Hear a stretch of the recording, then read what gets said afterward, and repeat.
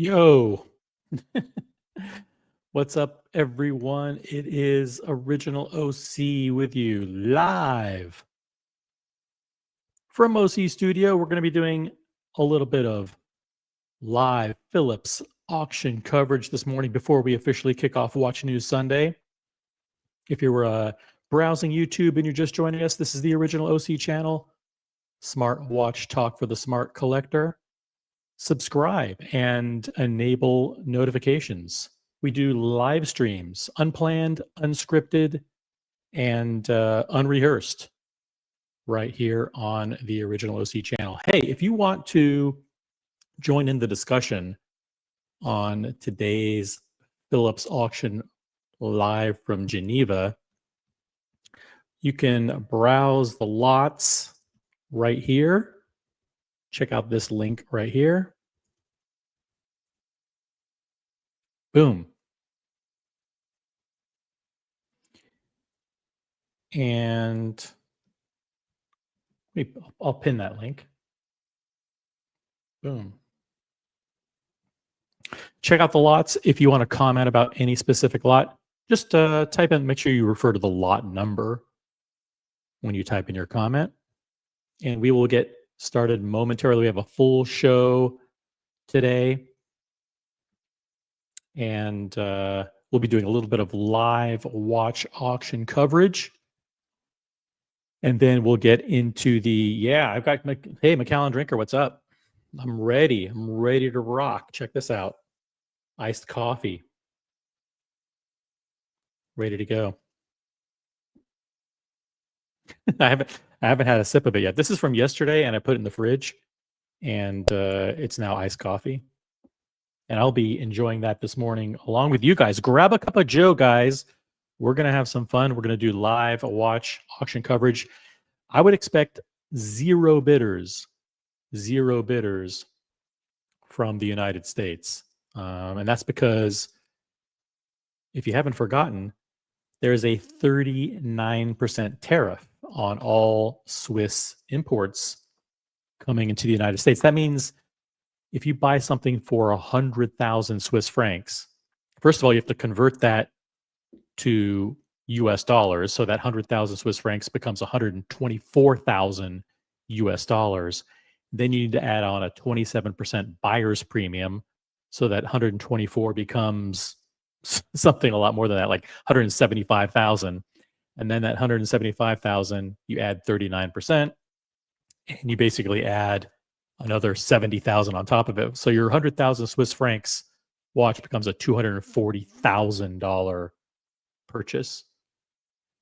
So don't expect very many U.S. customers. You might on the lower end pieces, you might hear some U.S. customers, but for the most part, forget it. So we're going to be going to the live auction coverage from Geneva momentarily. So what else is happening? Oh, let me show you what do I have on the wrist. I am wearing, by the way, what Phillips auction calls a very rare, possibly unique, and highly attractive Rolex timepiece. That's right. Rare and highly attractive. This is a Rolex Daytona with the diamond baguette indices. Extremely rare, possibly unique, but everyone does agree it's highly attractive. And here's my McCafe. Let's crack it open. Let's do it. Oh, yeah. Crack this bad boy open. Cheers. Good morning, everyone.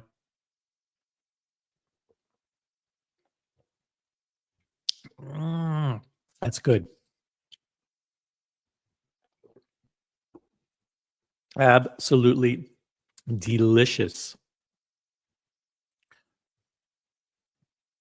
Let's go to the live auction coverage in Geneva. I'll be here the whole time. So if anyone else wants to jump on the panel, I'll drop the link to the panel too. If you want to do auction analysis with me. Jump on the panel. Otherwise, enjoy the cover. I'll be here live. Maybe you get to watch me watching. Maybe I'll provide commentary. Who knows? Let's do this. Ready? You guys ready? Plus the buyer's premium and any applicable taxes. The auctioneer may open the bidding on any lot on behalf of the seller and may continue bidding for the seller by placing consecutive bids up to but excluding the reserve. The auctioneer may execute bids on behalf of absentee bidders, and Phillips staff may also execute absentee bids or bid with clients on the telephone. Please note lot 198 has been withdrawn from today's session, and please see the sale room notices for any further changes in today's sale. Thank you. Many thanks indeed, Guy. So a couple of things before we start. First, I'd like to extend a very warm welcome also to some 1,600 plus online bidders who've already been with us yesterday from over 70 countries around the world. It's always a pleasure to have you, and I thank you for your lively participation and often successful participation.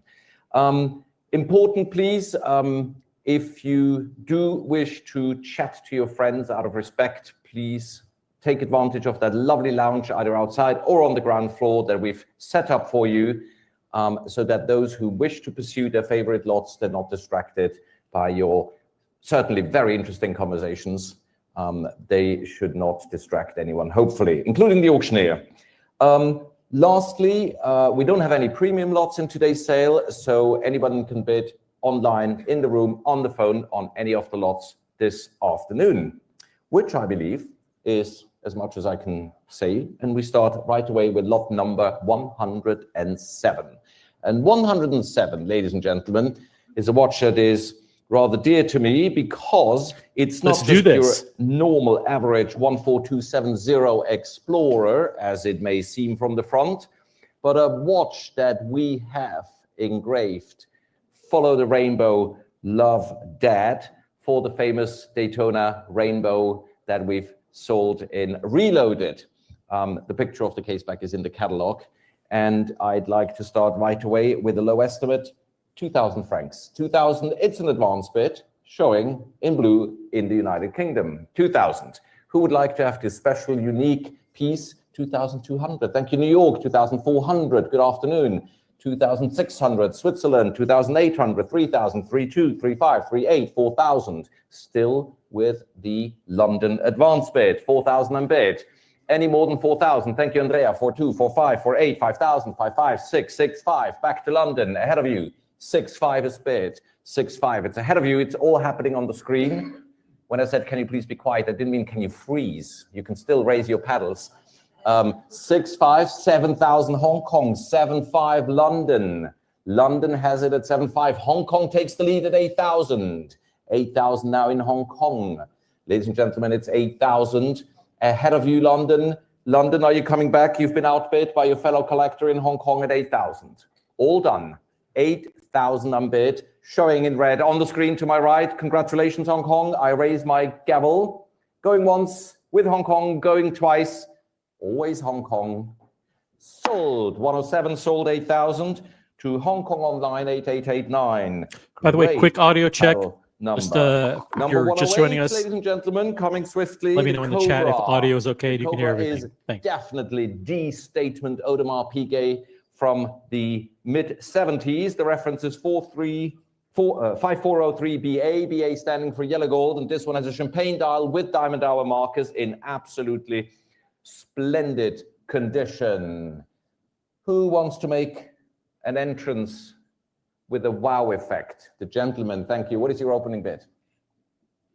15. Wow, I have already 15. If you give me 16, it's yours. 217 at 16,000. Thank you, sir. Behind you, 17. 18, paddle 217. 18,000 nearer to me, gentlemen with the glasses. 19, Switzerland against the two of you, gentlemen. Who comes in first at 20? Because you know, whoever comes first, the other one has to do 22. Switzerland has it at 19. 20, paddle 217, good move. Thank you, sir. Next is 22. Switzerland has it at 22. 24, back to paddle 217, 24,000. 26, Switzerland. Yes, where, who? Now, first I asked a gentleman, and if them, yes, 28,000, back to the room bidder. Was anyone in the room in the back who wanted to bid? Gentleman has priority, he started the bidding. So as an auctioneer, I should honor the early bidders. 217 at 28,000. Switzerland, 30,000 Switzerland. Thank you very much for your bidding. 30s in Switzerland. Anyone else in the room I missed? At 30,000, the Cobra and yellow gold with champagne dial and diamond hour markers, 30,000 unbid. The gavel is up. Sir, you've been outbid by a Swiss fellow online collector. Going now nearer to me, 31. I'll accept 31. Actually, Can we please program guy that also the Swiss online bidder can use the same increments? 31 in the third row front right. New bidder at 31,000. It's actually underrated. Switzerland, you've heard it. You can compete at the same increment as the room bidder. Now that we've reached for under 20,000. The level above the estimate, we can give a bit of discretion here. 31 is bid, 32, fair warning. Your next bid would be 32. Switzerland, all done. I'm selling 32. Switzerland accepted. I appreciate it. You're done. You made an effort. I appreciate it. 32 Switzerland. You're once again in the lead. Going once, 32,000. Going twice, 32,000. Sold online Switzerland. To paddle number 8306. Many thanks to all bidders, the room bidders and the online bidders. 109, the Breguet, and not just any Breguet. This is a spectacular 3237 from the 90s with a lapis lazuli hour and minute track inlaid in the guilloche dial. Absolutely reloaded at its best. Really as good as the 80s and 90s could ever be. Let me start right away at 20,000 at the low estimate with an advance bid. Curious to see, it's China. China has it at 20,000 and the party starts. 22, Lake Forest, Illinois, 24,000 China, 24,000, 26,000 UAE, already 3 continents, 28,000 China, 28. We have 28,000 bid. Who will be my next bidder at 28,000? UAE 30. Thank you very much indeed. China 32. China has 32,000. Comes the US, comes UAE. Who comes in first at 35? I have 32,000 in China. Any telephones? 35, thank you, but I have 38 and 40 already in China back. 42 would be next, dear Alex. 40 in China. My advance bids all the way ahead of the online bidders. 42,000, Alex Godby. Thank you very much. Now we have a telephone bid ahead of China, ahead of UAE, and ahead of the US. And the gentleman says 45,000. Welcome back, sir. Always a privilege to have you with us. 45,000. Alex, you've been outbid. 48,000, not yet. 50,000 with great pleasure. Thank you, sir. Waiting for Alex. Online, 52. I'll accept, but I will offer it to you at 54 if you wish. Same increments. You leave it to the gentleman, to Alex. 52,000 were bid. 54 is next for China, for UAE, and for Illinois. 52 I'm bid. Fair warning, sir. Are you done? Thank you. Anyone else in the room at 52,000 Swiss francs? Jackie, Isabella, are you all good? Selling to you, Alex, to your collector at 52,000 francs. Going once, going twice. 1024, thank you so much at 52,000, and many thanks to you, sir. Seated on the right. 110, a superb, and this is a special watch, if I may say, reference 3737, the minute repeater perpetual calendar by Breguet with the box and the certificate of origin. And I understand, Alex, we found out that this one is of the first because big it has blue of the steel day. screws, something we don't see on other examples of this reference. Incredible value. So a truly, truly special watch, also from the golden era of Renaissance mechanical watchmaking, starting at 30,000 with an advance bid. On my right, 30,000 I'm bid. Who would like to give me a bid? 32 Connecticut, thank you very much indeed. Miami has 35,000. Ahead of you, 38 Netherlands, thank you. 40 Miami. 40 is in Miami. Ahead of 42,000 UAE. Thank you, UAE. 48, and 50,000 is Florida. 50,000 is Florida. Who will be my next bidder? Germany comes in. Guten Nachmittag, 55,000. 60,000, Miami. Ahead of Germany. 60s in Miami. Who will be back? UAE. Switzerland, another new paddle coming in at 65,000. Again, bidding from all over the world. 65,000 Switzerland. Ahead of Miami, and another Swiss bidder at 70,000 now. New Swiss bidder at 70. 75 Miami continues at 75. 75 ahead of Germany, ahead of Switzerland, ahead of UAE. Everyone wants this rare brigade. 80,000 Switzerland. 80,000 on bid. Miami. There you are. Miami is 85,000. Thank you for your bidding, Miami. 85,000. Switzerland, it's back with the US online bidder. The two Switzerlands have been outbid at 85,000. 90 would be next. That's who are you bidding on this lot. Thank you very much. Natalie, fair warning. I'm selling to Miami at 85,000. 90 not yet. Switzerland is taking once more the lead at 95,000. At 90, pardon me. And 95,000, I was going to look into the future. Miami is coming back. And 100 Isabella, making a grand entrance here at 100,000. Ahead of Miami, ahead of Switzerland. I think out of fairness, I can offer Miami and Switzerland 105. You've come all the way, and then Isabella comes in with a flat 100. Absolutely crazy. I give you a US bidders. possibility to come back at 105. First come, first serve. Switzerland, Miami, who will be taking advantage of the split increment? 1 Swiss franc I'm equals selling to Isabella the 100,000 on the phone. US dollars. Going once. Add the Fair buyer's warning premium, online. add Going the 39% twice. tariffs. The gavel is up. And Miami comes at 105. Thank you, Miami. That 105 becomes over 200,000 with tariffs and buyer's premium and taxes. All eyes are on outrageous. Isabella. 110 is next, if you wish. 110, many thanks indeed, Isabella. And 115 is next for Miami or Switzerland, if you wish.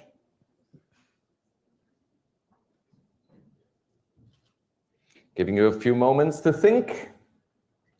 Isabella is patiently waiting at 110,000. Fair warning, Miami. Fair warning, Switzerland. Now Switzerland is joining again at 115. So whether it's Miami or Isabella, 120 is the next increment if you wish to have this very complicated 90s brigade with a special movement finish. 120, Isabella knows and watches, 120.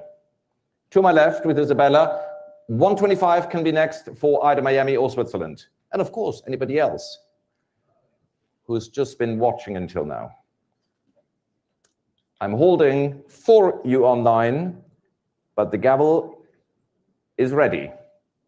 Going once. Isabella has it at 120, going twice. Fair warning, 120's bid. Sold to Isabella, 120,000. Show me your paddle, please. 1119. Thank you all very much indeed for your swift bidding. 111. Patrick Philippe Nautilus. Not just any, it is the very rare and very shortly produced 3712, ladies and gentlemen. Of course, this has box and papers, as we can see on the screen. And we have already starting bids, multiple bids at 40, 42, 45, 48, and 50,000 francs. 50 I'm bid, showing on the screen in Florida. And I have 55 with paddle 272 ahead of Scarsdale. I have 60 already in Sunny Isles Beach, and now 65 seated front right, 70 far left, 70 ahead of you online, ahead of you, 75 Poland. Thank you. Poland is leading at 75. UAE comes in at 80. Ahead of Poland, ahead of you, sir. China is coming in at 85,000. Again, multiple continents in all time zones competing for the Nautilus. 85,000 is China. Ahead of Poland. And now Jackie joins at 90 with his phone bidder ahead of all the online bidders. 90,000 were bid, 90. So no longer China, no longer Poland, anyone online. It's now with Jackie on the phone far left. 90 were bid. Fair warning online. Fair warning to anyone in the room. I'm selling to Jackie's phone bidder at 90,000. 22,000 francs. Going. Gone to you, Jackie, 90,000. Paddle number 1009. Which brings me swiftly to 112, the first of many wonderful Cartiers we have today. This is a rather rare watch. It is a limited edition with the single button movement, the Tank chronograph monopoussoir in rose gold. 16 is the individual number, 100 were ever made. And for this lovely, rather vintagey looking edition, we start at 12,000 already, 12, 13, 14, 15, 16, 17, 18. That starts me with Singapore, 19 for the gentleman in the room ahead of New York, 19 is seated here. Now we have Miami 20. Miami's 20. Now Madison, Connecticut, 22. 22 we bid, 22,000.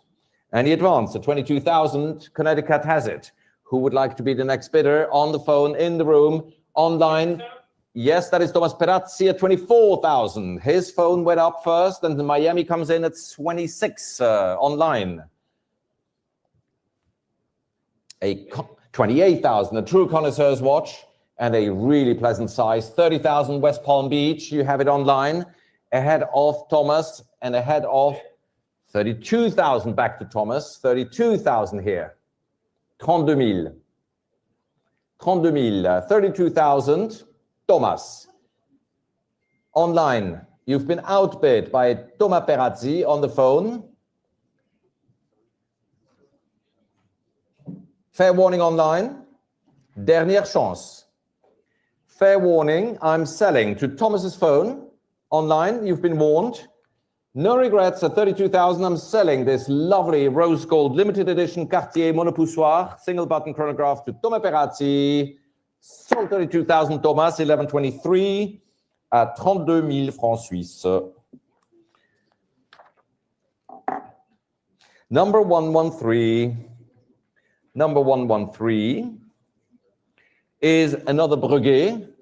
And this one here is really a special watch. It is a Classique Complications Tourbillon Squelette in platinum. So you have the finest mechanism with the most noble of all metals, with the most refined movement finish, the skeleton, and it comes with its warranty and presentation box from a very, very distinguished connoisseur's collection. From 2005 is the watch.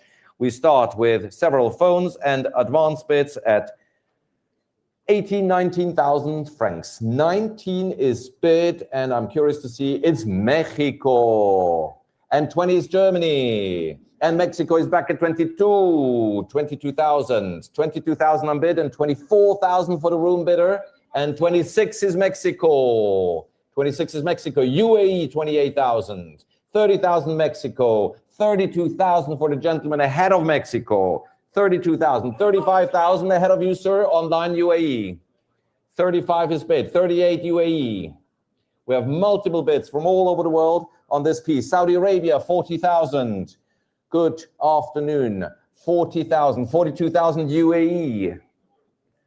It's going so swift. A bid at 45,000 from the room bidder seated in the back of the room. 45,000 ahead of Saudi and ahead of UAE bidders. 45 is bid. Now UAE is back at 48. And 50 is bid. 50 seated in the back of the room. 50 telephone bids. The gentleman has it, 55 UAE.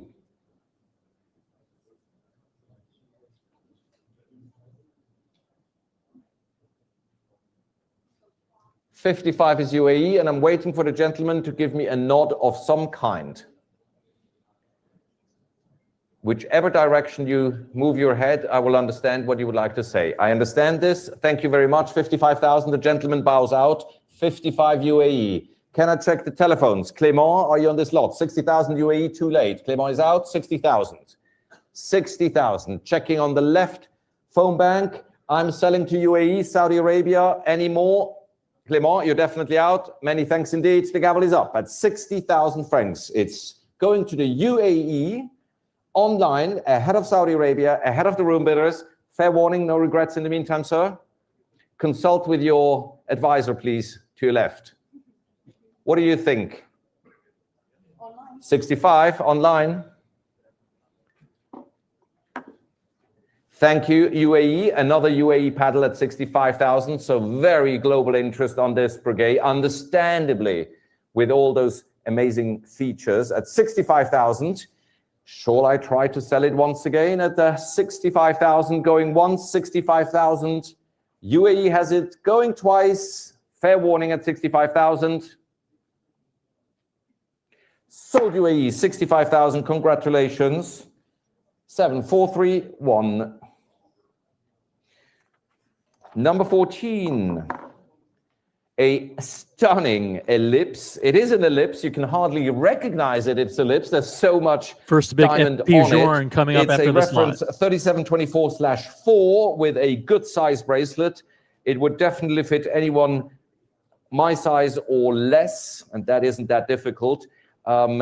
It's a comfortable watch and such an elegant 1970s watch. We have already interest at 22, 24, 26, and 28,000, showing in Hong Kong at 28,000, and the floor is yours, 30. Thank you very much. Ahead of Miami, 30's already been in the room now. Miami, Florida, 32,000. 35,000 to the room. 35,000. 35,000 is ahead of Miami. The bid is seated front right. 35,000. May I invite you all to now raise your paddles? If not, this gentleman will make his great purchase right here. 38 Philippine. New bidder, 38. I believe it's the only one we've ever seen of this constellation. And this is Clément at 40,000. Who knows his unique pieces? The most lavish ellipse there is that I can think of. 42,000, back to paddle 217, ahead of an online bid who came in at the same time. But Philippines is 45, ahead of Clément and ahead of the gentleman seated. 45,000 Philippines. 45,000, 45,000 Philippines. Clément, sir. 48,000 back seated, ahead of Clément. If you wait too long, sometimes 50, ahead of Philippines, ahead of you, sir. 50. Find me another one, a sentence that has been often used and abused, 55,000, but it's true in this instance. 55,000 Philippines, ahead of Clément and ahead of you, sir, in the room. 55,000, still three bidders who recognize not just the looks, but the rarity. 55,000 Philippines. Fair warning, Clément. Fair warning, sir. The Philippines have it. Many thanks, sir.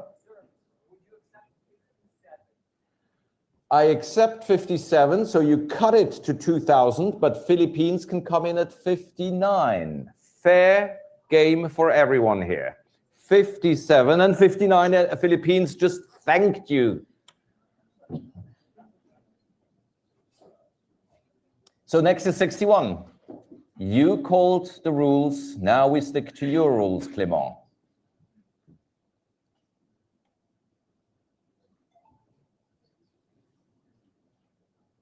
$59 Philippines, being patient and a very good sports. 61. There we are, Clément. So I'm just curious. You weren't ready to bid 60, but now you're ready to bid 61. 63 Philippines. We need to have a talk. 63 Philippines. 65 is next. If you need assistance with adding 2,000 to the Philippine bid. 63 we're bid. Thank you, Philippines. You're an excellent bidder.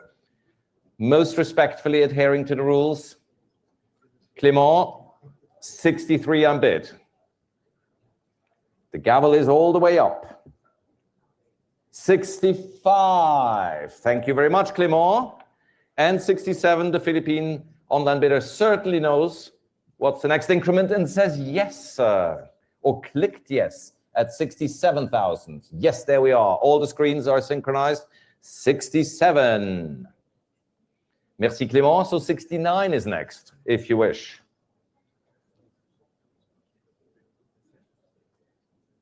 Fair warning, Clément, to you and your distinguished collector. 69,000.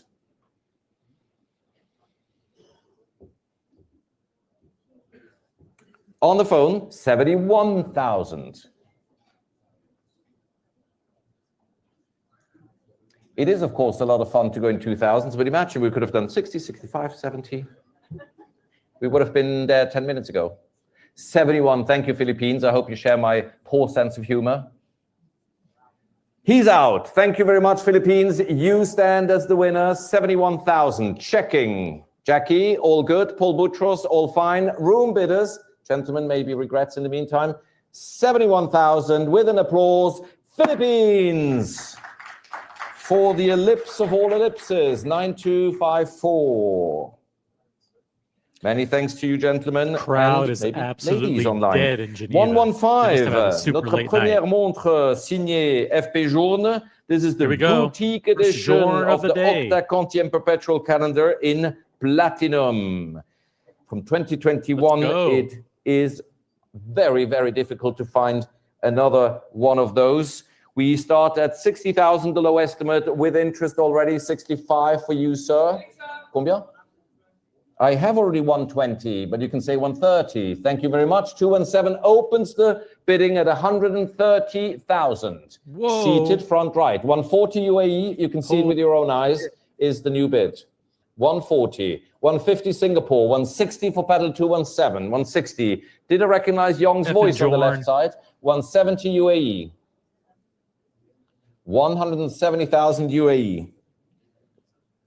Ahead of you, sir, and against the telephones. Who would like to bid 180? That would be the next increment. UAE has it at 170.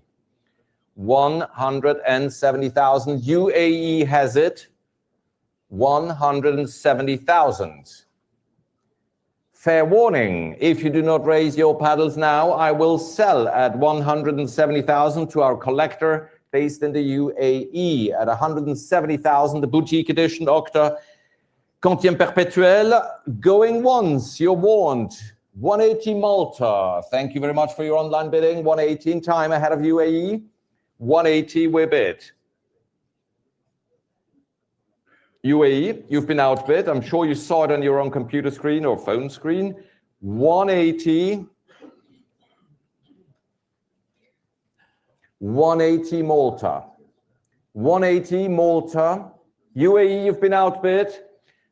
I'm selling to Malta at 180,000. Looking at the room, fair warning to all the paddles. It's Malta at 180,000. I'm selling. Sold Malta 180,000. Thank you for your online bid. 8048. Someone do the math. 116 is next. Money. The Urwerk in the chapter of independent watchmaking, the UR103 in rose gold. This is a limited edition of only 25,000 with this wonderfully finished case. We start already at 18 and 19 and 20,000 with a advance bid. 22,000 now in Switzerland. 22,000, 24, 26 in Switzerland. 28 for the gentleman ahead of Switzerland at 28,000. 30 is UAE. 32 back to paddle 217. 32,000 is seated in the room against you on the phone and against you online. It's leading in the room at 32,000. Any advance? Telephones. Chris, are you on this? It's 32,000 with the collector in the room, and I'm very happy to take the gavel in my hand and sell it if no one else comes in with a bid. 32,000 to you, sir. Going once, going twice. Are you all done? Fair warning at 32,000. Congratulations, sir. Yours it is, and I believe it's 217, the paddle number. Is that correct? Thank you both, dear colleagues. Number 17, number 117 is not a lot, and therefore 118 is our next lot. And we are still in the chapter of independent watchmaking with the Sekiguchi, the Primevère in rose gold. Never heard of it. It has a black enamel dial. It's I don't know anything about watches. Lovely in its finishing. I don't know if we will see a movement shot. And it is the first time I think this particular piece is on the auction market. We start already at 32, 35, 38,000 with an advance bid in Hong Kong. The Sekiguchi at 38,000, 40,000 Miami. Thank you very much. But Hong Kong wants it at 42,000. 42,000 on bid, 45,000 Saudi Arabia. 50,000 for Alex Godby. 55,000 back to Hong Kong. Hong Kong leads at 50, 60 for Alex, and ahead of Singapore, we already have 65,000. 65,000 in Hong Kong. Hong Kong leads, 70,000 for Alex Godby, ahead of Hong Kong and Singapore now. 70 on bid, 70,000.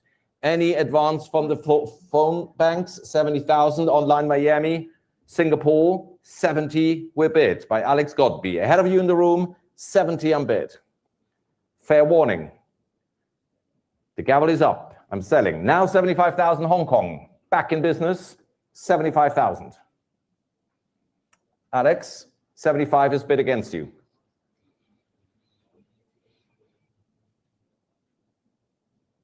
Holding for Alex Godby at 75,000.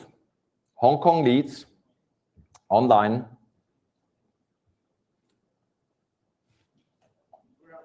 Thank you so much. 75,000, I appreciate your bidding. 75,000 Hong Kong, you seem to be the winner. Anyone else, come in now, or I sell to Hong Kong online. Fair and last chance. Sold 75,000, congratulations to Hong Kong. And your paddle 8667. Swiftly moving to the debit tune. 119, the Grand Bleu DB28. I'm not going to read out the rest of the reference number from 2020 circa. Ugly. It's in titanium and zirconium. Ugly.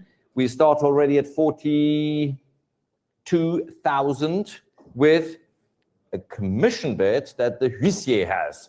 42,000. C'est votre enchère maître à 42,000. And I have 45,000 in Miami and 48,000 with the huissier. The notary has it at 50. He takes it back at 55. He still wants it at 55,000 ahead of Saudi Arabia, ahead of Miami. 55 is bid.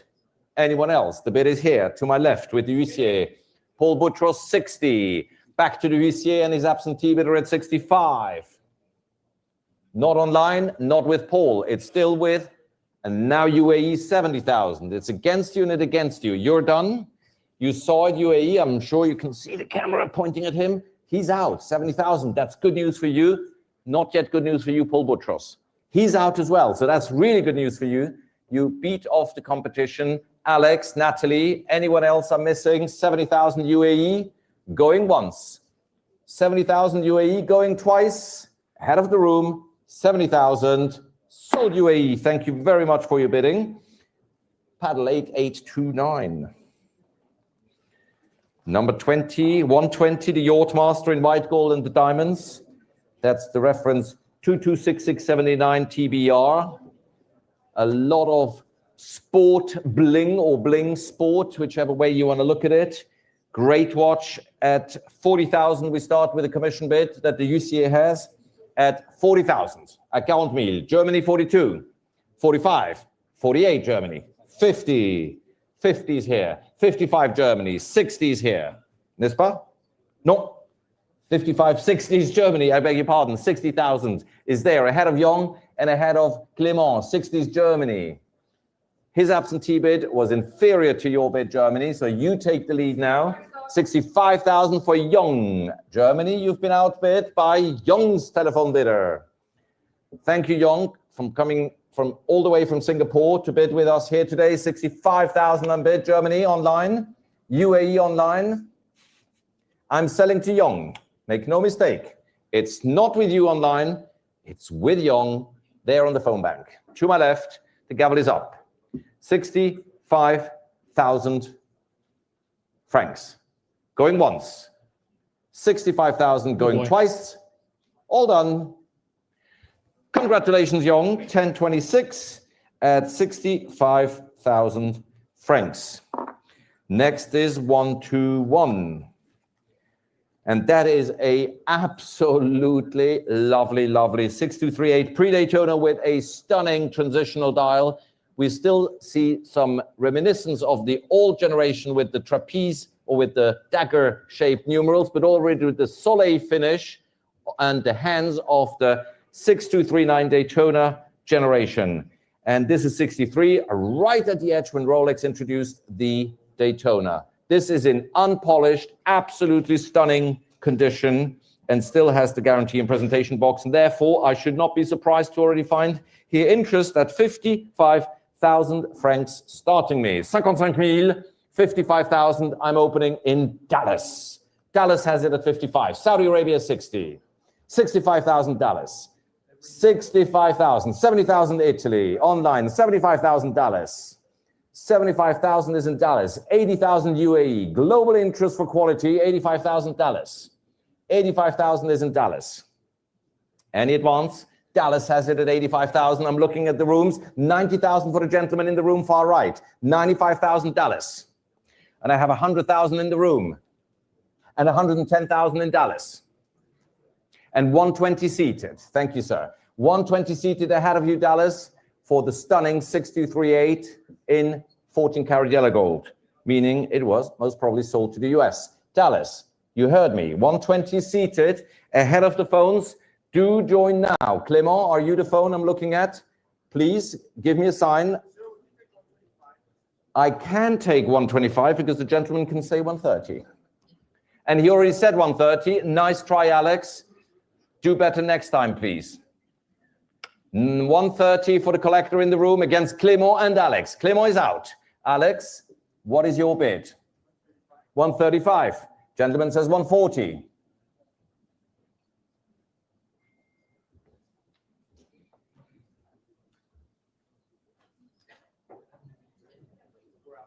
Thank you very much. The gentleman seems to be the last man standing or the last bidder standing. Cindy, are you bidding on this lot? I'm having the pleasure to sell this in the room, far right, at 140,000 francs, going once, going twice, and congratulations to you, sir, at 140,000, and your gold paddle today is 1.8. Many thanks indeed. There is no lot 122, so 123 is next, and this is, ladies and gentlemen, absolutely spectacular 6269. It has so many features to pay attention to. This is one of them. It's the rarest feature, the red khanjar on the case back. That means it was made for the Sultan of Oman and most likely was personally handed out by His Highness himself. It has also a very strong, if not even unpolished case and very rigid oyster bracelet. It's just great. It's just great. I cannot...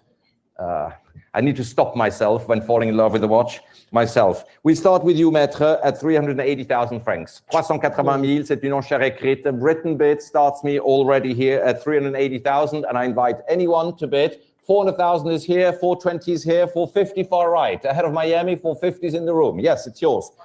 550 for Logan, 600 for seated gentlemen, 600. Far right, 600.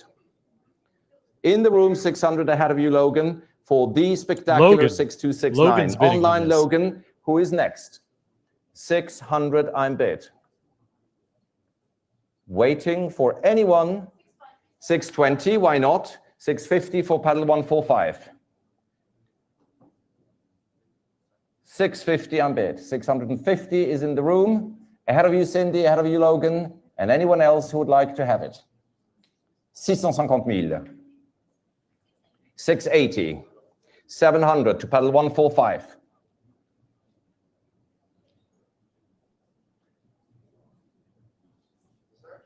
And a new bidder at 720.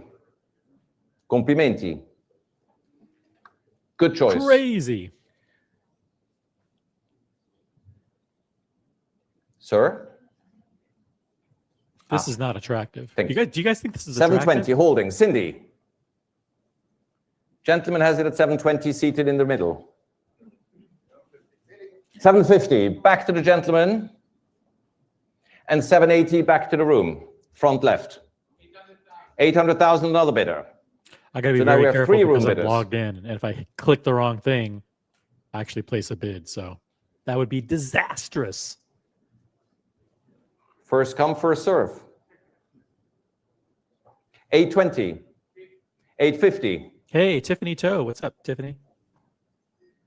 Hey, Isabella. 880. Good to see you. 900.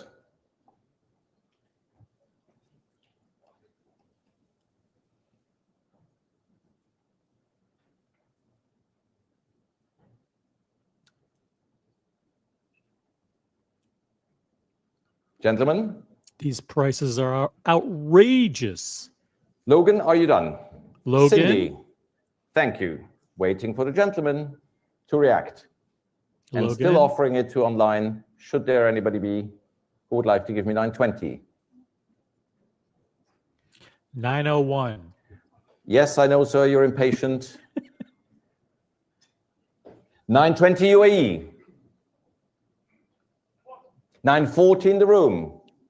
Welcome, UAE. And I congratulate your excellent taste. This watch deserves every dollar you can spare on a Sunday afternoon. 940 is a room bid. 960 for you, sir? 960 back to the other room bidder ahead of you, UAE. But because you were first, 980? 1 million we have. Thank you very much, sir. 1 million far left. 1,050,000 back to the room bidder. Ahead of you online, UAE, and one is next, if you would like to. Logan's out. Logan can't afford this. 1050. It's crazy. UAE, Logan, what were you thinking? before the other gentleman comes in, 1,070,000. So now we go in 20s. We do the math game again. So we go in 20s, 1,070,000, 1,090,000 è la prossima offerta. 1,090,000 is the next bid, UAE. All good, guy, for the system? Great. 1,070,000 is bid for this lovely, lovely 629, and 1,090,000 I'm bid.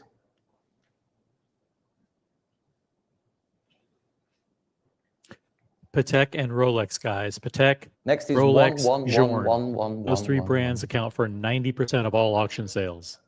I really appreciate your bidding. UAE, you may really bring home the 6269 of them all, the one with the red khanjar in unpolished condition, in my view.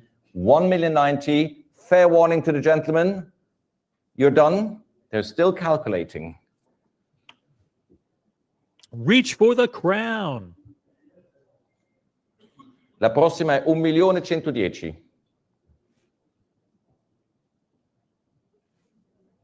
I beg you pardon, UAE. I want to be as fair as I can. They're out. Thank you. UAE, if no one else comes now, I say fair warning. The gavel is up at 1,090,000. The next bid is non-negotiable 111. Going once, UAE. Going twice. Congratulations, UAE. To 7659. Excellent choice. I hope it wasn't too long for you. I congratulate you. Number 124. You see, that's the beauty of collecting watches. Sometimes they are in stainless steel and worth 12 million. This is a Henri Moser starting at 8,000, and it is so beautiful with a rose multicolor scale dial in really mint condition.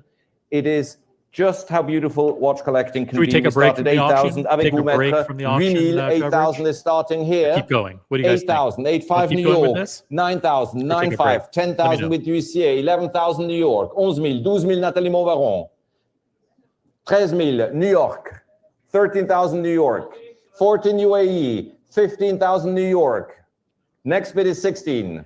16,000, 16 Saudi Arabia.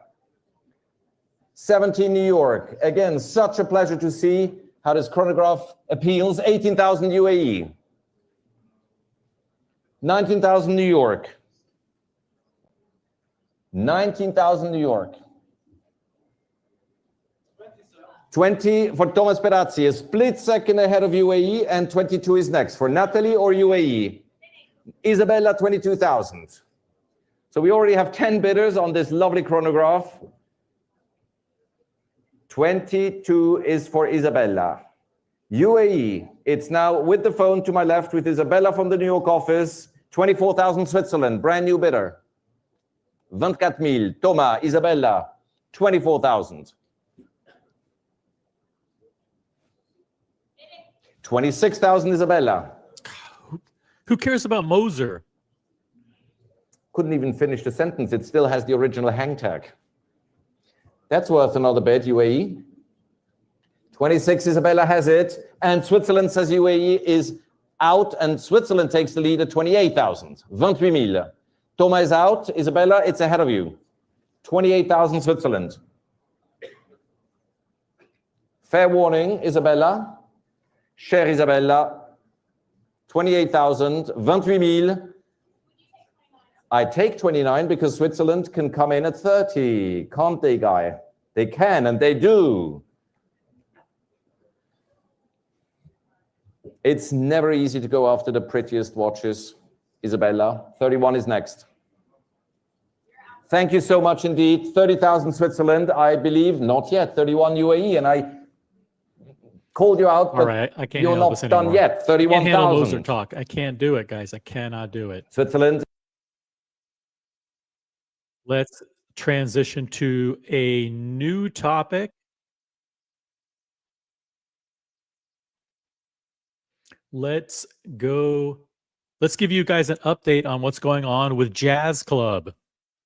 Guys, we have important breaking news from Jazz Club. By the way, make sure in the chat, if you refer to this particular social media personality, that you don't refer to him with his real name. Just use the word Jazz instead, because YouTube doesn't like certain words. So please be careful. But yeah, we have breaking news from Jazz Club.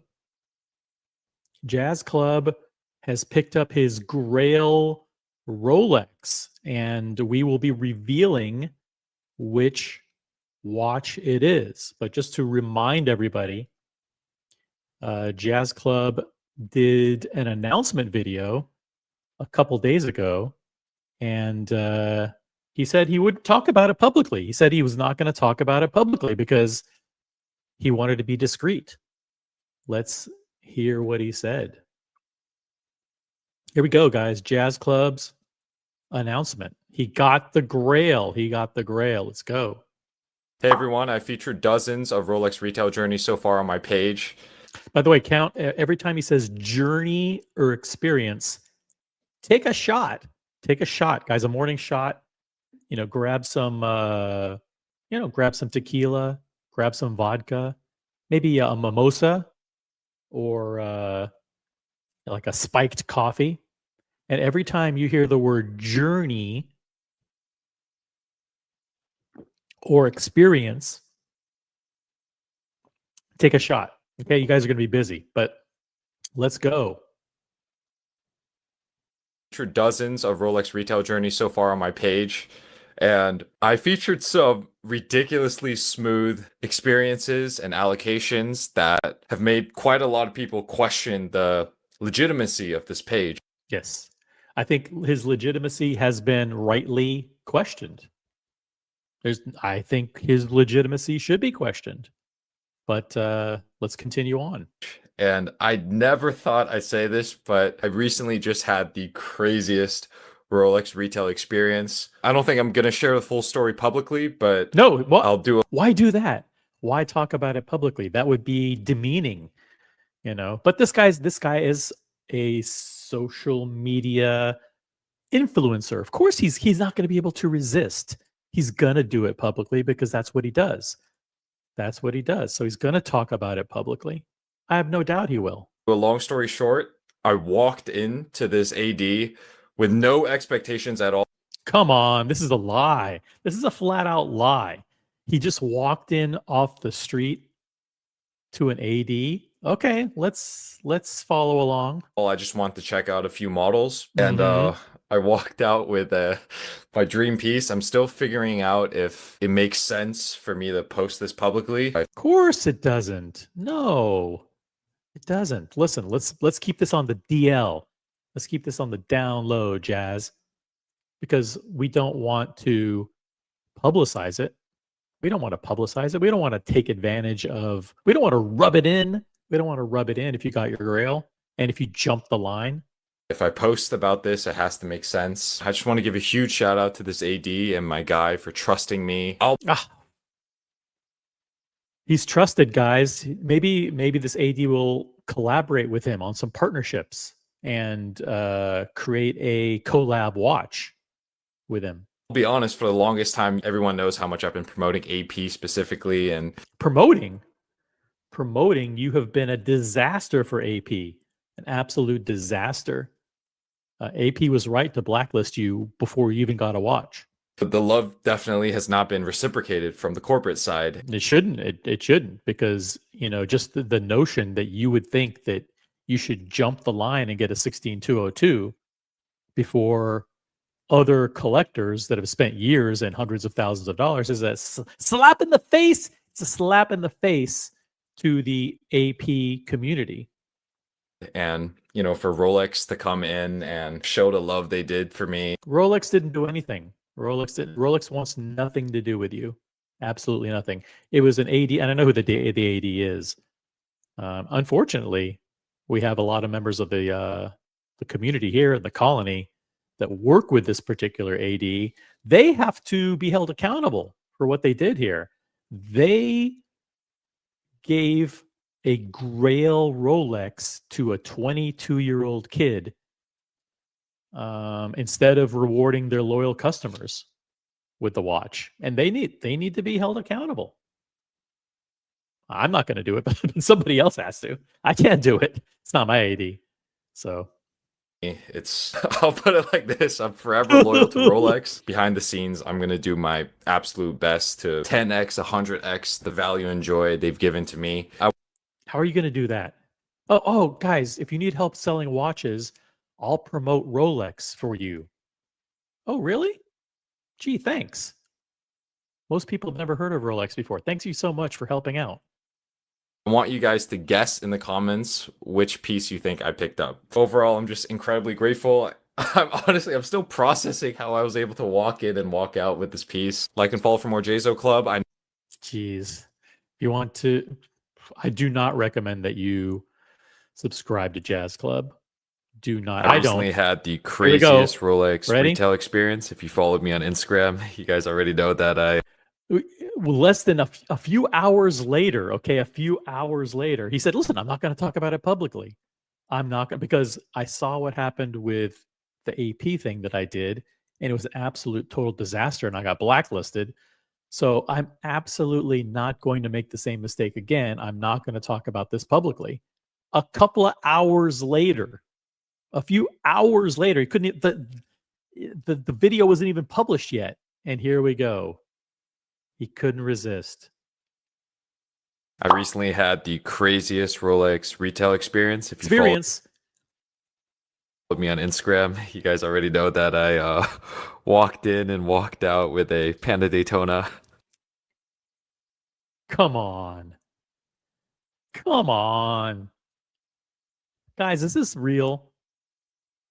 Is this the face of somebody that would walk into a Rolex authorized retailer cold and walk out with a Panda Daytona as his first piece? Come on. Is he lying? Is he making this shit up? Does this guy have any credibility at all? Look at this face. You tell me. Do you believe him? Should we do a poll? All right, let's do a poll. Let's do a poll, and we got to get to the bottom of this. Start a poll. Do you believe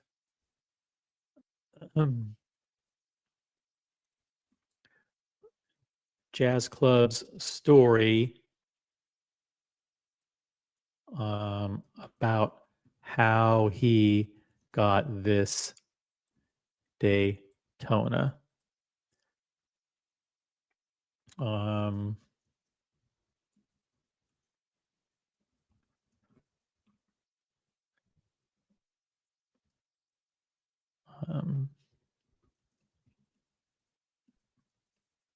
me just type in a couple of choices here.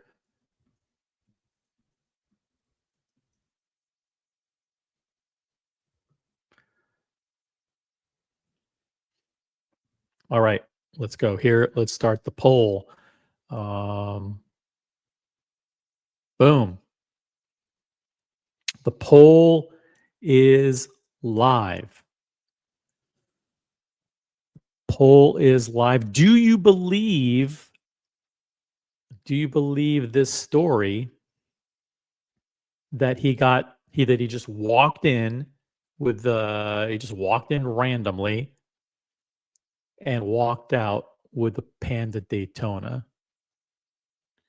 Let's you guys vote in the poll, and I will let's play this clip. I'll play this try to get all the way through this thing. Okay, ready?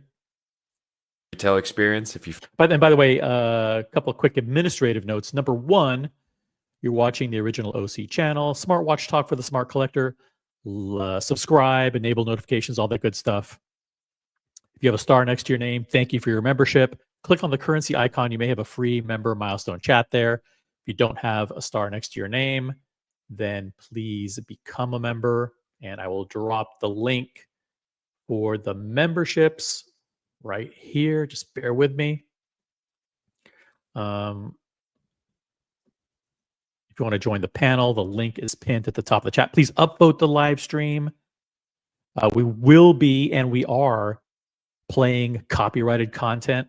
We do so consistent with the United States copyright law under fair use. So don't even attempt to strike the channel, because we'll win, because we are playing this copyrighted content with commentary. It is newsworthy. We're doing satirical commentary over it. So don't even think about it. Don't even think about it. There you go. Let's go. Okay, back to the action. Vote in the poll, guys. followed me on Instagram, you guys already know that I walked in and walked out with a Panda Daytona. I could spend an hour straight explaining, how I did it, why I think. It takes an hour.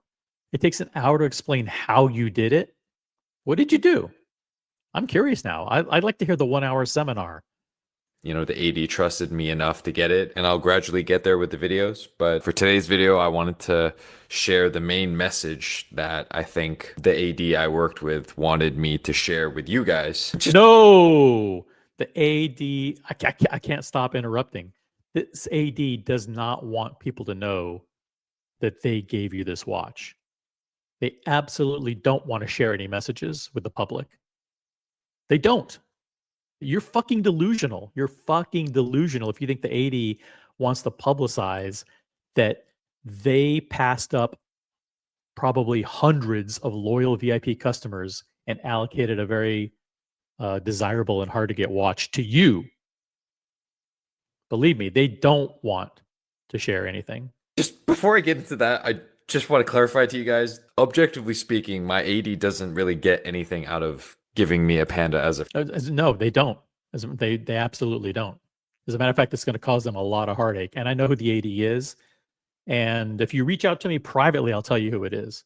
But I can tell you there are people in the Northeast who are fuming right now.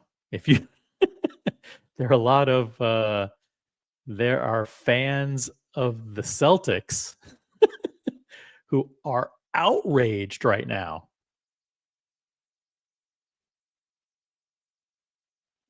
There are members of the Celtics who haven't gotten this watch yet, and this guy jumped the line. This guy is opening up a huge can of worms for his AD. What the fuck were they thinking, giving this kid a watch? First, for various reasons. One, they specifically told me that they didn't want me to post the store, post who I...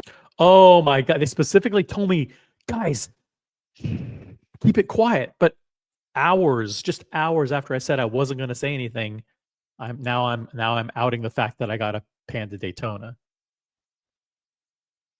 Oh my God. And we know who it is. We know who the dealer is. The dealer is going to get, my understanding is the dealer is already getting a ton of shit for doing this. I worked with. It's not like they, offered me a Panda and in exchange, I'm doing promotion for the store. Everything that... Why would they want to promote this? What in your mind thinks that they would want you to promote anything having to do with their store or Rolex? Why would they want you to be an example customer? I mean, the delusion here is off the charts. That happened was very pure and very genuine. And from my understanding, the main message that this AD wanted me to share with you guys is that when it comes to the Rolex AD experience, not every AD is purely transactional, in the sense that a lot of retailers out there truly value genuine relationships with clients. Oh my God. Yes, they do, which is why they shouldn't be giving watches to kids. They should be rewarding loyal customers with hard to get watches. And value people who are truly passionate about the watches that they sell. A lot of people go into the Rolex store, they're very demanding, like, oh, when can I get this stainless steel model, when can I get... Isn't he the guy who said that he wanted an AP 15510 as his first watch from AP at retail? Isn't that wouldn't you call that demanding? Would you call that flexible and compromising, or would you call that demanding? I don't know. Where's the list of other Rolexes that this guy has bought? Has this guy bought a Datejust? Has he bought a? Has he bought an OP? Has he bought? What are some of the other ones that that this guy should have bought? Has he bought an Explorer? Has he bought a GMT? Oh, maybe he has. I think he already has a Batman. That already has a Batman from this AD. Shout out to the Celtics, guys. One of my favorite teams, the Celtics.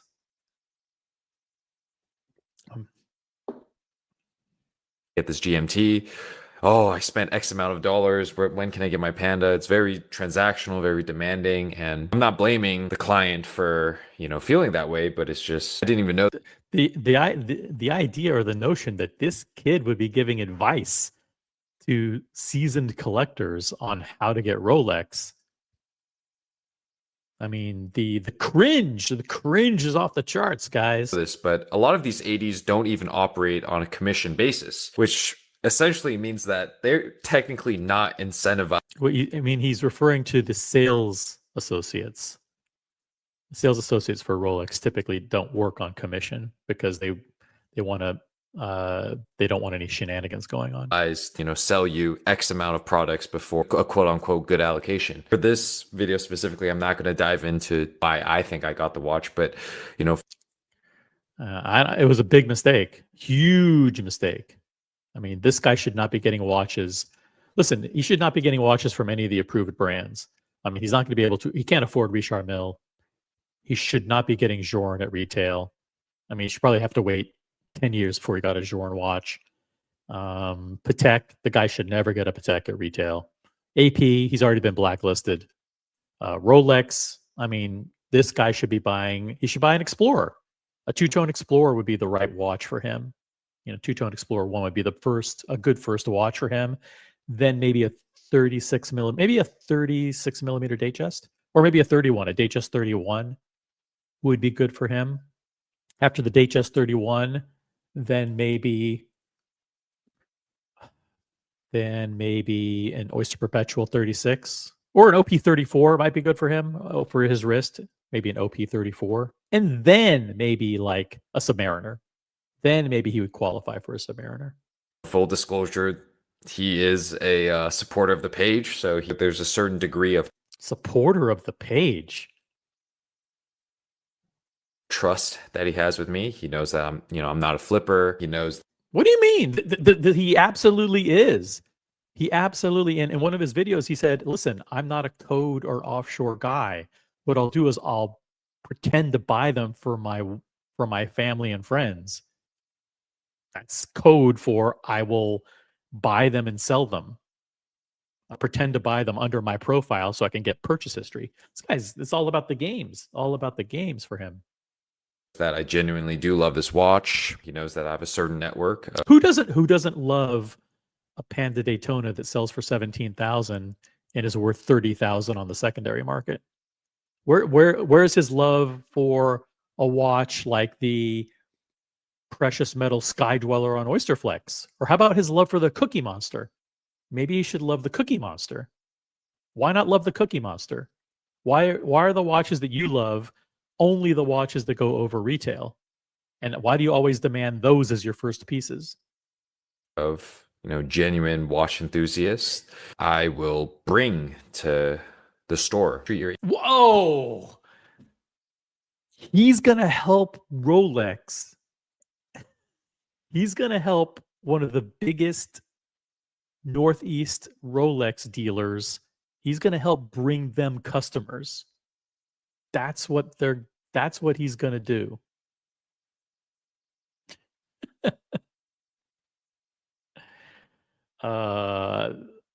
Oh my gosh, cringe and delusion are the two words that come to mind. I'm not a flipper. He knows that I genuinely do love this watch. Of course, who's not gonna like a Panda Daytona at retail? That I have a certain network of genuine watch enthusiasts. I will bring to I'll tell you this something. The network right here, the watch community here, the smart collector network that we have, that's a real network of watch enthusiasts. The people watching right now, whatever, there's 30 or 40 people watching.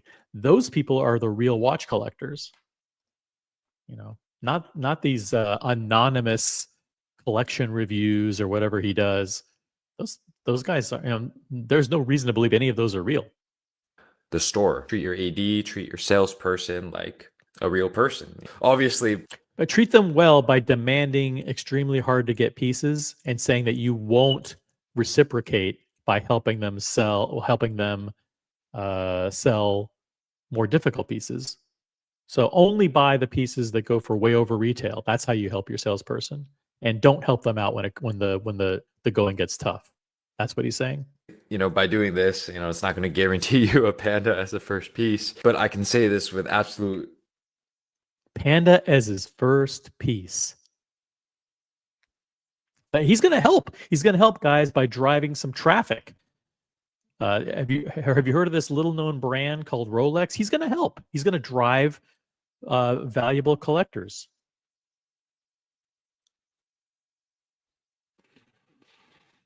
certainty that if you take this approach, it's going to help you a lot more than if you're just, dumping money on them, buying whatever they allocate you. Oh, he's actually advising that you don't spend money with the AD. Don't spend money. Just have a social media account. Oh, wow. How are we doing on the poll? Let's see. Let's check in on the poll here. There's room. Let's do 3 more votes. If you're just joining us, this is the original OC channel, Smart Watch Talk for the Smart Collector. Real collectors, not fake collectors.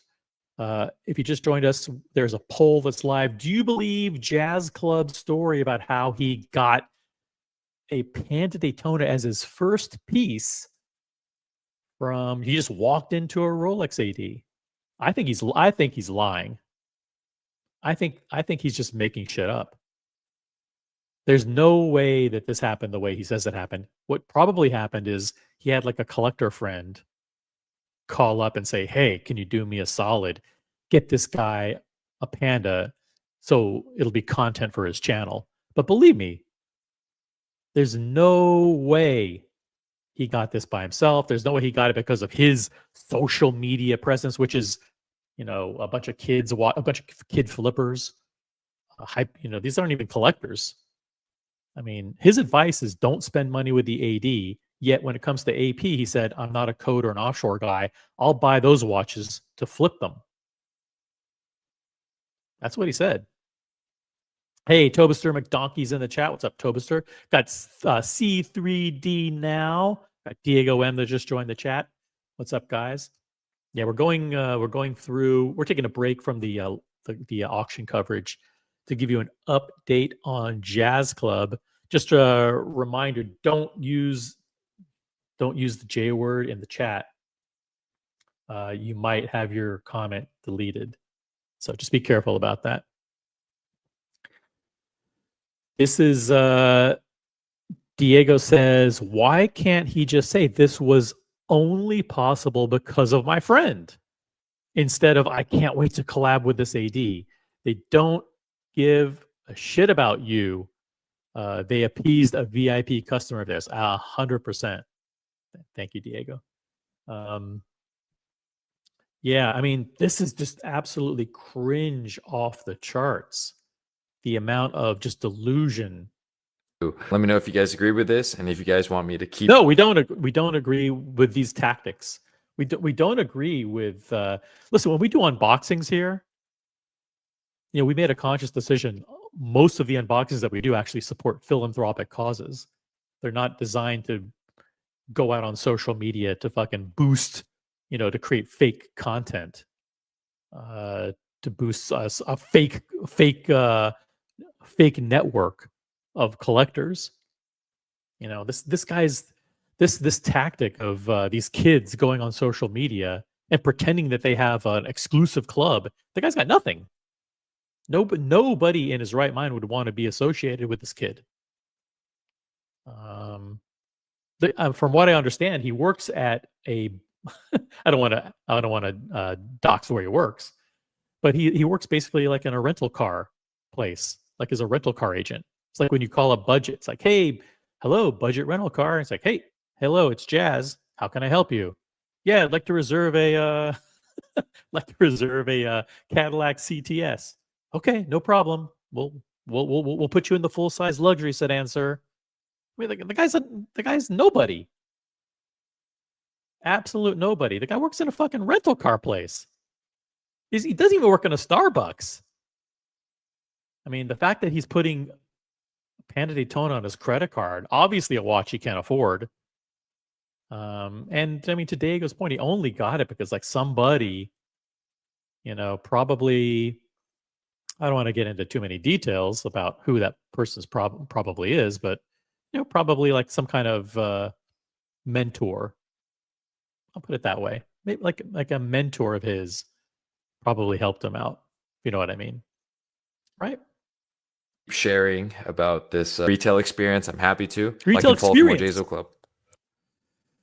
Oh my god! And Some of you here we guys may go. be wondering now that I got one of wait my. a minute. Wait a minute. I didn't want to publicize it yet. Here we go. Just a couple of hours later. Now we're on our second video. The second video. I said, I'm not going to publish this. I promise. And I'm not going to publish or promote or talk publicly about what happened at all. That was the first video. And now, a few hours later, I'm going to talk about it. And then right after that, another video. I'm going to do another video. I'm going to, believe me, the last thing this AD, this great AD, by the way, who made a horrible mistake. Great AD. We have people from the colony that work with them very closely. A lot of my friends on the Celtics work with them. But the idea that AD gave this guy a watch is a huge mistake, massive mistake. And I understand the blowback has already been significant because the last thing a bunch of loyal customers want to hear, and it is wrong to compare yourself to other customers. It can drive you crazy. Absolutely drive you crazy to compare yourself to other customers. That's what Yoni said. Yoni taught us that lesson. Yoni said, guys, don't compare yourself to other customers. Well, there's a reason, because the people who spent hundreds and hundreds of thousands of dollars with this AD, which I will not name, and they have a huge collection and they're very loyal customers. And they've been waiting, some of them, for years. Some of those loyal VIP customers have been waiting for years to get a 126-500 white dial Daytona, which is the new model that came out in 2023. They were passed up for him.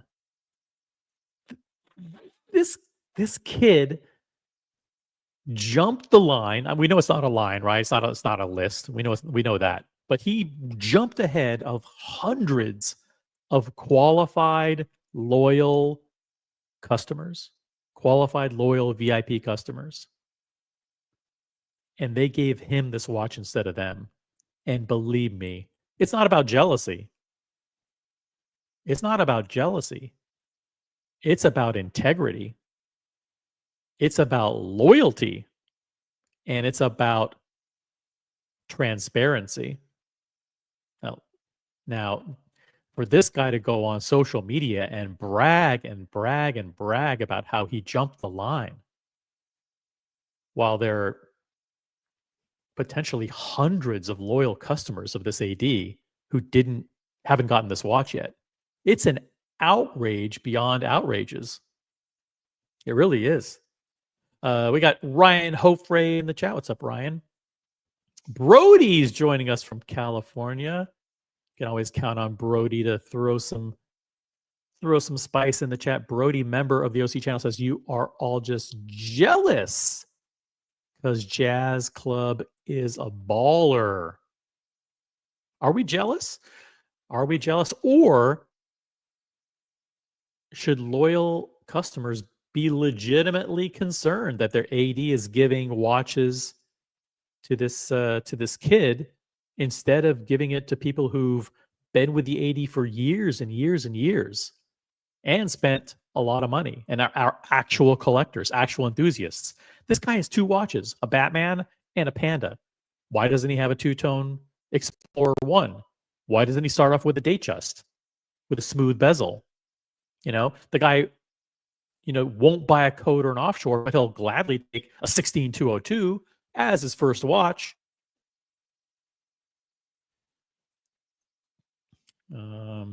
Crazy, crazy, crazy. Let's see. Buckley's. Oh, look at this. He earned it. He earned it, says Diego M. Thank you for your comment. Very, very good. Buckley says a hype kid used a wealthy friend, spoiled brat. He's a wealthy friend, spoiled brat, 3rd generation trust fund, $1 million spend. That's right. So in other words, his friend is probably like not even a watch enthusiast either, just spoiled brat trust fund kid to get a 27th watch. So this is, in other words, what Buckley's saying is basically this is the friend's watch. He bought it using the friend's purchase history. Good point. This guy didn't get the watch based on his own merits. Mr. McDonkey says not every watch of a collection has to be super expensive. There are lots of semi-affordable watches. I'm not sure if I agree with that are really cool. Is buying I can't even say those brands. I mean, I like Sin, but I'm not going to talk. I don't even know what those other brands are. And no, you should not buy them. But thank you, Tobister, for your comment. This is the original OC channel. We only endorse the purchase of Rolex, Reach for the Crown, Patek, AP, and Richard Mille. And by the way, the one part of his buying philosophy that is actually accurate is that you should only buy those 4 approved brands. Or FP Journe, because FP Journe goes for way over retail. And those are the brands on which you should focus.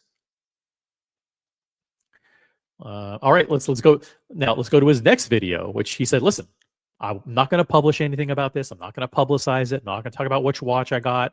I'm not going to talk about how I got it. But lo and behold, here he is.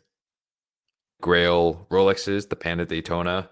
What are my current thoughts on the AP Royal Oak? Oh, wait a minute. Let's go back to talking about AP again. Remember when I burned all of my prospects because I was blabbing about how a special AP corporate person vouched for me and said, hey, keep this quiet, keep this super quiet, but I'll introduce you to AP and you can start your relationship with them with some codes and off. And then he said, no, I don't want codes and offshores. I want a 15510. And I want it as my first watch, and I want it at retail. I love the watch so much that I don't want to buy it from secondary. But instead, he burned his friend and went public and said, oh, I went into AP and I asked for this watch, pretty much ensuring that he would never get it. And I think it's awesome that AP blacklisted this guy, because AP knows if they ever gave him a watch, it would send the wrong message. And unfortunately, this dealer up there made a huge mistake giving this guy a Panda Daytona. they're going to be regretting that decision. 15510 SD blue dial, because that's technically this the Panda Daytona. What are my current thoughts on the AP Royal Oak 15510 SD blue dial? Because that's technically the watch I've been chasing It's technically the watch I've been chasing. Completely unqualified to get this watch, dude. for the past few years at retail specifically. Oh, at retail specifically. Like, I love this watch. This is my grail watch, but I have to buy it at retail. Get fucked. In other words, I only want this watch. Only want this watch because it goes for over retail. And I only like it because I want to try and get it from the AD at a lower price and sell it at a higher price. He's a flipper, absolute flipper. That's the flipper mentality. We've got people in the chat who know all about flipper mentality. But I mean, we can see right through this, guys. We can see right through this MO. I want it only from retail. For the past few years at retail specifically, and it's so funny. I got to try on a 15510 SD blue for the first time in a very, very long time, and funny enough, it was the first time the watch was sized perfectly to my wrist. So I tried it on. Don't get me wrong, I still love the shimmer of the Royal Oak bracelet. Don't get me wrong. Don't get me wrong. Where is he going with this? I love the blue dial, but as I did the wrist roll, as you'll see here or here, the watch is very big on my wrist. Of course it is. You should be wearing like 30, like the OP34 would have been a great first watch for you, or maybe a Datejust 36, or the two-tone Explorer, two-tone Explorer 1 36 should have been your first watch from Rolex. If I were the AD, I'd make him buy a Datejust 36, an OP34, a two-tone Explorer 1, and then, and only then, could he get a sub. But the sub's too big for him. Sub's too big. GMT Master 2 is too big. I mean, it could be argued that the Daytona is even too big for him. If he can't wear a Royal Oak. It's funny that now all of a sudden, he doesn't like the Royal Oak 41. I wonder why. Maybe it's because the Jumbo is better. I've heard that argument before. It's like, you know what? I love the Royal Oak, but it's just slightly too big. Can I get the ultra thin instead? Why am I suspicious? Why am I suspicious that that's where he's going with this? Why am I suspicious? The watch was sized perfectly to my wrist. So I tried it on. Don't get me wrong, I still love the shimmer of the Royal Oak. Don't get me wrong, I still love the shimmer. Let's go to the poll here. We have 27. Let's see if we can get to 30 votes. 30 votes in the poll. I like to end on a nice even number. So keep voting in the poll, guys.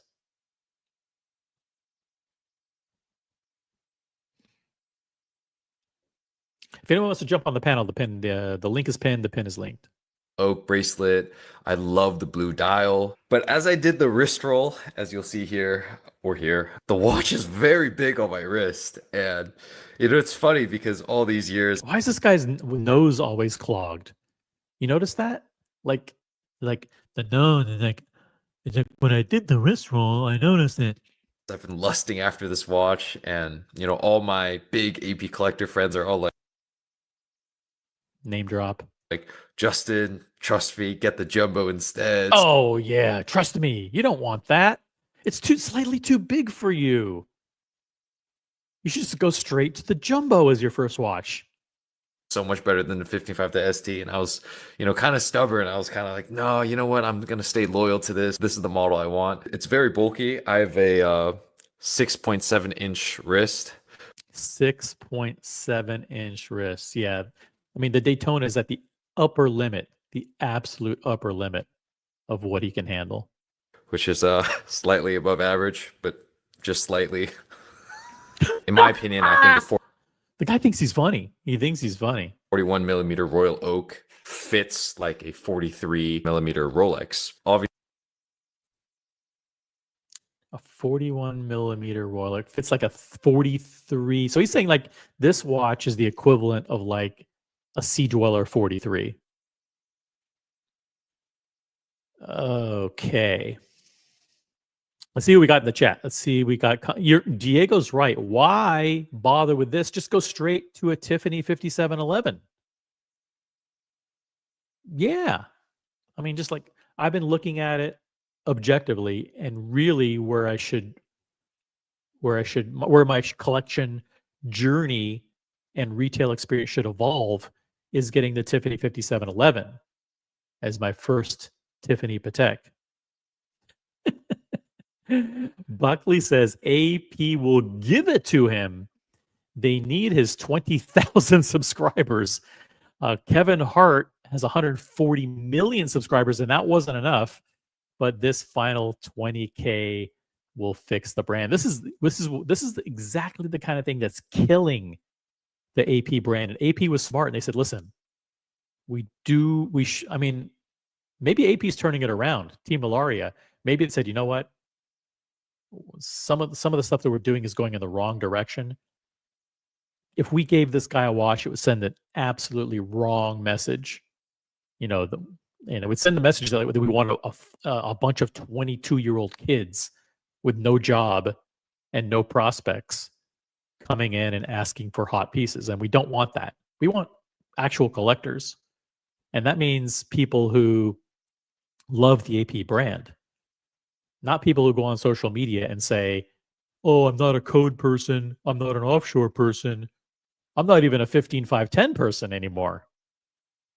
I've Jazz, get the jumbo. You're a jumbo person. Yeah. Craziness. obviously my sales guy at AP knows that I want the 5510 ST Blue. I didn't even bother sharing that I want the 16202 ST Jumbo because that would be dumb. I mean, you shouldn't even be allowed to contact AP at this point. I think you should be blacklisted from even contacting AP. getting that as a first is mind-blowing. Do I have Like, if you like the watch, it's great. It's ultra thin, it's 39, whatever. You like the history of it. But the gall to think that you should ask for it as your first and only piece from AP, and you'll never buy anything else again. I don't know. It's these social media douchebags. They're just absolutely insane. Do you believe the story of how Jazz Club got his Panda Daytona? You don't. A resounding 63% of you say, no, this guy is full of it. So obviously, nearly 2/3 of you question this guy's story. I think for good reason. have the appetite to get a jumbo, of course, but yeah, it's just kind of funny how life works. I definitely just don't love the 15510 ST Blue as much as I used to. Oh, you know what? I don't love it as much as I used to all of a sudden. Is it because the 16202 goes for even a higher premium over retail than this one? Is that why maybe? Off the top of my head, maybe that's the reason. AP would be a disaster for AP to do anything with this guy, and I think they will. I think they learned from the Rolex AD's mistake. But my understanding is that AP has already blacklisted this guy. They already know who he is. Nobody from AP is going to approve of giving this guy a Royal Oak. That would be an absolute disaster for the brand. Total disaster for the brand. Send the totally wrong message. But as I did the wrist roll, as you'll see here or here, the watch is very big on my wrist. And it's funny because all these years I've been lusting after this watch, and all these years I've been lusting after the watch. Julius Caesar, all these years. Yeah, literally, I doubt if it's even 2 years. I doubt if it's probably been a few months since he started he bought a bunch of fake views and fake subscribers or whatever on TikTok, allegedly. And so for a few months, the guy thinks he's been lusting. I've been lusting after this watch. Yeah, this kid works at a rental car company. He's like, welcome to budget renter. I'm not gonna. It's actually not budget renter car, so I'm not doxing the guy. But he literally works at the counter of a rental car place, from what I've been told. Why can't get a real job? I think the guy graduated college. I mean, my daughter graduated college, and she is in graduate school pursuing her master's, and she's already been offered, actually good jobs. I mean, she's while doing her master's, she already has a job that pays her $50,000 a year, which is literally her first job. When I graduated college, my first job paid $50,000 a year too. Way back in 1995, my first real job. This guy's like 20. I mean, he's like 20, 21 or 22. I mean, the gall of this guy. All right, let's keep going. Let's finish this video. All my big AP collector friends are all like, Justin, trust me, get the jumbo instead. It's so much better than the 15.5 to ST. And I was, kind of stubborn. I was kind of like, no, you know what? I'm going to stay loyal to this. This is the model I want. It's very bulky. I have a 6.7-inch wrist, which is slightly above average, but just slightly. In my opinion. Is this guy high? I mean, this guy's on something. I mean, unless it's like a shtick the laughing and the. And I think a 41mm Royal Oak fits like a 43mm Rolex. Obviously, my sales guy at AP knows that I want the 5510 ST Blue. I didn't even bother sharing that I want the 16202 ST Jumbo, because getting that as a first is mind-blowing. Do I have the appetite to get a Jumbo? Of course. Of course. I have a wonderful appetite, guys. I'm going to do AP a favor. Listen, I'm going to do AP a favor. This watch doesn't fit right on my wrist. I've just come to terms with that. I've come to grips with the fact that I just did a wrist roll, and all of a sudden I don't like that watch as much as I said I wanted it, and I still am requesting it. So let me change my focus now onto a watch that is more hype, harder to get, and goes for higher percentage over retail. Yeah, let's do that. Because getting that as a first is mind-blowing. Do I have the appetite to get a Jumbo? Of course. Of course I have the appetite, and I have the money. I have the money because I just graduated. How do I have the money? How do I have the money to have a GMT Master 2, a $17,000 Daytona? This is he's already got $30,000 worth of watches at 20, 21. How do you do that? I'll tell you this. My kids have their money in investments, legitimate investments. They're not blowing their money on Rolex. Okay. They're actually investing their money, which is what most people at this age should be doing, is leveraging the beauty of compound interest so they can actually retire wealthy and live a very, very comfortable life instead of blowing tens of thousands of dollars on watches. But of course, this guy's only going to buy watches that go for way over retail. He's not going to buy any watches that go under retail because he doesn't like those. He just doesn't like those watches. But that's just kind of funny how life works. I definitely just Isn't it don't funny? love the 15510 ST. Isn't it funny how life works? That I found an AP that goes for more over retail than this one. So isn't it funny how like all of a sudden I don't like this one as much anymore? Blue as much as I used to. I'll never forget when someone said the 15510 ST's dial looked like this emoji because it's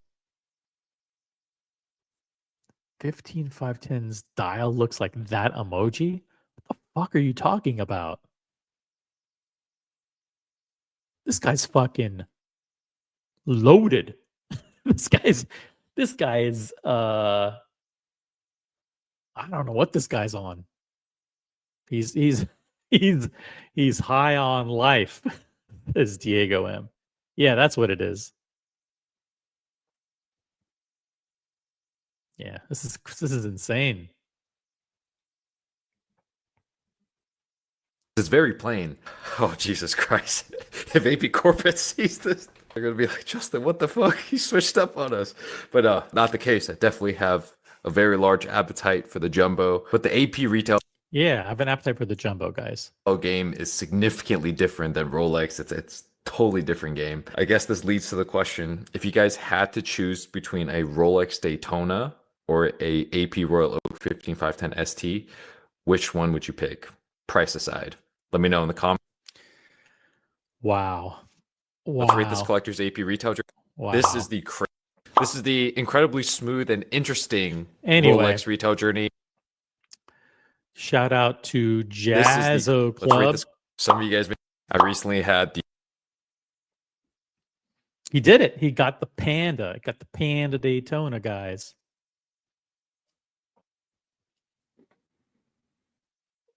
He did it. He did it. All right. Hey, there's something else that I wanted to cover with you guys. There's a video from a guy called the Watch Bros. I've never heard of him before, but I did see a video that was interesting, and it was a video about the different stages of watch collecting. And I would be curious if you guys follow along with me a little bit, whether or not you think this guy makes sense. So this guy says, like, he says, like, watch collectors go through these 7 stages of collecting. And I wanted to get your thoughts on this. Is he right? So let me hold on a second here. Let me pull this up. Boom. So again, shout out to the Watch Bros. I'll put it over here. And I'll drop a link to his channel. If I maybe a little bit later, what we'll do is we'll do the cringiest social media personalities award for 2025. Do you guys want? Let me know if you want to do that now or if you want to do this video. I'll do this video now. So quick administrative thing. We have 40 people watching on YouTube. We have 2 on Hinge and 2 on Tinder. Good morning, guys. If you're on Hinge, which I don't even know what that is, but if you're on Hinge, if you're the 2 people on Hinge, head on over to YouTube, OC channel on YouTube, and just type a comment, like a hello comment in the chat. If you're joining from Hinge, the Tinder people, I know who those 2 people are. It's always the same 2 people that join from Tinder. Upvote the live stream. We have 40 people watching on YouTube. It's Watch News Sunday on the original OC channel, Smartwatch Talk for the Smart Collector. Subscribe. Guys, if you have a star next to your name, click on it. And click on it and see if you have a free member milestone chat. If you support the channel, you support our Sunday streams, then show us a little love. And there's a link to join the panel.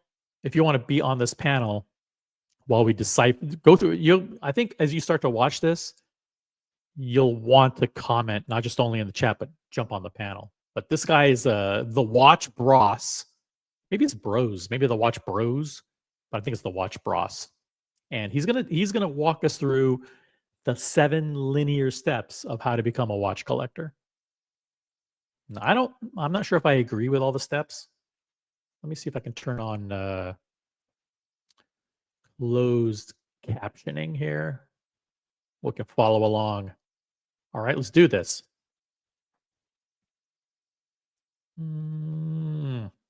Book, and same 7 phases. I've been collecting for 15 years, and to get to this absurd spending amount, I've made every single mistake in the book. And all right, he's been collecting for 15 years and has made every mistake in the book. Well, I'm curious to learn about this guy's mistakes. Maybe it can help us avoid the mistakes. Listen, I think the best way to avoid mistakes is reach for the crown, reach for the cross. Just focus on those two brands only, and you'll be set. Yo, SE. OC. How have you been? Not too bad, not too bad. Well, how about you? Doing pretty good. Yeah. What's going on now? Your watch collection strategy is very methodical. It's Yes, very. I knew you'd say that. Methodical. Yeah. It's methodical. It's disciplined. Is that another fair word? Yes. And it's also measured. Like you're not impulsive. You don't like buy a bunch of watches, right on top of each other. You have a very calculated, measured, and disciplined approach to your collection. Well, that's very kind of you to say, but I get my tips and all my secret sauce from the internet, from guys like the one that we're looking at the moment. So this is going to be eye-opening. You're gonna see it, guys. The chat is is on fire already, so let's see if we can spice it up even more. Let's spice it up, guys. As you're watching this and you want to participate, not just in the chat, but on the panel, feel free to click on the link and let's go through it. This is the 7 stages of watch collecting, and he's going to help us navigate through those 7 stages. Well, and he's going to impart his wisdom. There's 7 world wonders, 7 continents. Has to be Snow White and the 7 dwarfs. It's 7 phases of collecting. I mean, it's logic. Right. 5's too few. 9 is a weird odd number. 7 is perfect. When you play craps, right? 7. Okay. Every watch collector needs to know about these 7 phases. I finally reached phase 7, where most collectors never get. No, this isn't some weirdo Scientology going clear crap. So today I'm breaking down all 7 phases: the mindset, the mistakes, the money wasted. And by the end, you'll know your phase and exactly what to do next. Fair warning, phase 4 is going to hurt, because that's where most of you are stuck right now. Let's start with phase 1. All right, so we're about to get started here. So he's gotten to stage 7 because he's had a moment of enlightenment over his 15 years of watch collecting. He's figured it out, and he's going to share us the secrets. But most of us are stuck at phase 4. So let's analyze this, and see if we can recognize. Come to think of it, he's got 15 years experience, which means he started in 2010, has spent $300,000 getting to this point, and now he's sharing it with us for free. It's amazing. That's awfully sweet of him. He spent $300,000 on watches, and he's gonna reveal all of his tips and tricks that he's learned over those 15 years and help us avoid the pitfalls of watch collecting. Do it. Now, phase 1, what I like to call the awakening. You've been wearing fashion watches, you're using your phone, or nothing. Then one day you see a real watch and something clicks. This isn't jewelry. This is engineering, history, art. Phase 1 is 2 a.m. Google dives, YouTube rabbit holes, noticing every watch in every movie. For me, 2010, my brother-in-law Michael bought a Tag Heuer Carrera. I stared at it across the dinner table, asked way too many questions. He talked about mechanical movements for 20 minutes. 3 months later, I bought a J. Crew Timex field watch. Ugh. All right. But it took 3 months for him to actually get that watch for $88 because he was so amazed by the 20-minute speech on engineering. Now I know what it's like. I remember when I experienced the awakening, and that was in early 2020 when I was that year I was going to be celebrating my 50th birthday, and I just said to myself, it was the beginning of COVID, right? And I was watching a lot of YouTube, and I'd stumbled upon, like these watch YouTubers, right? And started to get like Rolex and all this stuff. I remember my dad came back from Japan or Vietnam or one of these places, and he had, I think I have it here. Actually have it, yeah. Like he actually brought back from Japan like a watch that looked like nice a Rolex Daytona, right? And did you have to carry it in certain body parts to preserve it for a couple of decades? No, I don't think this is worth anything. I'm pretty sure it's garbage. But that black Daytona looking watch was, when my dad passed away in 2012, and then I started looking for, getting interested in watches. I went back and I found that watch. And actually, during high school, I was wearing Fossils and Bulivas and things like that, and actually have and Movado, and I have some of those pieces too. Let me see what I have here. I mean, this is a Bulova that I had. As you can see, it looks very Movado-ish. Weird bracelet on this one. Look at that. Mm-hmm. So I had that, and then I also had, what else did I have?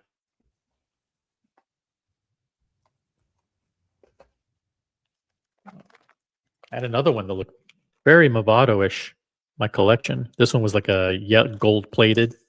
Ooh, it's still wrapped. Yep. So I have it wrapped because it has some links. Oops, sorry about that. But yeah, look at this. I found my Omega Seamaster bracelet. What the hell is it doing in there? I never would have found that.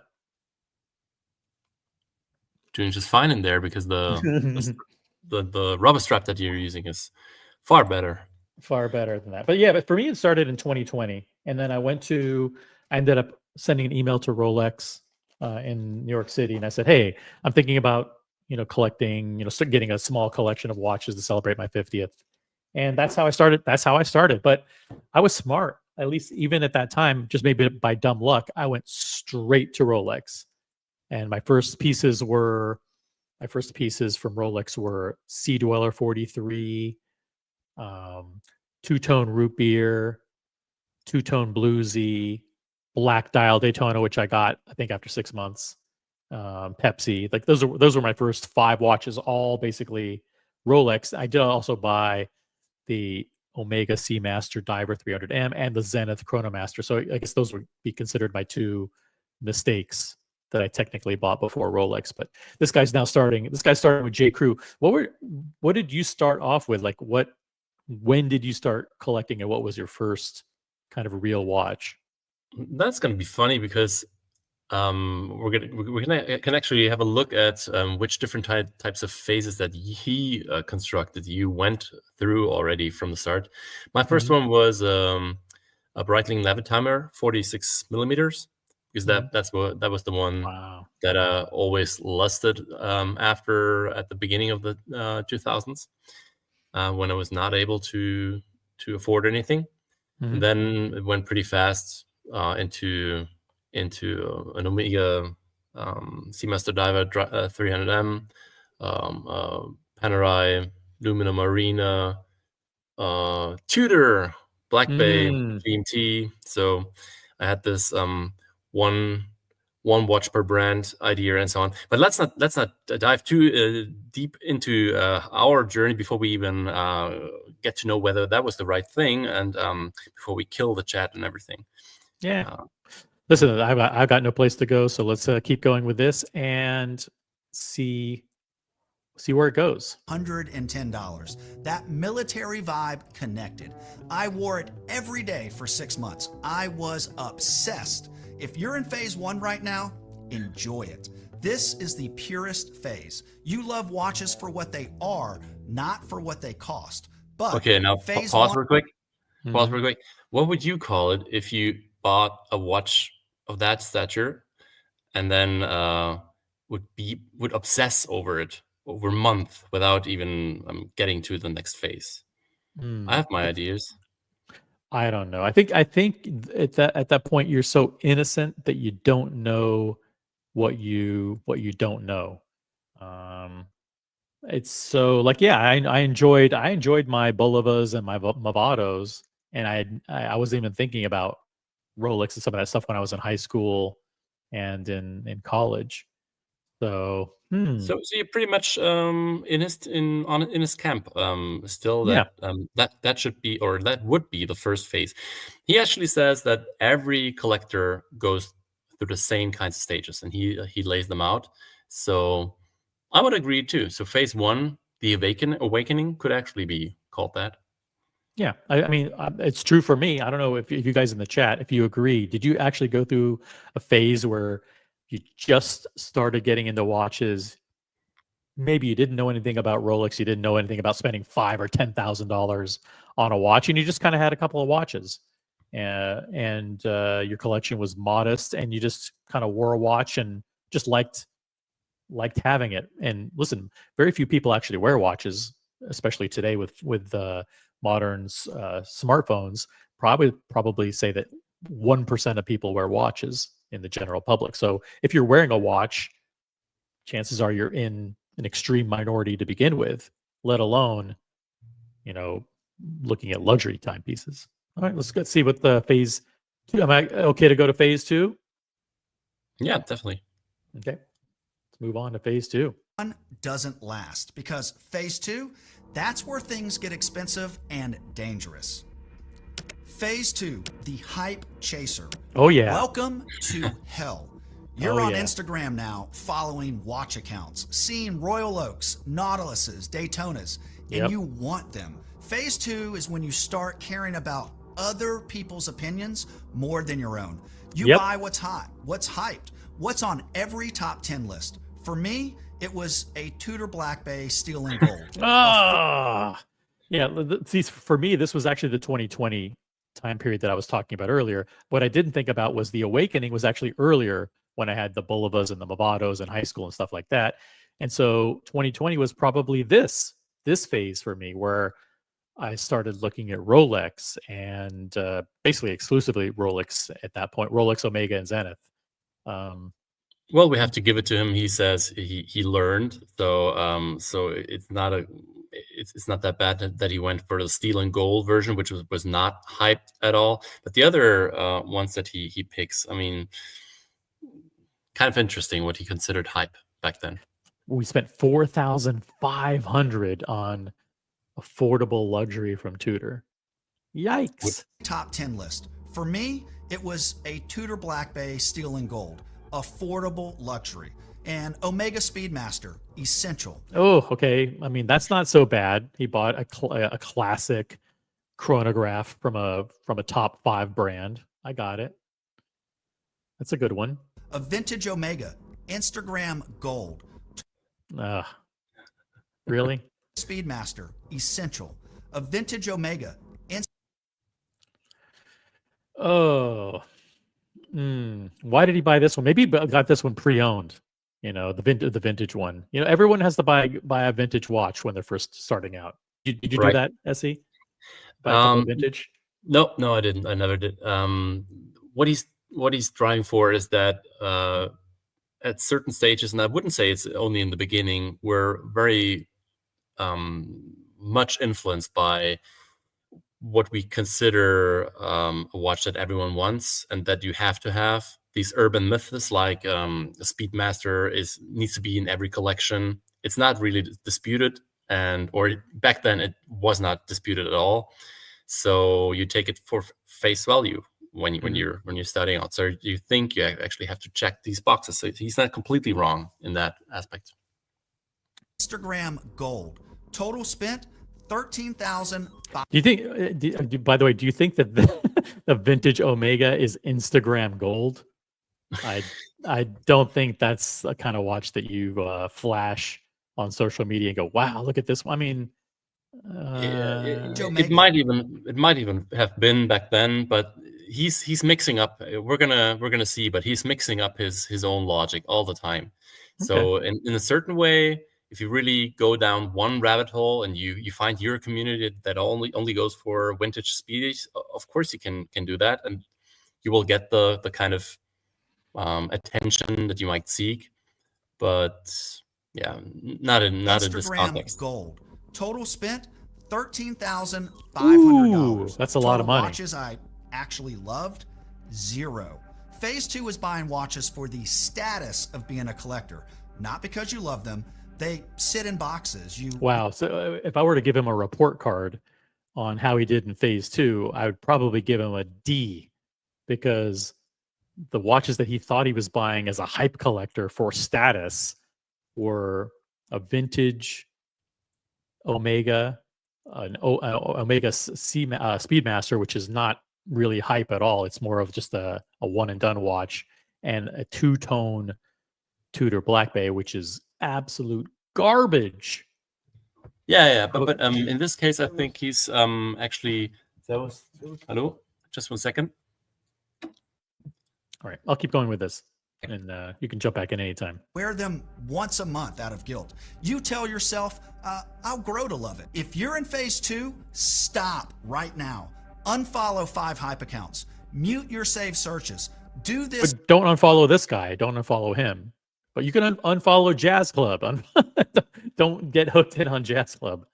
For 30 days. See if you still want those watches, because it's phase 3 where the he bought really, really bad hype chaser watches. So I mean, none of his watches, aside from the Speedmaster, should have ever been purchased, in my humble opinion. And I'm back. Okay. So I'll actually, back up a little bit. The next phase is the one that he talks about, status, and there's a difference between having status as a collector or the status that an F-boy that Buckley would have introduced with this concept of douche with his F-boy.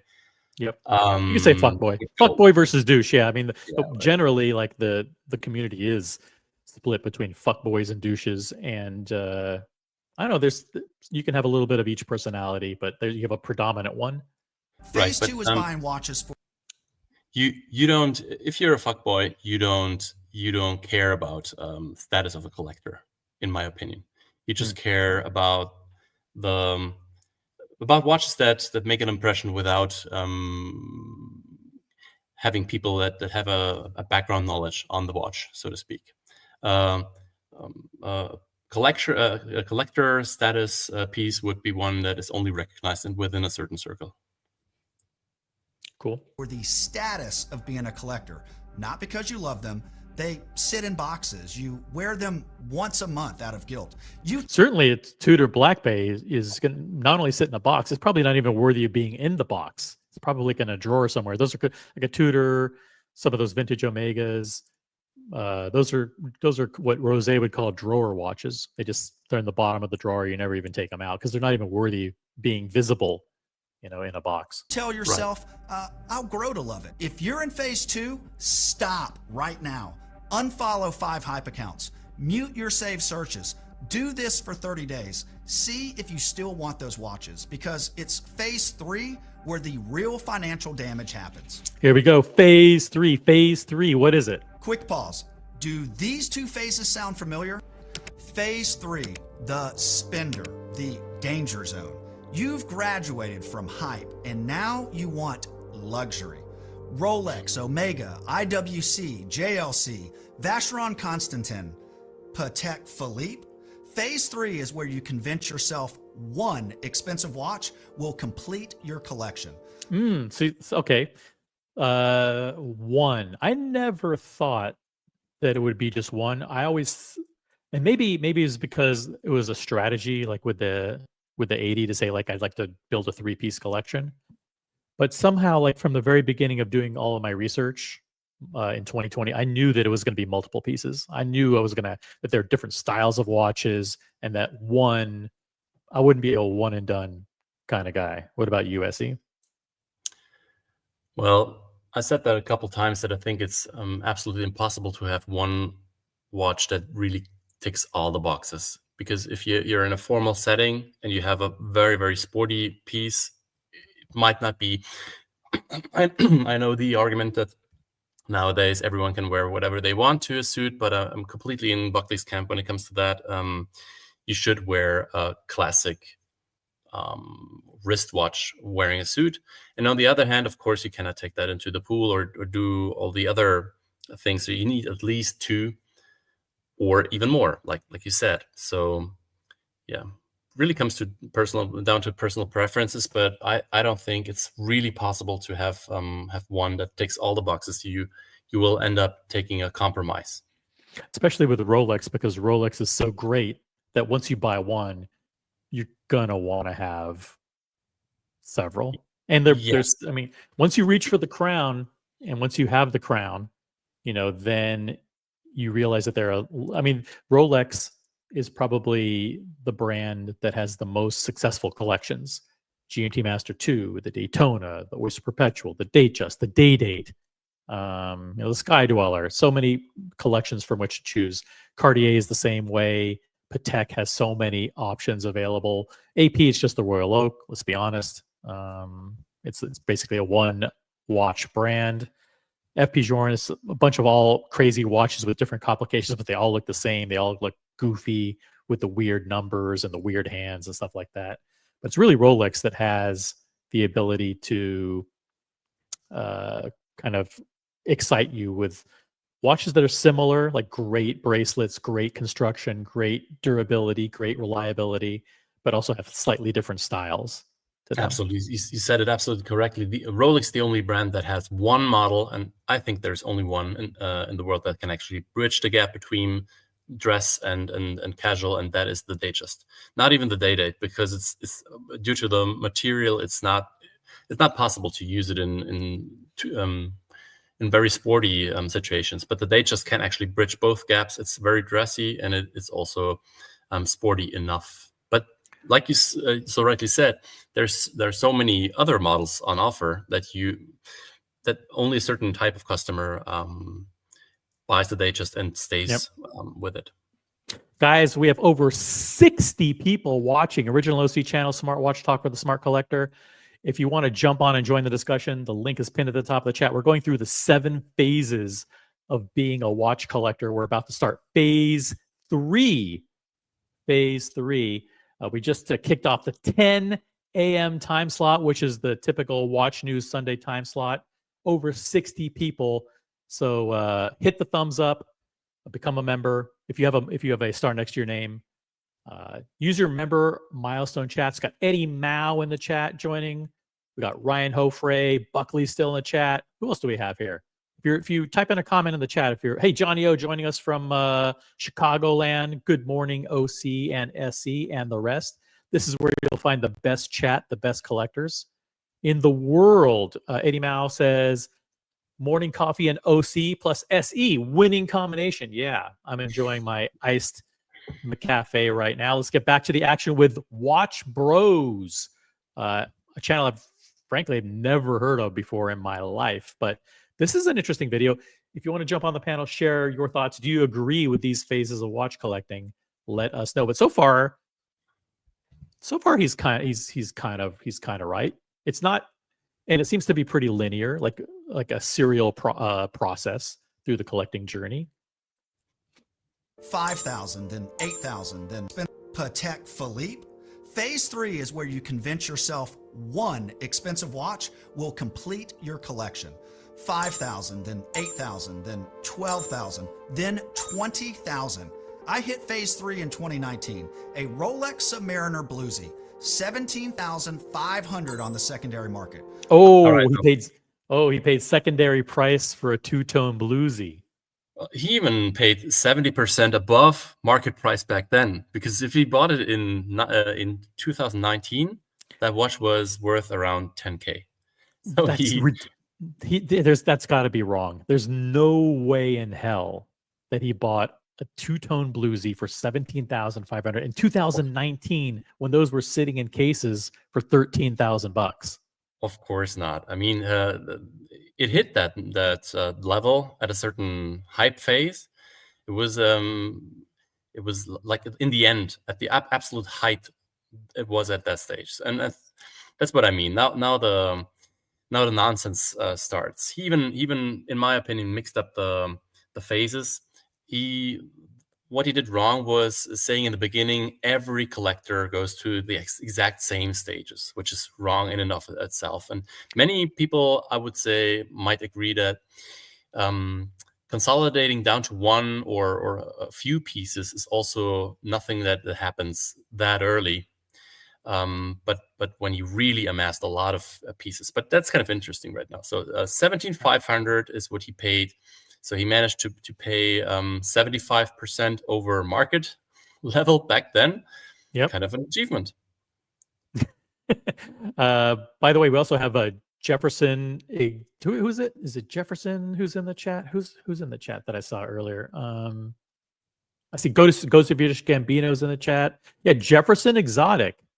This is the kind of high-level watch content a troll like me appreciates. Listen, trolls are welcome as long as you are a actual watch collector and your comments are about watches. But if you're, the troll comments are not allowed here.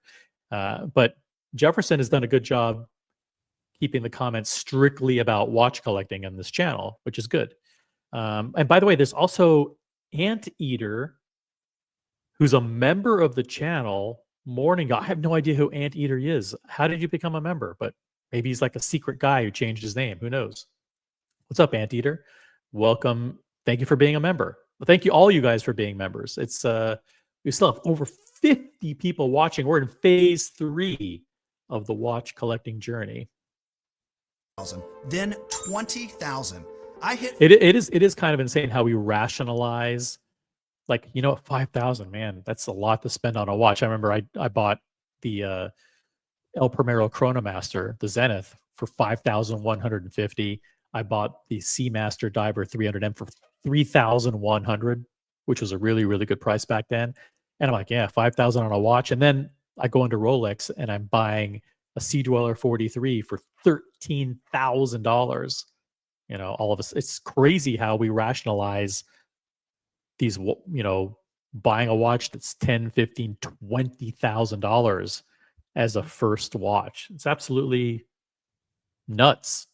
Yes, but it's also not surprising because many people, most of the people that are still in this whole bubble, started out when we had this feeding frenzy, and you could actually do all that and buy at whatever level and get out of the watch again without getting a massive haircut. So, for example, I bought my Seamaster Diver 300M for 3,600, and I sold it for 3,800. So nothing happened. So these kinds of experiences make you trust in the process and dumb. Yep. Let's keep going. Then 8,000, then 12,000, then 20,000. I hit phase 3 in 2019, a Rolex Submariner Bluesy, $17,500 on the secondary market. I wore it for 3 months. Then I realized I didn't love it. I love the prestige of owning that Rolex. Phase 3 is a dangerous position because you justify purchases with future value. It's an investment. It holds value. It can always be sold. Let me tell you when holds value actually works. It needs 3 things: clear demand, cap supply, and clean provenance. Miss one and you're not investing, you're speculating. My Bluesy, bought at $17,500, sold at $15,000. I lost $2,500. Well, wait a minute. Now this guy is doing something that I don't think most people do. I mean, some people do, but I don't think this part of the journey is a phase that is a required, like a required element along, the watch collecting path. I mean, have there been watches that you bought that you were speculating, that you thought would be good values and you end up losing money on, Essie? Absolutely not.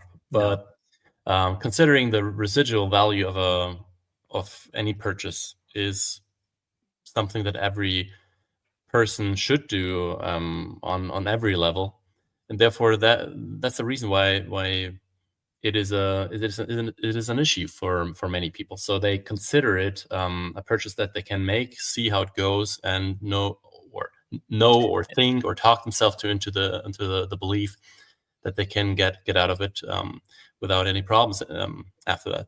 But the guy is really a magician. Do you see that? He managed to sell the watch for $15,000 a couple months later, when the watch was still worth 10, 11K. So how did he do that?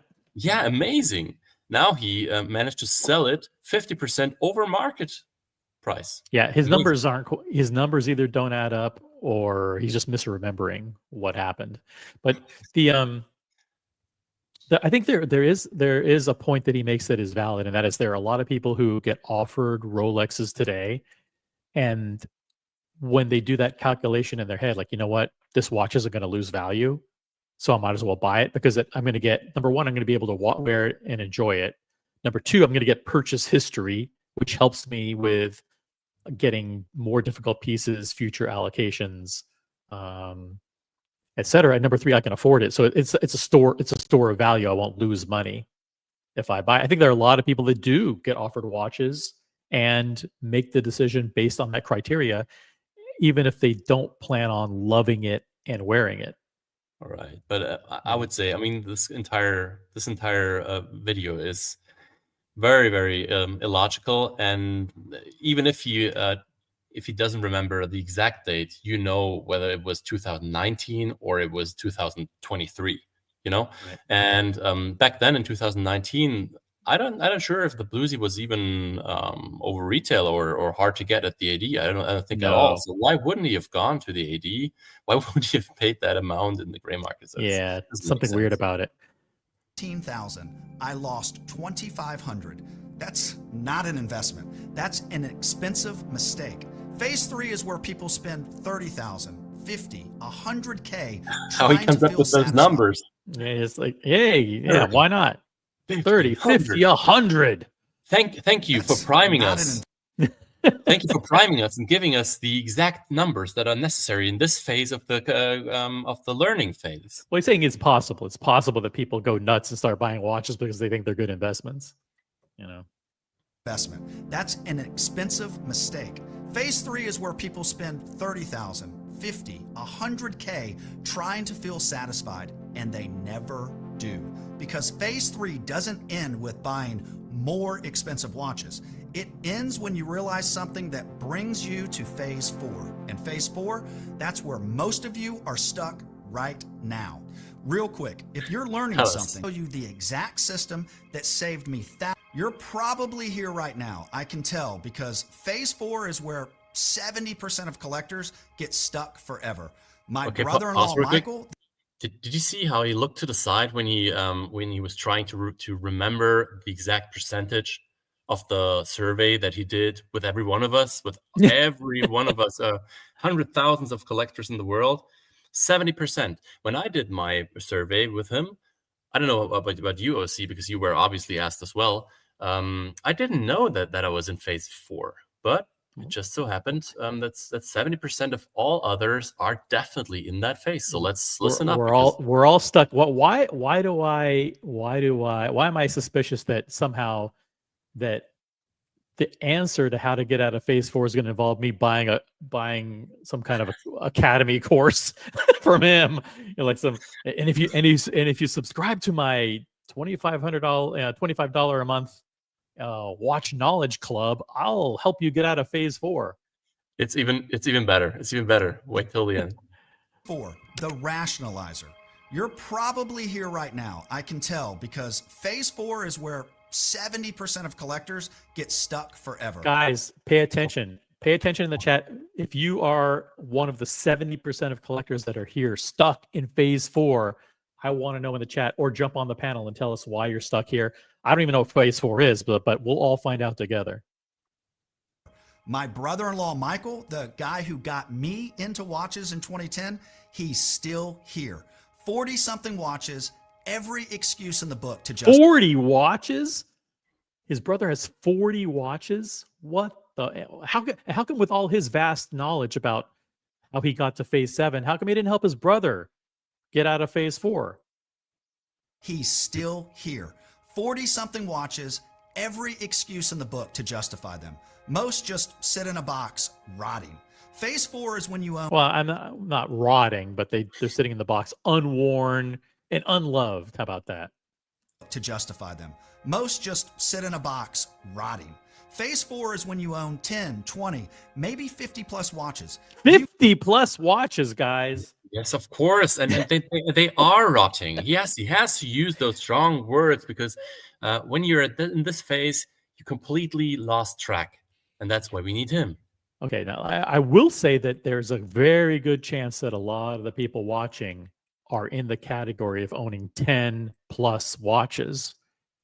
If you're in the chat and you have more than 10 watches, let us know. I know you may not want to admit it.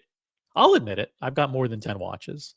And I mean real watches, like expensive watches. If you have more than 10 real watches, and that's another funny aspect. He never mentions what kinds of watches. If you do some still frames later on, there's Squally in it. There's everything in it. Yima is underrated in his opinion, and so on. So, well, it's not that hard to get 50 watches if you buy a bunch of junk watches. Yeah. Yes. By the way, a huge shout out to America5726 who's in the chat. We got BW joining from Florida. What's up, BW? We got ZD also joining. What's up, ZD? And we got LC. All of these people are members of the original OC channel, even though sweeping generalizations are usually wrong. This guy does a pretty good job. I mean, we all kind of understand his points to one degree or another. Yeah, so now he's in phase 4 where it's like, okay, you bought a shit ton of watches. And whatever that number is for you, whether it's 10, 20, or 50, now all of a sudden you realize, holy shit, I've got way too many watches. I'm assuming he's going to talk about the fact that that's a number that you shouldn't have gotten to somehow. And I agree. We understand what he means because he dumbs it down completely. But do we agree, or does it not necessarily have to be that way? And can it be generalized? That's another question. Yep. Tobister McDonkey says, I'm at 9 expensive watches and I still want more. Well, you got to get to 10. You have to get to at least 10. According to the Watch Bros. Ghost of Yiddish Gambino says, I only have 10 watches. Oh, wait. I only have 10 Cartiers. Yeah, he has a ton. I think he has 8. I think you officially have 8, Gambino. But maybe you bought 2 more. He's always buying tons of watches. Let's keep going. Hey, we got Captain in the chat, too. Cap, I'm in my rotting phase of the journey. Please help me get out. Listen, we'll help you get from phase 4 to phase 5. Captain is definitely in phase 4.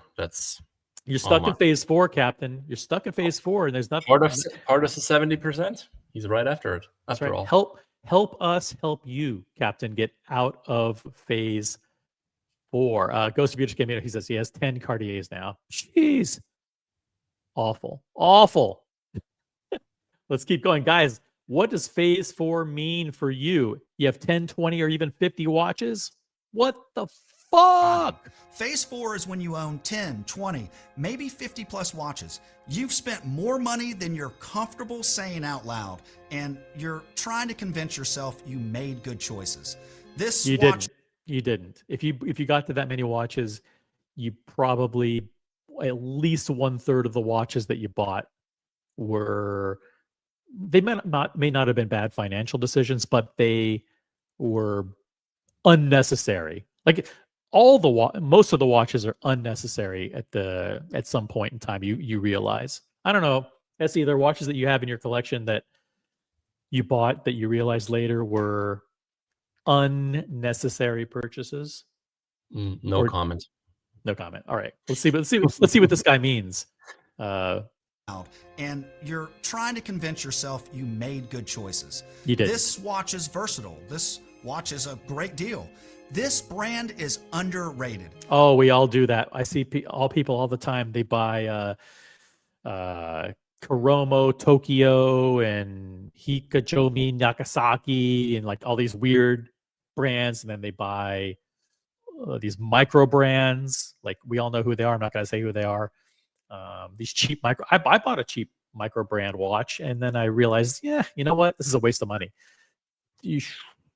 Yeah, we all make these mistakes. I think he does a good job kind of summarizing how we all rationalize them. Like we try to put them in these categories. Like, well, I'm going to buy that one because it's going to be my daily beater.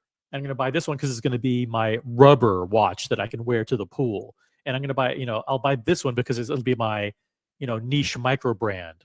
And I'll buy this one because it'll be my dress watch, and all that kind of stuff. So I get where he's going. The rationalization in this hobby is delusion, right? But that's what he still does even in phase 7. So that's kind of disappointing. And I think he mixes it up with the hype phase as well, because this rationalization starts in the hype phase as well, because you say it's doesn't lose value. It's important for these and these kinds of reasons. So if you buy a Yima, for example, if you buy the one that he's showing that is very underrated, you will find out how underrated it actually is if you want to get rid of it as well. And that's the kind of tip that is very, very wealthy and has been very, very wealthy from the beginning, that if you don't know what you want and you don't intend to keep a watch for the rest of your life, you better stay within the brands and within the more iconic models. And once you found out what you want, you can actually branch off. But on the other hand, you're completely right in saying, why would you? I mean, what's the need for that? And there are enough watches that you can choose from, that you can still remain safe and enjoy them. Ryan Singer reminding everybody to upvote the live stream. Welcome, Ryan Singer, joining us from Puerto Rico. Anteater says, I had 45 and sold all of them. Okay. That's a lot of watches to sell, but I'm glad you are down to a more reasonable level. Let's continue on with phase 4. Versatile. This watch is a great deal. The rationalizer phase. This is the rationalizer phase. This brand is underrated. Phase 4 is rationalization, justification, and lying to yourself. Here's a quick test. How many watches do you own right now? How many did you actually wear this month? Ooh. Oh, this is a brutal test of reality. This is like a rude awakening. How many do you own and how many did you actually wear over the last 30 days? Yeah. Yeah, but the question is it actually a valid way of testing whether it belongs into your collection or not? I mean, I have made that I don't want to say mistake, but the thing is, it's absolutely okay not to wear a watch in 1 month time if you keep it for special purposes, for example, or if you have something that is so precious that you just want to look at it. I mean, if you have a very valuable vintage piece, we know someone who has a gold Daytona, for example, a hand-wound Daytona. I wouldn't be surprised if that person didn't wear that more than once a month or every 2-3 months and so on. So that's okay as well. Gotcha.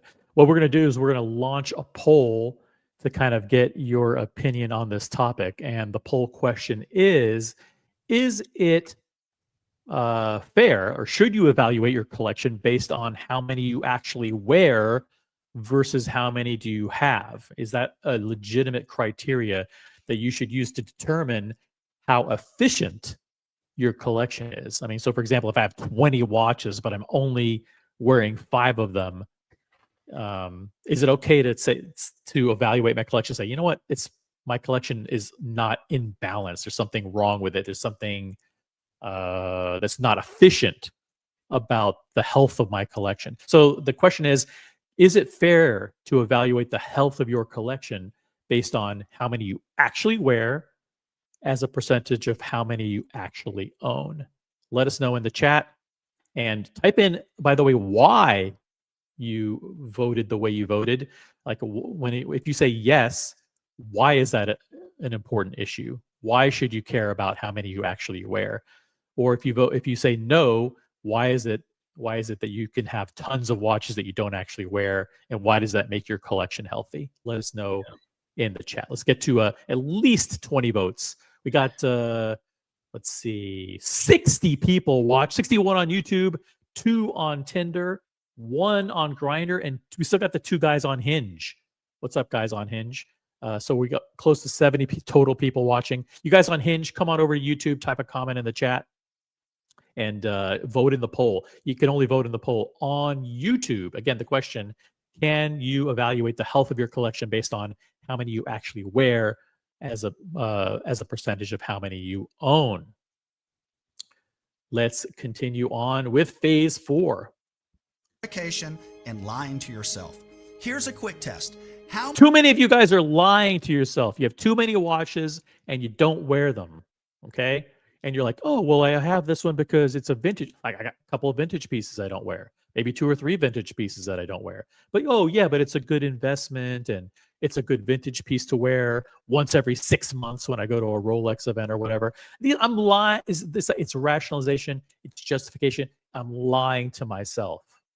I think SE lies to himself too. He's like, I have all these pieces, and because I don't wear them like every single day or maybe even once a month, but they're pieces that have sentimental value. Am I on the right track, SE? Yeah, a little bit for the most part, but the thing is, I would say if you look at them and if they give you something, the pride of ownership, for example, is a value in and of itself as well. And where your watches, they were meant to be worn and so on, that there's a lot of truth to it. But if someone actually collects, for example, if take the oak collection, for example, Mr. Jetred has 100% not worn all his pieces in 1 month time, and he still likes the entire collection. So if you're curating something and you're just looking at the pieces and they give you pleasure, who's to say that person is not allowed to spend their own hard-earned money on the entire collection? So it's not completely exclusive, in my opinion. It's not. I think there is something to be said for using that as one judge of how healthy your collection strategy is. We got 20 people voted already in the poll. Let's get to 30, at least 30. By the way, we have Dubai Expat, whose channel I absolutely love. The Dubai Expat in the chat. Hey, OC, ready for Dubai Watch Week? Guys, this time next week, I will be on a plane to Dubai for it's Dubai Watch Week will be going on at that time, but really it's a big meetup with the watch community. Logan Hall's Grill Streams will be there. CQ the Watch Guy. Chalk Flew Up. We've got Air King Ben. Got so many people. We got a huge group of probably like 20 or 25 people who are going to Dubai Watch Week. It's going to be a blast. We're going to be grilling camel hump in the desert. We've got a sky pool on top of the Burj Khalifa reserved for a day. We're going to be doing all kinds of fun stuff. And yeah, we'll also go to that Dubai Watch Week thing maybe once. But we're really just going to be hanging out, having fun. And listen, the same thing is going to be true for Geneva for Watches and Wonders. Don't waste time. Figure out what the dates are for Watches and Wonders. Book your accommodations for Geneva. SE, will you be at Watches and Wonders 2026? Absolutely. And I will also be in fall next year in Milan for the Grand Exhibition of Patek Philippe. Awesome. That's one I have to put on my calendar too. So guys, don't waste time. These are great opportunities to meet so many incredible people of the community and just have fun talking about watches. So yes, Dubai Expat, I will be there, and looking forward to seeing you somehow, somewhere in person. And we also got, let's see, Toaster McDonkey says, I have, out of my 9 expensive watches, there are only a couple that barely get worn, but I still like them and it's tough to sell. Yeah, how many people get stuck in that sentimentality of, yeah, well, I remember when I got that one, and even though I don't wear it anymore, I still have it because, if I sold it, I'm not really going to get that much for it or whatever. So I just might as well keep it. And this comment is actually gold because this proves his entire the entire idea of this video is wrong if someone in Toaster McDonkey's position, because if it's a net positive after all, then staying within phase 4 that he created is perfectly okay. By the way, we also have MJ in the chat, member of the OC channel. What's up, MJ? MJ says, I now only use the Brody methodology, which is cost per wear. Brody's concept for evaluating watch value is actually pretty on point.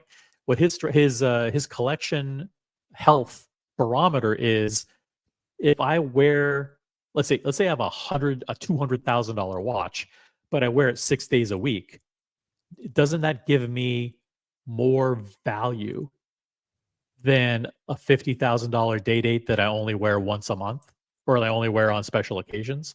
Think about that. Like if you're spending $50,000 on a day date or $50,000 on a complicated dress watch, but you're only wearing that on special occasions, but you spend $200,000 on like some gruesome 4C or like Ferdinand Berthoud or Richard Mille or whatever it is, and you wear that 6 days a week and you love it and is your daily awesome watch, isn't that a good and fair and healthy way to look at the value of that watch in your collection? I don't know. What do you guys think in the chat?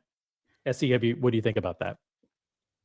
The upcoming comment of Gatsby, that's what I was thinking about.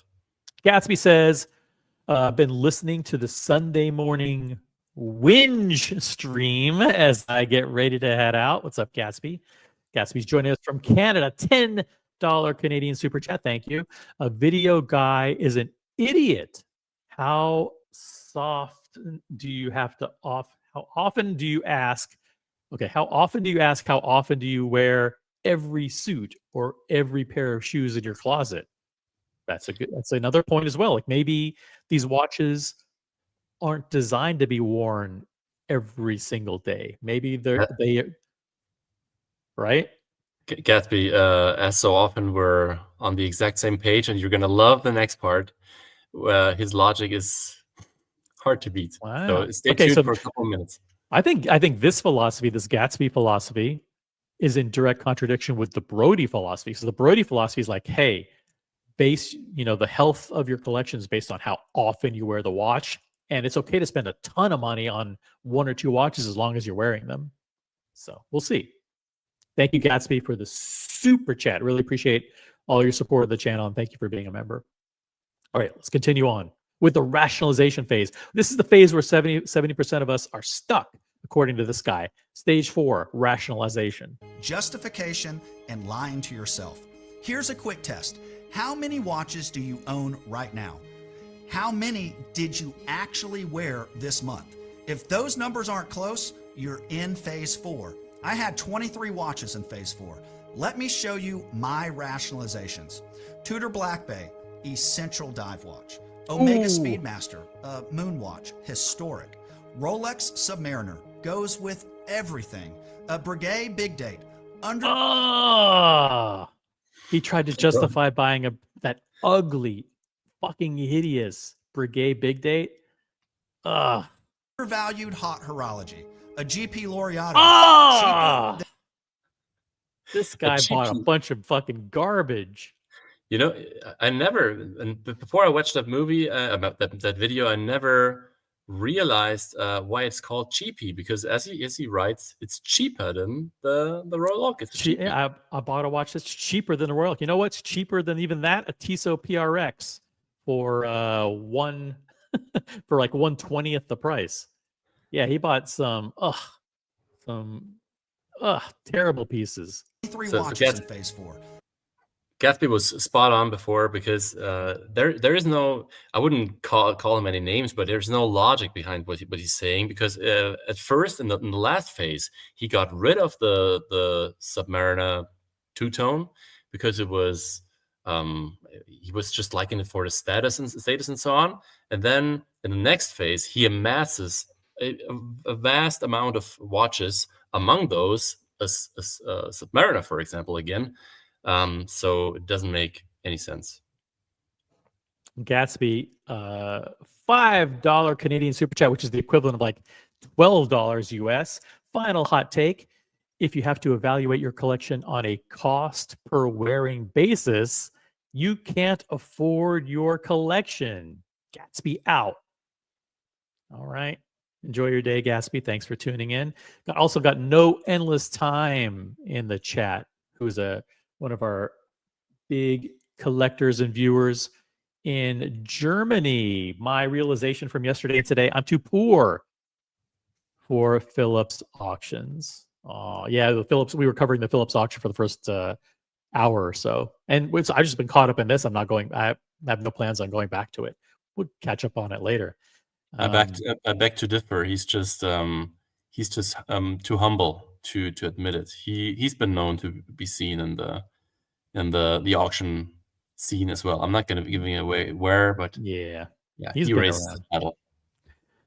He just got a beautiful 911. Beautiful 911. Congratulations. No Endless Time. Awesome. Heading out to Sunday brunch with Grandma. Have a great stream, OC and SE. Thank you. Thank you, Gatsby. Thank you for your support. Thank you. All right, let's continue on. Let me show you my rationalizations. Tudor Black Bay, essential dive watch. Garbage. Omega Speedmaster, moon unnecessary. Watch, historic. Rolex Submariner, goes with everything. Well, it does. A Breguet Big Date, undervalued hot Ugly. horology. A GP Laureato, cheaper than a Royal Oak. Rip you know off. how many I actually wore regularly? 2. I tracked my wear time. 2 watches got 70% of the wrist time. 21 got. Do you guys do this? Do you guys track? I mean, I don't track it. I track the seconds. Don't you do that? You wear an analog watch, and then you what do you do for bedtime before you go to bed? Don't you enter an Excel sheet and log in the minutes that you wore at each individual? I think they're actually apps, like they're watch enthusiast apps, like I think Watch Crunch or something. I can't remember what it was called. Where people actually do that, like they have their entire collection there, and then you can tap on which watches you're wearing, and then untap it when you're done, and then it'll calculate which watches you wore on what days, etc., and all that stuff. Think of all the inside. Think of all the inside and the analytics, guys. How can listen? This hobby requires data, hard data, and analytics in order for you to get a real handle on how you're approaching your collection journey. Wore regularly? 2. I tracked my wear time. 2 watches got 70% of the wrist time. 21 got 30% combined. Okay, I think it's not illogical or unreasonable to assume that there's a lot of people out in the community that the ratios may not be exact, but I think that if they have 20 watches, that are probably 4 or 5 of them that get most of the time. A lot of it is just because of logistics. Like I don't even have like half of my watches here, like half are in the bank. Maybe even 2/3 are in the bank at any given time, Like they're not here for me to have to rotate in and out. If you have a collection that's worth hundreds of thousands of dollars, you shouldn't be, unless you have a Fort Knox, you got to be very careful about where those watches are. Yes, absolutely. But that's why you have a rotation, and Never. you don't always just have the 2 at home and leave the rest. But it's such a shame that Gatsby had to leave, because it might not have been illogical, and there's a lot to the point that he just made. But now let's look at his solution. That's the best. Yep. No Endless Time says it's great to see my friends OC and SE on the panel. Thank you, No Endless Time. He's a great guy. Yeah. Likewise. Super cool guy. 66 people watching, guys. This is your home for the best watch talk, the original OC channel, Smart Watch Talk for the smart collector. I have a rotation. Like my day date had a ding on it. Like I smashed it into a quartz, my kitchen table. And it had a big ding on it, and I didn't wear it for a while. I put it back in the bank, and it's actually at RSC right now getting fixed. So once I get the day date back, and that goes back to like the day date and the Daytona, those are going to be my dailies. How many watches do I need? How many do you need to feel happy and feel fulfilled? I think that's maybe the underlying theme that maybe there's some other thing, but if you're stuck in phase 4, guys, let us know in the chat. If you're stuck here. Phase 4 is where you realize the truth. More watches doesn't mean a better collection. It just means more boxes. But look at that. Here's the good news. Did you see that? A bunch of shitter watches. Yeah, the different boxes that he showed. It's not there's nothing bad about the watches themselves, and it's clear that he's using stock images as well. But the fact that he's using these stock images shows that he either doesn't care at all which images he's showing, or that he does care, but he talks about a completely different category. This I don't know if this is a stock image or not. Why wouldn't I assume that this is his collection with his actual boxes? Yeah, look at that. There's a Steinhardt in it. Steinhardt, Squally, Steinhardt is really. I don't want to derail the stream by going into the differences of fakes and homages and so on. But Steinhardt is really no watch that should be promoted. No, it's not. It's basically a rip-off brand. It's I wouldn't even give them the dignity of calling them an homage brand. It's really it's almost a counterfeit brand. They just rip off people's designs. It just means more boxes. But here's the good news. Phase 4 is the wake-up call. When you see your collection for what it really is, you can move to phase 5. Okay, so phase 4 is you have way too many watches. Your collection's too big. You're only wearing a certain percentage of it, and you realize, hey, I got I'm in way over my head here, way over my head. And so I only wear 2.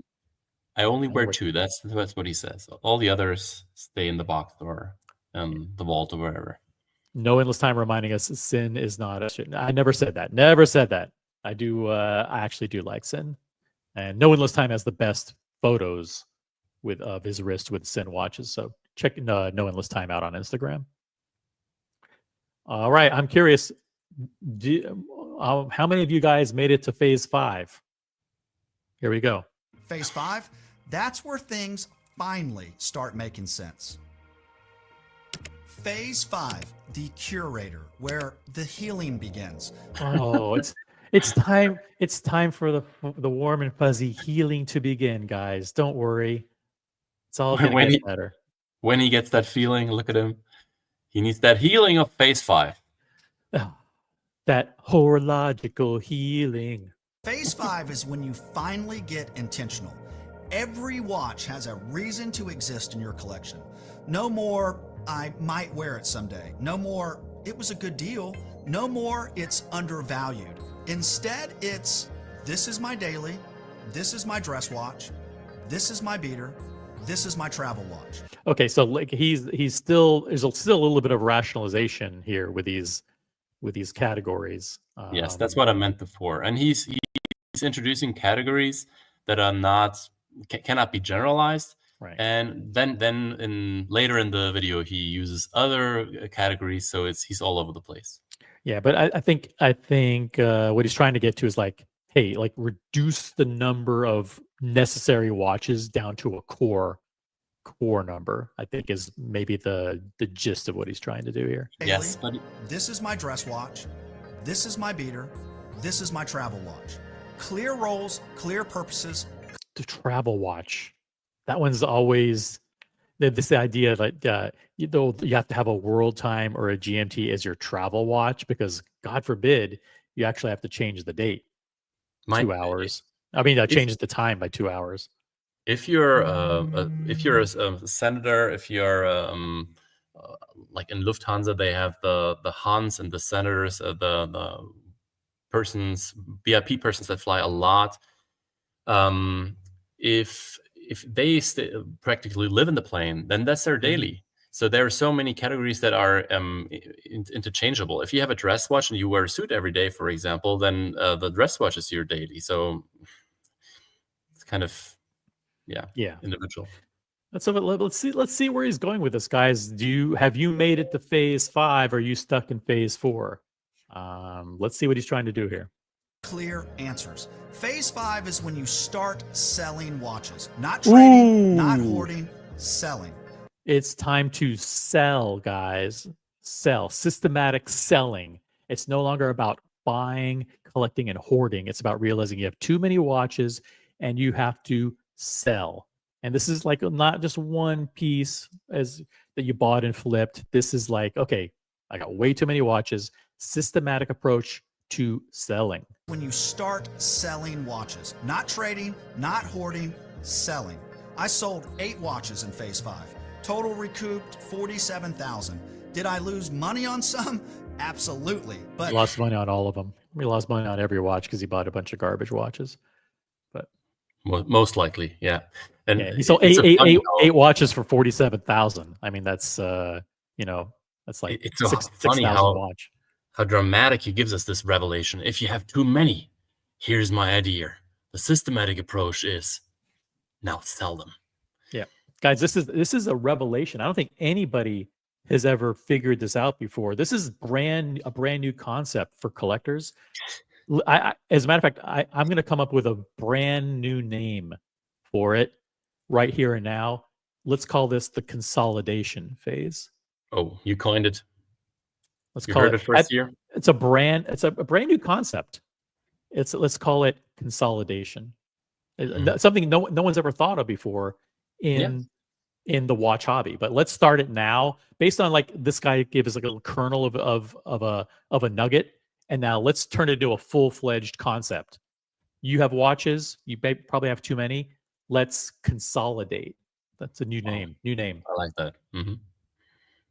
Not hoarding, selling. I sold 8 watches in phase 5. Total recouped $47,000. Did I lose money on some? Absolutely. But I gained clarity, and clarity is priceless for us as collectors. Phase 5 is about intentionality over quantity. Is this him? Is this him with his boxes? See? It's him with his boxes. Look at that. Oh my God.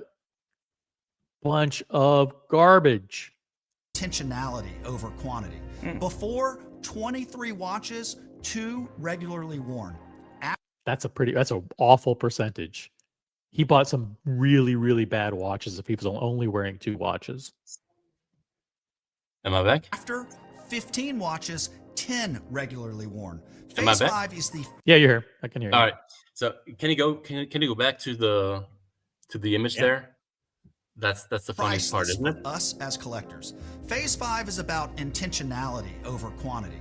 Before, 23 watches, 2 regularly worn. Okay, go one further. After Now he sells 15 them. watches, 10 regular. Wait a See minute. that? See that? Now he's not only miraculously, he's not only wearing the 2 that he used to wear before, but he's wearing 8 more just This because makes he no got rid. sense. Yes, This it makes does. no Of course, sense. he lost all the burden of the other 8, which made him all of a sudden use the rest of the 8 regularly again. This is totally flawed. This is No, it completely makes flawed. perfect sense. Everyone should try that. Okay, let's think about this. Is there some kind of psychology that says like once you go from 23 down to 15, that those 15 are more visible and therefore you select them more often?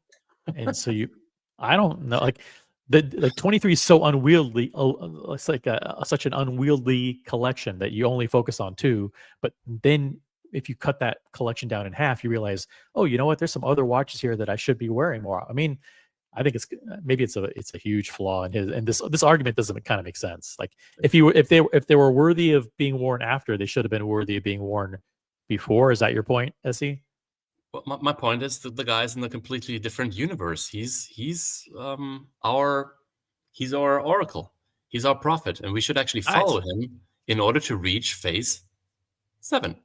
Guys, if you want to get to a point where instead of only wearing 5% of your watches, you are magically and instantly wearing 2/3 of your watches on a consistent basis, this is your guy. Watch Bros. I'll drop a link later in the show. The Watch Bros is his name, and he can help you. But listen, he did something that most people aren't able to do. Get past phase 4, which is rationalization, and he's moving to phase 5. Guys, you guys are stuck in phase 4. He's made it already to phase 5 and maybe even beyond. So we should be all following his lead.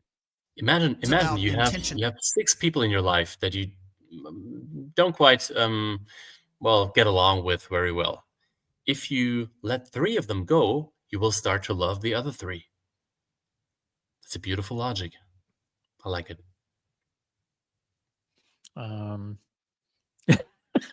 My mind is blown, says Captain. This is enlightenment. Listen, this guy is dropping fucking truth bombs on the community right now. I mean, he introduced us to a concept that, listen, it was kind of in its infancy and it wasn't really well formed, but I took it and I've crystallized it and I've shaped it into a concept that I think we should be looking at. It's a brand new concept called consolidation. And that's where if you have a lot of watches, maybe you streamline the number that you have. It's a brand new concept. Captain, I can absolutely relate. What you're feeling here is the healing. The healing has begun. The healing, you are being enlightened, my friend. Let's continue on with the enlightenment. Over quantity. Before 23 watches, Too many. 2 regularly worn. Why? After 15 watches, 10 regularly worn. Utopia. Phase 5 Utopia. is the first time you look at your collection and feel satisfied instead of guilty. Most collectors stay in phase 5 forever. And wait, I thought 70% of collectors are stuck in phase 4. Well, only if 30% is not most of 100%. Have you considered that? Yeah. Okay. So now some people make it to phase 5, but most of the people who make it to phase 5 get stuck there. They never make it past phase 5. I get it. That's fine. It's healthy. It's sustainable. It's enjoyable. But some collectors, they go deeper. They enter phase 6. Okay. There's another phase. Okay. So there's 2 more phases. I can't. I think once you do consolidation, that's a pretty good end game. I don't know. I mean, I think once you've consolidated, you've gotten rid of the junk and you're wearing a lot more of your watches. I think that's a pretty good, but he's saying that we're stuck here. Maybe we are stuck. Maybe we need to go to phase 6. Let's see what phase 6 is. We need to go deeper, according to this guy. He's not even qualified to talk about 6 because he did not go through 5, 6, but for some reason he thinks that's a logical step after 5. So let's find out. We've got some new people in the chat. Ian McKernan What's up, Ian McKernan? Nice to see you. Got 70 Soul. What's up, 70 Soul? Good to see you again. Bought my Speedmaster 57 manual wind for the look and the movement, time zone and chronograph, hours, minutes on one counter. It's garbage for some Audemars Piguet and Patek Philippe lovers, but for me, it's all what I need in one watch. Congratulations to you, 70 Soul. I hope you enjoy your Speedmaster 57. Logan has finally joined us in the chat. You just woke up, Logan. Logan's going to be with me in Dubai. Just a week from today, we are heading on a plane, chartered plane, it's a private jet, to Dubai. He says post consolidation clarity. That's a good way of thinking about it. Very good way. And let's see, who else do we have? Ian McKernan says, anyone else think the review Jizz Club did of the one guy? I haven't seen this one yet. So I will have to go back and check this one out. And we've got another Dubai, someone else who's going to be on the private jet to Dubai. Chalk Flew Up, who's joining us from California. Good morning, Chalk Flew Up, member of the OC channel. Says, morning, gents. Got 60 people watching. Let's continue on. This is the 7 phases of watch collecting. We're at phase 6. We're about to go deep. Let's go deeper. Some of you are probably thinking, wait, phase 5 sounds perfect. Why would you? That's what I was just saying. Phase 5 sounds pretty good. Like, you got a big collection, you consolidated. Why not stay there? And that's where you're mistaken. Fair You need to question, go to... because I'm mistaken. We need to go to phase 6. Yes. phase 5 sounds perfect. Why would you keep going? Fair question, because phase 6 gets obsessive, and phase 7, that's where I'll lose half of you.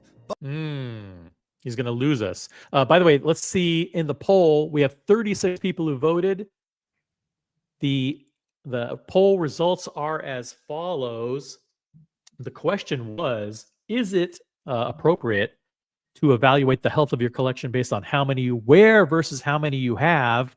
Pretty even. It's 53% said, yeah, that's a good approach. 47% said no. So a little bit over half of you said it's okay to evaluate the health of your collection based on how many you actually wear versus how many you own. The other 47% said,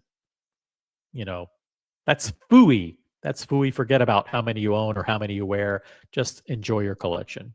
And I think it's not that surprising because there are two valid ways of approaching it. If you buy watches in order to wear them, then of course it's a good measure. And I thought the poll was absolutely a good one to ask. But if you just curate a collection and don't necessarily have to wear it all the time, then whether you wore it the last month or not is not necessarily an indicator of whether you want it or not. Mm-hmm. And everyone can actually decide for themselves whether they want it. That's not that hard, or should not be that hard. Yep. Let's learn more about this phase 6. I wonder if there's a name for it. But stick with me here. Phase 6, the specialist. Okay, I'm not sure if I think he may be losing me. He's right. He may be losing me here. The deep dive. Phase 6 is when you stop being a generalist and become an expert in one specific area. You don't collect watches anymore. You collect only vintage Omega Speedmasters, only German watchmaking like Longa, Glasuta, Nomos, only dive watches under 40 millimeters, only Japanese independent brands. Phase 6 collectors are authority figures, specialists in their sector. They know reference numbers. They track production variations. They spot redials from 10 feet away. I know a collector who only buys vintage Rolex watches. He owns... Oh, I mean, of course, vintage Rolex watches. I mean, that's not a category like some of these other ones that he named earlier. Like, yes. I mean, of course, he uses that one as an example, but it's a totally different example from the ones he talked about earlier. Yes, and again, he used the stock image of this Yima watch, which is a French watch, as an example for Japanese watches. He's completely all over the place, and as you so rightly said, it's not a phase. It's a different kind of collector, and you don't necessarily have to go through that phase at all. Hey, look who's using. Look at this. This is you're not even using a member milestone chat. This is an actual super chat. Flamingo Blue highlighted comment because OC is keeping him honest. Thank you, the Watch Hangout. Thank you to JJ and the crew. Hey, I'm JJ. sure, yeah, most people are subscribed to the Watch Hangout. So check them out several times a week. Check them out. Good channel. Over 60 people watching. Let's learn more about this, the specialist phase. I actually don't agree that sequentially that it's something that you do after consolidation. I don't think that makes sense as a logical next step. So yeah, he has lost me because the guy's off his rocker. Absolutely, and watches Logan anymore. Logan has lost me as well because he said something's wrong with me. I have a Nomos. I'd like to meet a Nomos specialist and figure out what's wrong with them. Hey, there are people that like Nomos. By the way, Teddy Baldazar put Nomos on the map. And to some extent, Britt Pierce did. Like, most people wouldn't even know about Nomos if it weren't for Teddy Baldazar. Now that he has a Rolex, he's completely power drunken, and he's looking down on small Nomos owners like me. That's right. I don't condone that. Logan got rid of a Zenith and a Tudor, became a Rolex man, picked up his second Rolex, and he hasn't looked back. Now it's all looking down on the little people. Mm-hmm. Yep. All right.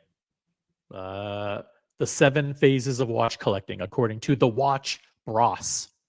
You collect only vintage Omega Speedmasters, only German watchmaking like Lange, Glasuta, Nomos, only dive watchers under 40 mm watchmaking. I love how like he thinks that it's a category that you would buy you'd buy German watchmakers and you would be into Lange and Nomos and Glasuta. Yes. Like, if I were into Lange, and I know like people like Paul, who's a Lange journey, he doesn't have. I mean, he has like hundreds of Lange, but I doubt if he has a Nomos that he'd ever wear to an event, or a Glasuta. Glasuta is considered is like a Lange knockoff in a way, even though Glasuta may be older and may have come first. Who knows? But I'm going to do something very dangerous and say something here that disagree might be with me. Controversial. I do that. I do that all the time. But no endless time is still in the chat, and maybe someone else from Germany will watch it later. So I'm not that much of an expert, but I would say if you're a Lange enthusiast like Jonathan Quay-Higgins, you stay within that brand, and Nomos might have a certain following because it's a very hip and in and trendy thing. So some people might collect several Nomoses, but Glashütte or Original is not an enthusiast brand. That's what I'm gonna say. It's a very commercial brand. It's a watch that you buy if you want to get great quality, and you walk into the AD for the first time, and it's not. You would either gravitate towards Lange or towards Nomos if you really were a collector, in my opinion. Is it true that Logan is actually a secret Nomos world timer wearer? Is in his back? We don't know. It's possible. It's possible. All right, let's keep going with the specialist phase, even though this guy's categories are kind of weird. Like Lange, Glasuta, Nomos. Only dive watchers under 40 millimeters. Only Japanese independent. Only Japanese independents, like this one. Brands. Phase 6 collectors are authority figures, specialists in their sector. They know reference numbers. They track production variations. They spot redials from 10 feet away. I know a collector who only buys vintage Rolex watches. He owns 20 or more of them, different references spanning 60 years. He can tell you the dial variation, movement details, and dates of production between different reference numbers. That has nothing to do with having progressed past the consolidation phase. This is a general category of collector. That's a douche. Yeah, it's a douche quality collector. But it has nothing to do with you had way too many watches and then you consolidated, and then only at that point you had to progress to the stage. This kind of doesn't this phase doesn't really make sense. A true walking encyclopedia of insanely detailed and nuanced information. That's phase 6, obsessive focus. If you reach phase 6, you become part of an elite community. The people who an elite community. Everyone here watching is already part of that. So at least everybody's here is at least at phase 6 because we're part of an elite community. If you reach phase 6, you become part of an elite community. The people who really know, which I get, and it's a valid path. I've watched many friends go down this rabbit hole, but it wasn't for me. I felt like it was a different kind of trap.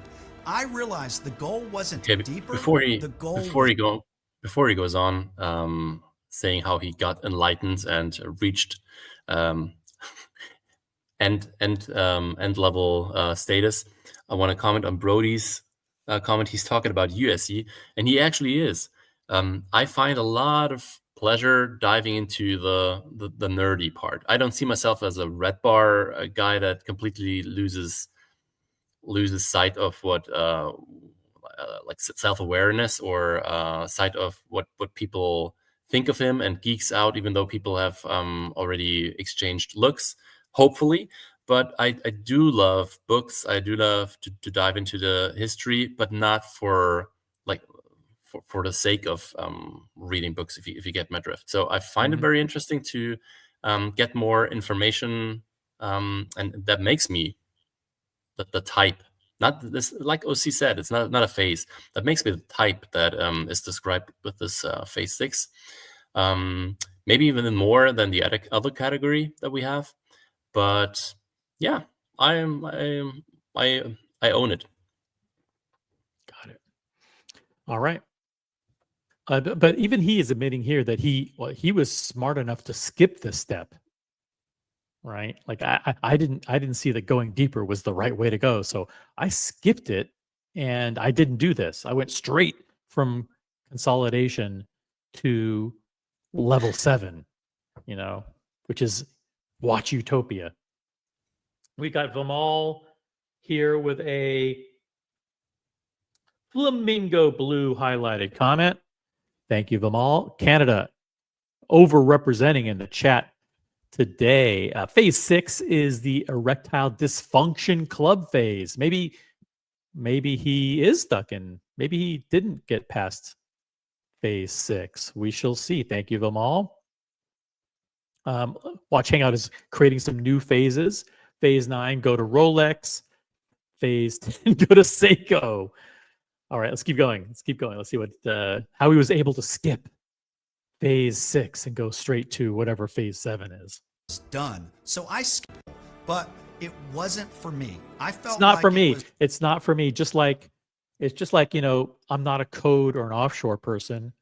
I think I should go straight to the Royal Oak and pick like the blue dial, or even the blue dial. It's interesting, but I realized my friends tell me I'm more of a jumbo guy. Like I'm more of an ultra thin. Like, what's the hardest to get watch that goes for the highest amount over premium? That's the watch that my friends say is right for me. That's my path. It's not for me. Many friends go down this rabbit hole, but it wasn't for me. I felt like it was a different kind of trap. I realized the goal wasn't deeper, the goal was done. So I skipped this phase entirely and took the path most people miss. And that's where I am right now, after 15 years, after 300,000 spent. And this is going to piss some of you off because... Ooh, get ready to be pissed off, guys. He's about to reveal phase 7. He got to the end where he's done. He's done. Can you skip back for 10 seconds again? Because I haven't found out what kind of watch he's wearing. And this dramatic outro here. So he's just about to reveal the reason or the what he got out of spending 300,000 euros. 15 years. He wasted 15 years of his life. Yeah. So the watch that he's wearing does not look like he got doesn't look like anything I would wear. Was was a different kind of trap.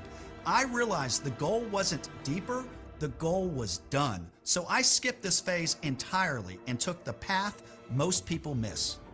And that's where I am right now, after 15 years, after 300,000 spent.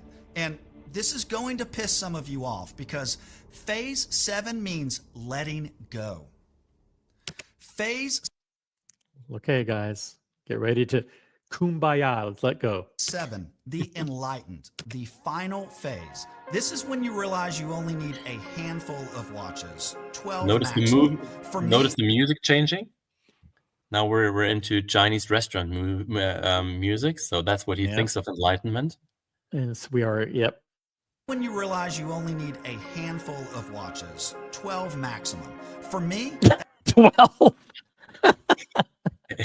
And it's also so funny how he creates those numbers. It's 12. It's not 11. It's not It's not 13. 4. It's 12. It's not 4. It's not 6. It's not 10. It's 12. Maximum of 12. 12 is still a lot of watches. 12 Yes. is a ton of watches. Well, he's done. He's done. Yes. that's a core 4 I'll never sell. Oh, Thank he's God. he's still stuck in rationalization, man. He is stuck in phase 4. Like when he said Thank the God. most. Yeah, Thank when God he said we the don't most. know what his four core pieces are because he blurred them a little bit, so we can't tell what they are. Let's find out what his four core pieces are. But yeah, I mean, I think he's proving that he is stuck in phase 4. 12 maximum. For me, that's a core 4 I'll never sell, and 2 to 8 rotating. Ugh. He has 4 terrible watches as his core. He has, well, looks like a two-tone. Is that a two-tone Royal Oak?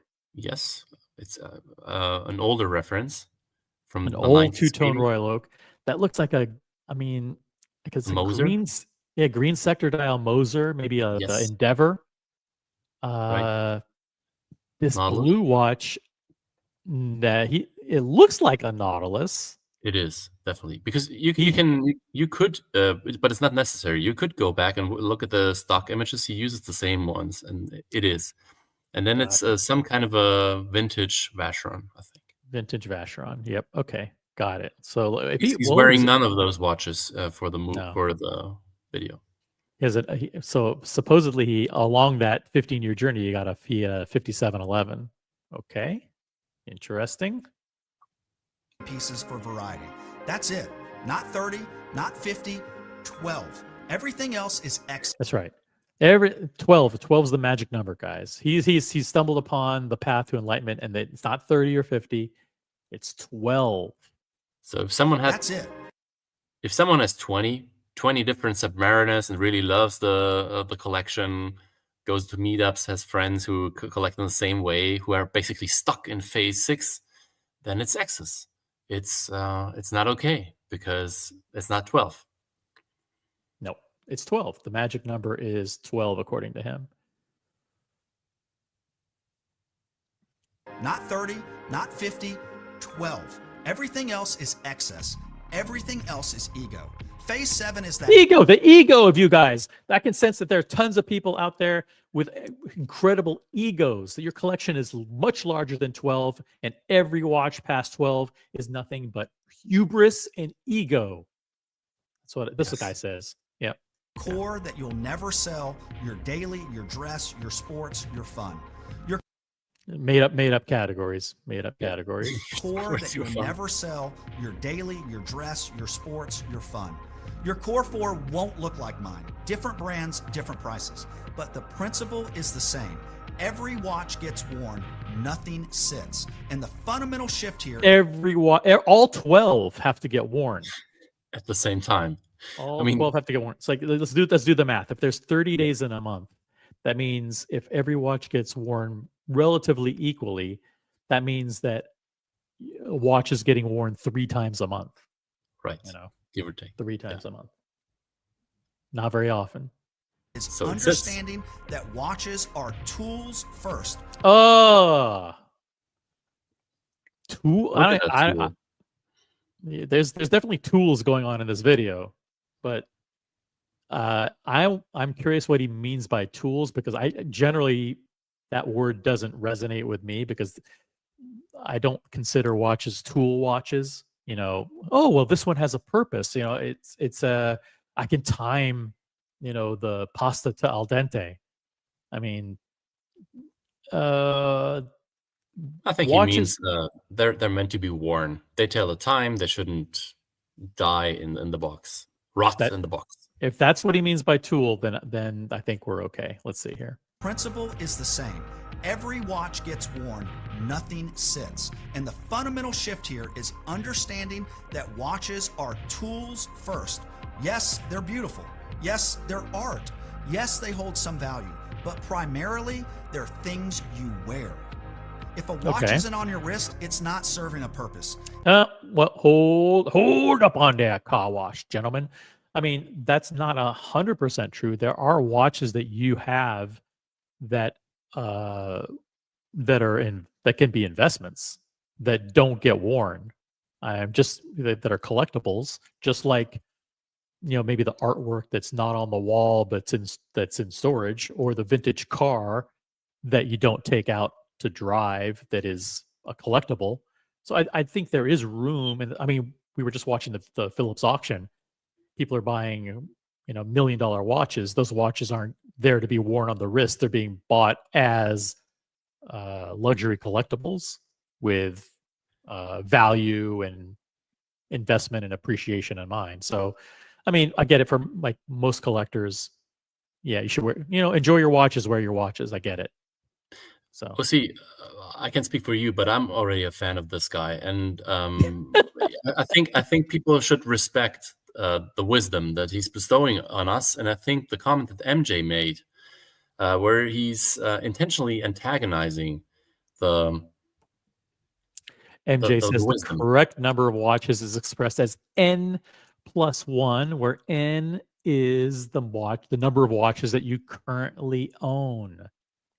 He needs to book a session with a doctor, with this doctor that we're looking at the moment, because he can heal you.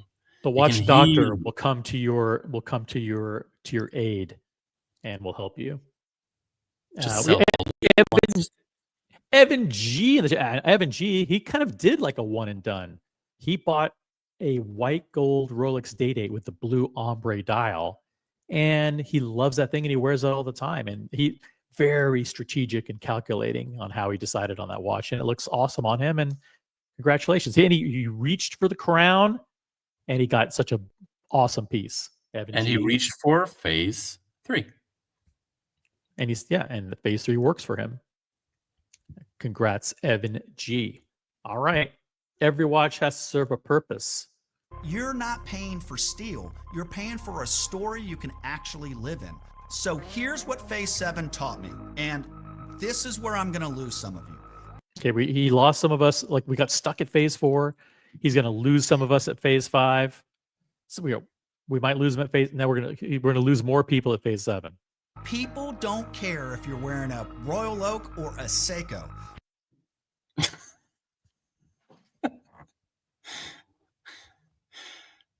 There better be a very, very good second half to this sentence, because wouldn't you like that Royal Oak on the left?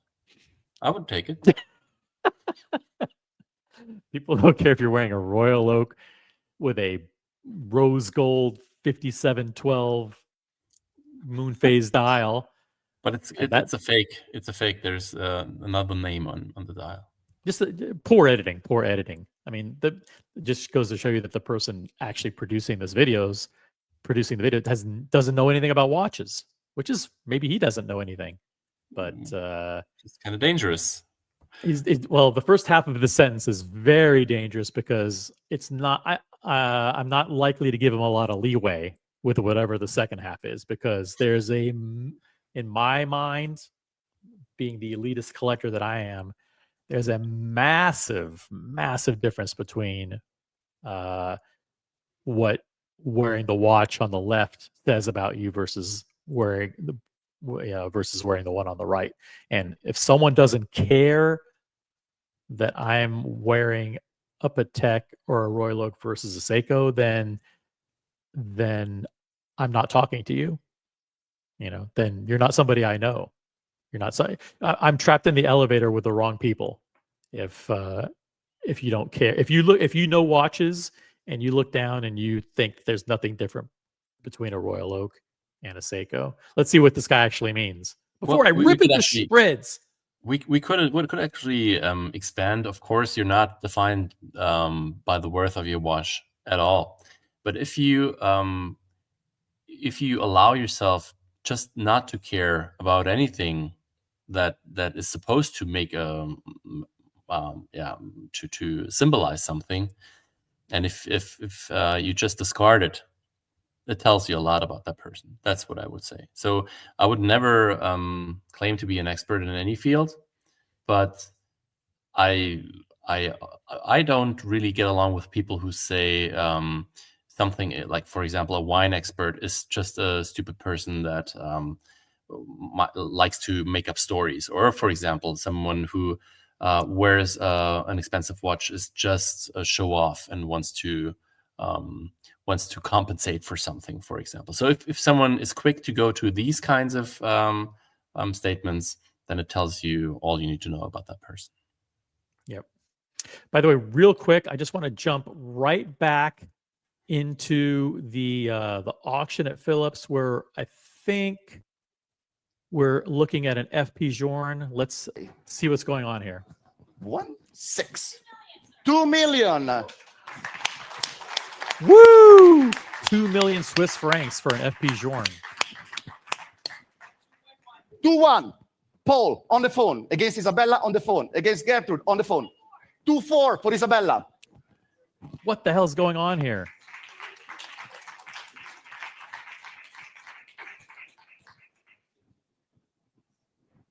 For the non-subscription. This is an Truly FP Journe, a fascinating timepiece, a window platinum in the dual history time and also in the resonance integrity of FP Journe. You didn't buy it together. I don't consider it a subscription. Absolutely fantastic. The gavel is up. We are at 2.4 million Swiss francs. Marcello De Marco. Going once. 2,400,000 at 2.4. Going twice. 2.5. 2 point what? 2.7.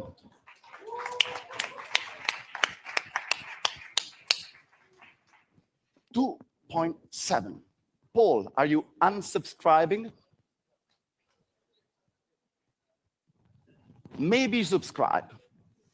What do you guys think about these auctions for FP Journe, guys? Overpriced? Is it hype? Isabella, it's with you at 2.7. I'm sure your client is hoping for a unfollow from Paul's client, but the unsubscribed subscription is one and only, and it is worth fighting for. Wow. However, I need to be fair to Isabella's client. The gavel is up at 2.7 million Swiss francs for the unsubscription. We are done. I think we have a winner. Going once, going twice, with a round of applause for all of those involved and to Monsieur Journe for creating the piece. Sold. 2.7 million is your hammer, and your paddle would be 1138. 2.7 fantastic. million. Absolutely. And we still insane. stay in the realm. Another one lost for phase 7 due to MJ's horrendous advice to add another one. Yep. And someone added 2.7 Swiss francs and add 25% on top of that to convert it to US dollars. And then add the 27% buyer's premium. Crazy prices. All right, let's we're at phase 7. Let's continue on. But the good news is if the buyer watches the stream after having paid for all of it and realizes which phase he's in and that he's actually having huge problems, he can always do what the creator of this video wants for him to do. So let's check it out. The Watch Bros. The Watch Bros Academy. Paying for steel. You're paying for a story you can actually paying for steel. Actually, Evan G says, goes, he's right. I didn't pay for steel. I paid for gold. He reached for the crown and got gold, baby. Live in. So here's what phase 7 taught me, and this is where I'm going to lose some of you. People don't care if you're wearing a Royal Oak or a Seiko. They can't tell the difference. They just can't. But here's they do notice. No one told the guy at the auction. No, hey, I mean, maybe he's talking about like people on the street from like a quarter mile away can't tell the difference. When you wear something you genuinely love, not something you bought to impress them, it changes how you carry yourself. I just released a whole video on the... Nope. Not going to do that. Your confidence shifts. Your posture changes. My posture doesn't get any better wearing a Timex or a Seiko. Okay. Yeah. Now he goes into something that we can really skip. It's called enclosed cognition, I think it's called. It's the idea. They did some scientific testing on it, and it's obvious that it works. That people that wear, for example, a doctor's dress, they perform better in test situations than others because it makes them feel more confident and competent at the same time. Mm-hmm. So of course a watch can give you a confidence boost, and if you perform in a job interview, in a flirting situation or whatever, if based on the fact that the watch made you feel better, you're performing better, then it has that positive effect on you. So that's, again, it's nothing new. Mathis says, I think this guy is AI. Based on this last phase, I think it's more likely than not that this was actually AI generated, because this last phase sounds like horseshit. The idea that you could just wear any watch and just feel confident, and that it's all about. Listen, I get it that the watch, that the man makes the watch doesn't make the man, but there's a big difference between wearing a Patek and wearing Seiko. The way you interact with people is different, and that's what they respond to, not the watch, but you. Oh, this fucking psychobabble. Come on. This is not an end phase. This is a bunch of junk. So that's what I meant. He's all over the place. He's cluttering all the different kinds of ideas, all in the attempt right now to hook us into what he really wants. Well, I don't. We're not going to let him hook us into anything. We're not going to be promoting anything. But let's just see where he goes. Insight is when you wear something that matters to you, your confidence shifts, your posture changes, the way you interact with people is different, and that's what they respond to, not the watch, but you. So the question isn't, what watch will make people respect me? The question is, what watch makes me feel like myself? Because a $500 watch you love will do more for your confidence than a $50,000 watch. No, it won't. It will not. That's why you didn't settle for wearing that Timex that you bought, or whatever that first watch was that you moved on to better watches, better brands that communicate something different about you. But I don't think so. I mean, he's not wearing anything that can be recognized. Has anyone in the chat recognized what he's wearing on the wrist? For the remaining part of the video, let's try and find it out. It's nothing that which impacts his credibility in my mind. The fact that he's not wearing a watch that is something that I respect. And if you have 12 pieces with 4 core. How can you say I want to wear a watch that makes me feel like myself? So do you have 12 different kinds of personalities? Or I don't get the argument. I don't get it either. Let's see what he says here. Bought for status. That's phase 7 realization. Also, another thing, unless you're buying Patek Nautiluses at retail, which you can't. Well, that's true. It's very, very difficult. Stop beating your chest about this watch or that watch is worth more than you paid. Watches depreciate, bro. Truth. Wait a minute. So unless, okay, let's see if I can understand this. Unless you're buying at retail, which a lot of us are. That's the thing, is like a lot of people who watch this channel are winners. This is all about buying Rolex and Patek at retail, but also you can buy from the secondary and still be a winner, depending on the watch. But the idea that if you buy a steel Daytona for 16,000, it's worth 32, that you're not a winner. You are a winner. That's a good thing. Which not according to him. Stop beating your chest about this watch or that watch is worth more than you paid. But it is. That's a good thing. We should be celebrating if I bought something. Why do you think people are buying Journe? They're not, and why? Not because they're beautiful watches, that's for sure. They're buying Journe. And why are you allowed to do so if you get the Nautilus? I don't get it either. It's completely illogical.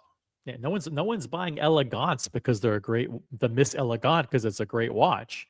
They're buying it because it's a watch for $20,000 that's worth $80,000. That's why they're getting it, and it opens the door to get other watches that are worth more than what you pay for them. Watches depreciate, bro. No, watches depreciate, bro. You just told me that they don't. That if you're able to get certain watches at retail, that they're worth way more, and that you don't like people who beating their chest and bragging. Well, I think that's something to appreciate if someone has a great relationship and buys watches at retail. That's a great part of the fun. That's a great part of the fun. Even Jazz Club, we all have to admire the fact that he used what he used to get a Panda Daytona at retail. As cringeworthy and delusional as that was, and as much as it was a terrible decision for the AD to give it to him and to not reward loyal customers and VIP customers with that watch, instead to give it to some kid, which was a terrible mistake. At least you have to recognize that this guy wants to buy watches that go for over retail. That's not dumb. But it's don't follow that up with watches depreciate, bro. We're not as bro. This watch or that watch is worth more than you paid. Watches depreciate, bro. Truth. Some depreciate slow. Bear in mind, he's not watch bros, he's watch bros. Watch bros. Watches depreciate, bros. Truth. More than you paid. Watches depreciate, bro. Truth. Some depreciate slower than others, but they depreciate. They all depreciate. Some depreciate slower than others, but eventually they all depreciate. Lastly, too many watches equals decision paralysis. Rotation anxiety is real. You know what happens? You end up. Do you get rotation anxiety? I don't even know what that is. Well, what the fuck is that? Believe me, I don't lose a second's sleep because I have watches in the bank that aren't being worn. I don't give a fuck. It's like, I know that they're there, but I'm not racking my brain. Oh my God, how do I develop a rotation strategy in order to make sure that, that I'm wearing this watch more? If watches are bothering you like that, then it's not fun. Everything about what we do here is celebrate the fun and the challenge and the excitement and the celebration of everything. Nothing that we do should be creating any anxiety. If it does, then there are things that you can do to fix that. Whether it's a relationship with an AD or if it's frustration about not getting the watch that you want, I can understand that. But rotation anxiety about watches that you actually already have, I don't think so. wearing the same 3 watches anyways. So that means I thought he was wearing 10. You know, why 3? I thought he did a good job consolidating, and then all of a sudden he was wearing 10. Well, I'd say he spent an awful lot of time explaining that if you have too many watches and you think you don't need all of them, you can sell them. And now comes the important part. Who to? Nah. Okay. watch on your wrist right now is the only one that actually matters. Phase 7 is letting go of the collector identity. You're not a watch collector anymore. You're not a watch collector, guys. You're just a watch wearer. You're a watch lover. You're not a collector. Stop buying watches. You're not a collector. You're just someone who. And that's why I think he said the exact same thing that I said. Yeah. He's an up and coming guru. I can already see a huge following for him. I'm going to be one of them in the crowd, and what I love is that he's telling us how it is and how it isn't, and what we're supposed to do and what we're not supposed to be doing. So I especially we would be that. lost. We'd be lost without him. We'd be lost without this kind of guidance. You know, we don't need to be a watch collector. We need to be a watch wearer. Yes. Actually matters. Phase 7 is letting go of the collector identity. You're not a watch collector anymore. You're just someone You're who healed. has watches You're they healed. love. You And are that healed. distinction, that's freedom. Freedom. That's why Freedom. I'm selling 32 watches. And Nice box. I'm selling 32 watches. Oh, good for you. You made 32 terrible decisions. Most of us don't do that. Most of us actually don't make that many bad decisions. So this guy, you've lost all credibility. None of us should be following your advice. You made way, way worse decisions and way more bad decisions than almost anybody who's watching this channel. I can guarantee you that 99.9% of the people who end up watching his video didn't make as many mistakes as he did. And his advice is advice that anybody can figure out. I'm not going to sit here and pretend it's easy. It's not. This is going to be a long process. It'll probably take me a full year to sell all of these pieces properly. Oh my God. It's going to take actually, I mean, it does take time. People do tend to do it in phases. You know, it's like rehab. It's like rehab. It's a process. Right. You might experience withdrawal, but he's here for us. He's gonna help us through this entire process. And honestly, it's emotionally hard. These are watches that are which is why you need like therapy, like watch selling therapy is something that, you know, like a watch psychiatrist to help you. in a sell box, but I love. Even though I never wear them, there's history there. Is he about to cry? I mean, like the music and everything. It sounds like he's gonna break into tears here. No, he's just empathetic. He has a I'm looking at this shot. I mean, Jimmy Swaggart looked exactly like this right before he started bawling, tears streaming down his face. This guy's really, it's all sinking in. He made a gazillion bad mistakes, and now he's got to sell 32 watches. He made 32 bad decisions, and he wants to put that on us. He's beaming with an enlightenment, and therefore, yes. Let's just continue listening. Hallelujah.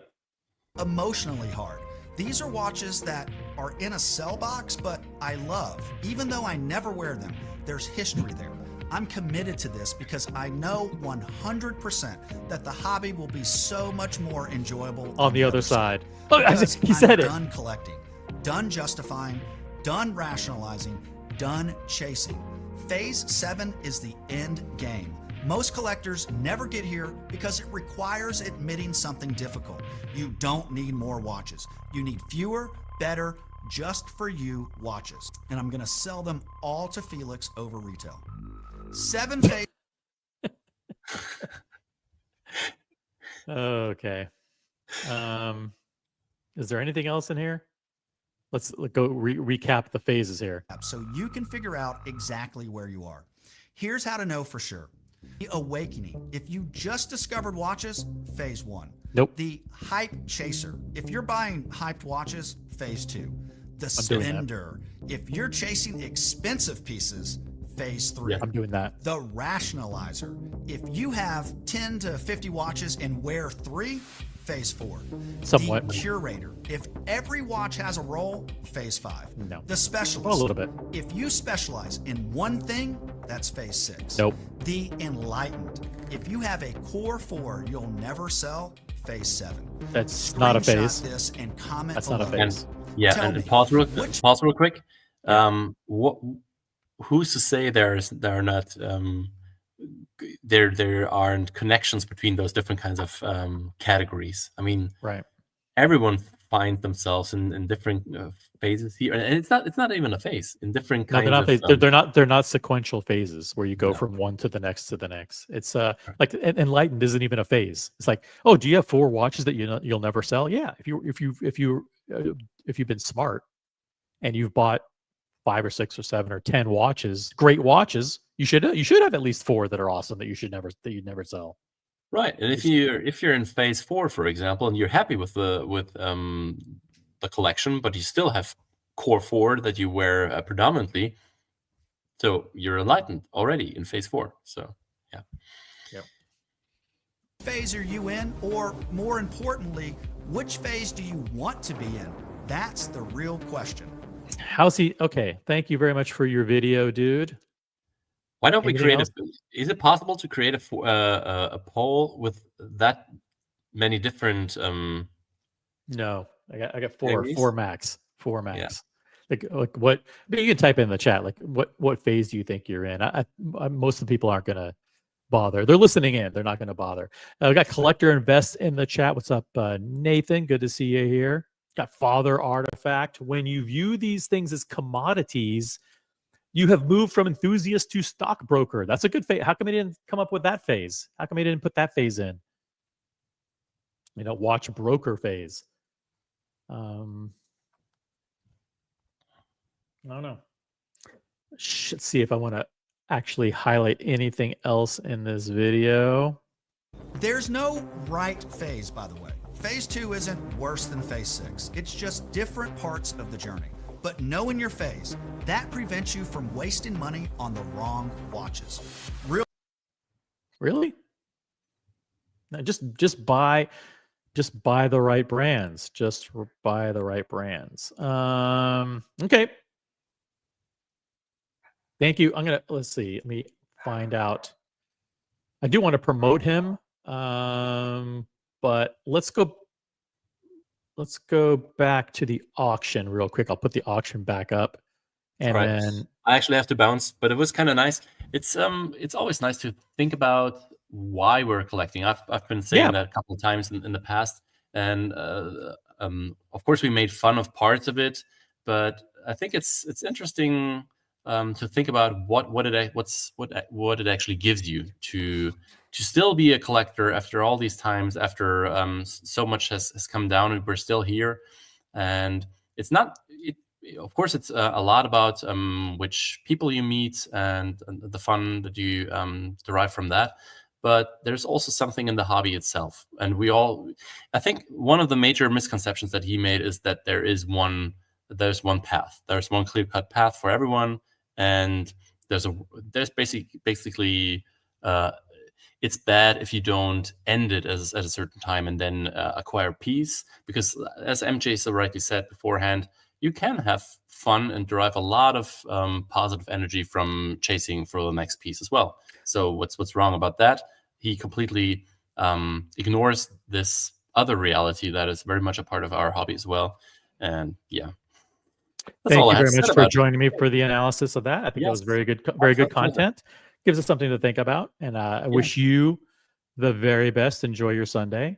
The rest Same of to your you Sunday. and everyone in the chat. Bye-bye. SE, everybody. Bye-bye. Please send a note to thank SE for jumping on the panel. Let's go back to, by the way, if you just joined us, breaking news from the world of social media. Jazz Club has revealed, now he said that he would not reveal it publicly. He said that he would not talk about this publicly, but yet just a mere few hours after he posted a comprehensive video claiming that he would not talk about it, he revealed that he has picked up Panda Daytona as his first piece from retail. Let's listen in on the breaking news. Jazz Club is a Panda Daytona owner. The craziest Rolex retail experience. If you followed me on Instagram, you guys are. Remember, don't forget to take a shot every time the word journey or experience is used in any of these videos, guys. Take a shot. The craziest Rolex retail experience. If you followed me on Instagram, you guys already know that I walked in and walked out with a Panda Daytona. I could spend an hour straight explaining, how I did it, Yeah, please, can you do an hour video explaining how you did it?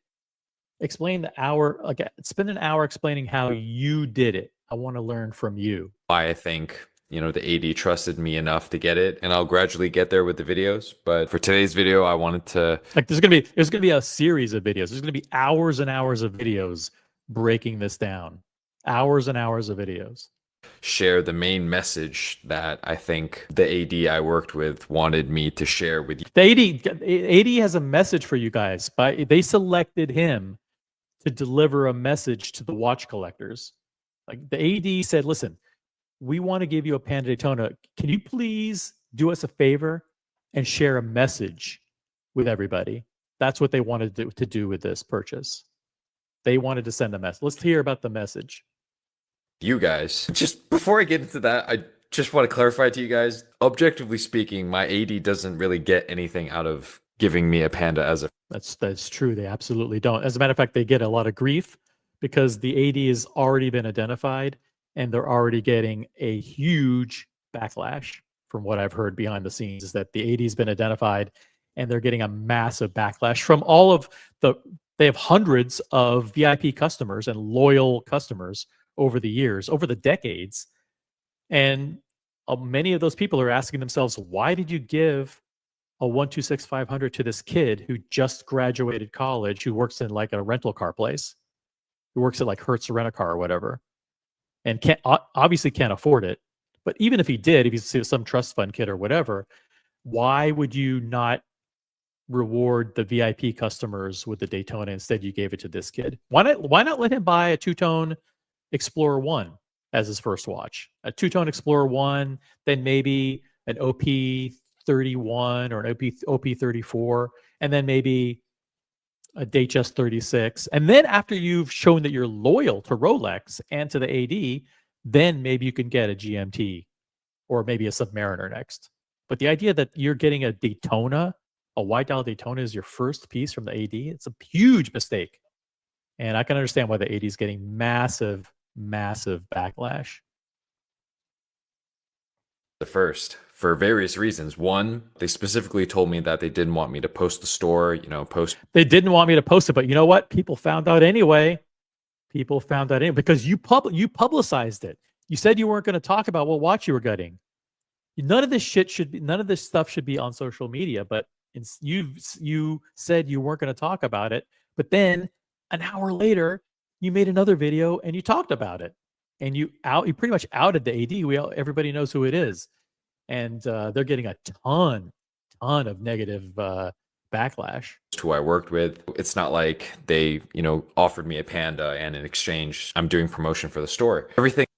Why would any Rolex authorized dealer that's been around for decades and decades and decades think that you could help them build their business after they've been surviving as a preeminent jeweler in their area for literally decades? What are you going to bring to the table? I mean, the delusion is off the charts. Offered me a Panda and in exchange, I'm doing promotion for the store. Promotion for the store? Who's he gonna refer to the store? People who work at Starbucks? I mean, kids, his friends in his college class who have 100,000 or 200,000 in student loans. Everything that happened was very pure and very genuine. And from my understanding, the main message that The message, guys, that from what I understand, from what I'm fucking making up in my deluded head, here's the message that the AD wants to communicate to the global watch community. AD wanted me to share with you guys is that when it comes to the Rolex AD experience, not every AD is purely transactional, in the sense that a lot of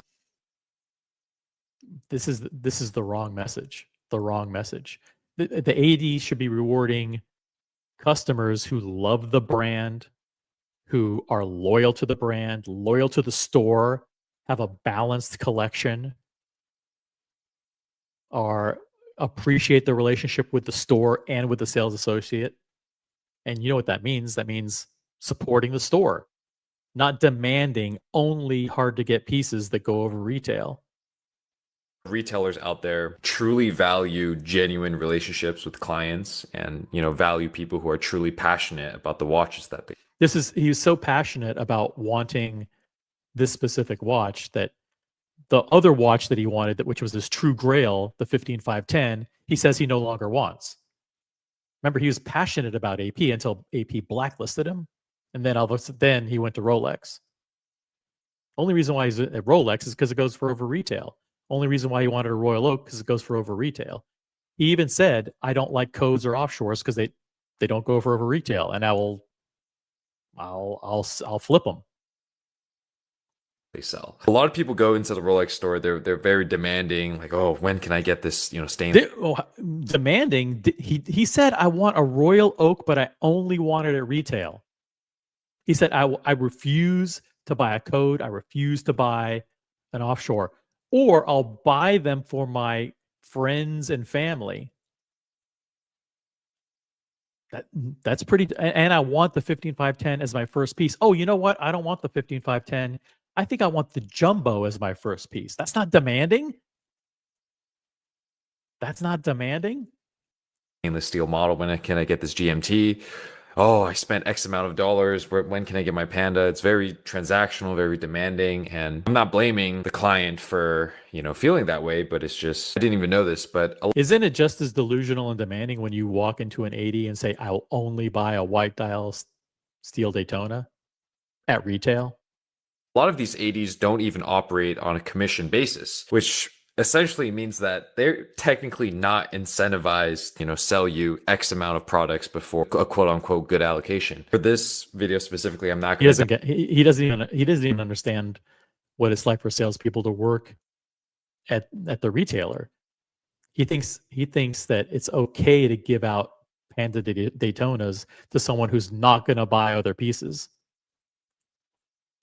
He thinks it's a smart strategy for the SAs to give Panda Daytonas to 22-year-old kids who don't want Datejusts or Explorer 2s or Day Dates in their collection. They're only going to buy Daytonas and GMTs. And the SA is doing the right thing by going after those kind of customers.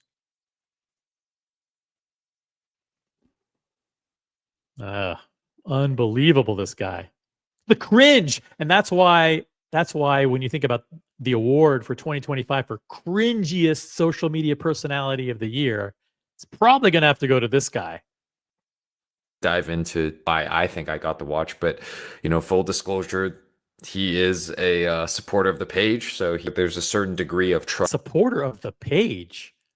You mean what? You and your followers, the college kids who follow your channel? I mean, who gives a fuck? Like, I don't give a fuck about how many subscribers I have. I think I have like 700.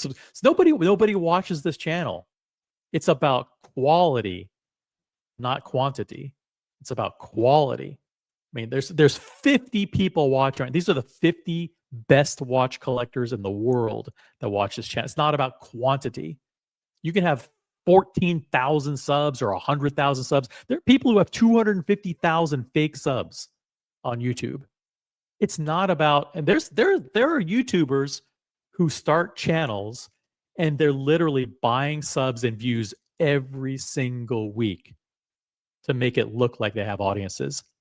Those people are fucking frauds. The idea that ADs and brands would cater to these social media douchebags just because they bought 14,000 subs? Who gives a fuck? or worse, that you pretend to have 250,000 or 500,000. You just bought it. Then you do a live stream and you can barely get 100 people. It's a scam. You guys they're attempting to scam the brands and scam the ADs. Like for this guy to position himself as like, well, I'm in a position to return 100x back to the AD for their trust in me. You have zero to offer, absolutely zero.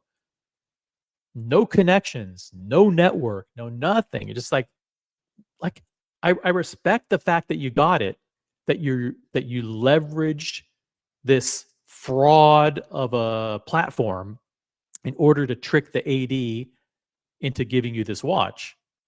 I appreciate the hustle, the leverage that you use, all that stuff, but it's cringeworthy what's going on here. Let's make no mistake about it. It is absolute delusion. It was a huge mistake for the AD to give you that watch, just like it would have been a huge mistake for AP to give you a Royal Oak. Luckily, they came to their senses and they blacklisted you. And I think AP knows that if they were to ever give you a watch, it would make them look ridiculous, especially in light of all of the chaos and controversy around who's getting invited to dinners and to receptions and to parties. They're already receiving a huge backlash because these social media douchebags are getting invited to these 150th anniversary parties, and the loyal collectors, the VIP collectors, aren't even getting invites. And the market and the ADs and the sales associates don't even know when the marketing department is sending out these invites to these influencers. I mean, it's the same thing with this AD who gave you this watch. It was a huge mistake. It's a huge backlash for them. The word is already out on who it is, and they're getting a bunch of very negative feedback from their loyal customers about it. And they're never going to admit it. They're never going to say, "Hey, Jizzo, this was a huge mistake. We're getting a ton of negative." But they probably have hundreds of customers who are already learning about this through the grapevine. Oh, did you understand that they gave a 20-year-old kid who's friends with so and so a watch instead of rewarding people who've spent hundreds of thousands of dollars and have supported the AD for decades? Buying engagement rings and jewelry and things for their family members for decades. It's not a good look. Not a good look. Trust that he has with me. He knows that I'm not a flipper. I'm not a flipper, but I'm not a code guy, and I'm not an offshore guy. And I won't buy an Explorer, and I won't buy a Datejust, and I won't buy an Air King, and I won't buy a Date 8, and I won't buy an offshore. I won't buy a Calatrava, but I'm not a flipper. I only want the things that go for way, way over retail. He knows that I genuinely do love this watch. Yeah, of course. Who doesn't love a Panda Daytona? I mean, for years, apparently the guy was saying, I love the 15510, and now all of a sudden he doesn't love it. So, I mean, who's to say that he'll love this watch in 6 months? Maybe he'll sell it. I mean, probably a very, very good chance that he'll flip it. He knows that I have a certain network of genuine watch enthusiasts. No, he doesn't. I will. What? Like 1,400 subs or 400 subs or whatever? Bring to the store. Treat your AD. He's going to bring, guys, ADX that's been in business for 100 years selling jewelry and watches. He's going to bring them business. That's the thing. That's the thing that this Rolex authorized dealers, guys, I don't know if you know this, but they're in crisis. Boom. Rolex dealers are in crisis right now. They need help from people like him to send them customers. They are completely out of customers. Rolex, the watches are piling up. They don't know what to do. There's no demand. If we could just reach out to this guy and he can create demand among the people that work at Starbucks and at 7-Eleven and Wawa in some of these other places, you know, local car wash. I mean, who knows what? Maybe kids at the young Republicans club. Or I don't know. People who work at the college bookstore. He's going to get those people to come in and start spending hundreds of thousands of dollars on jewelry and watches. Right. Treat your salesperson like a real person. Obviously, treat them like a real person, but when they need help selling Breitling or IWC or Panerai or JLC, you won't be there to help them, will you? No, you won't. Because you'll only buy Daytonas. You won't be there to help them. The SA it made a poor choice giving you the watch, is what you're saying, because you're not going to reward them by having a well-rounded, balanced collection. By doing this, it's not going to guarantee you a Panda as a first piece. Doing what? What did you do? I mean, from what we heard, just trust. You called a trust fund friend. The friend bought it on his purchase history. Just like you tried to leverage someone at AP to get a Royal Oak as your first watch, and the AP corporate found out about it. Said, "Fuck! Don't give this fucking kid a watch. You know how bad it's going to look for us." Unfortunately, this AD is now experiencing that backlash. Let's keep going. But I can say this with absolute certainty that if you take this approach, it's going to help you a lot more. What approach did you take? Creating fake videos on social media? About how you have a club?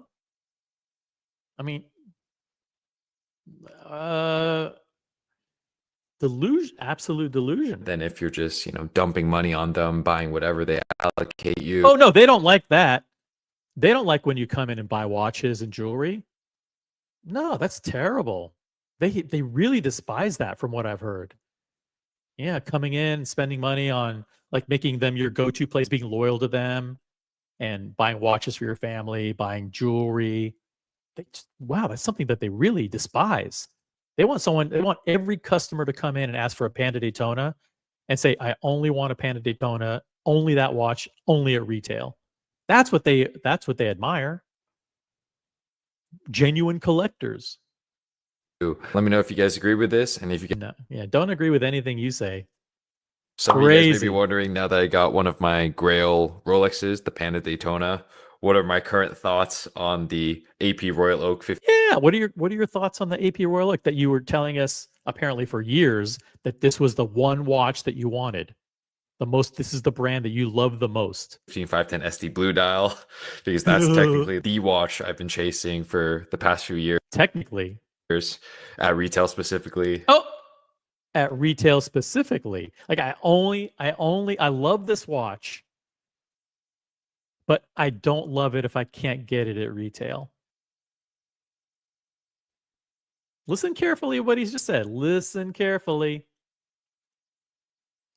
The watch I've been chasing for the past few years at retail specifically. At retail specifically. So in other words, if someone say, "Hey, would you like the 15510?" It's $44,000. Oh no, I don't like it. I don't like it now.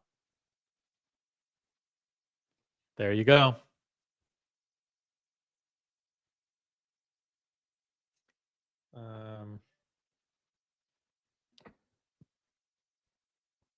Guys, just a quick note in the chat. Be careful. Don't type out the J word in the chat. The name of his channel is Jizz Club or something like that. So be careful. Don't use that actual word in the chat because YouTube doesn't really like it.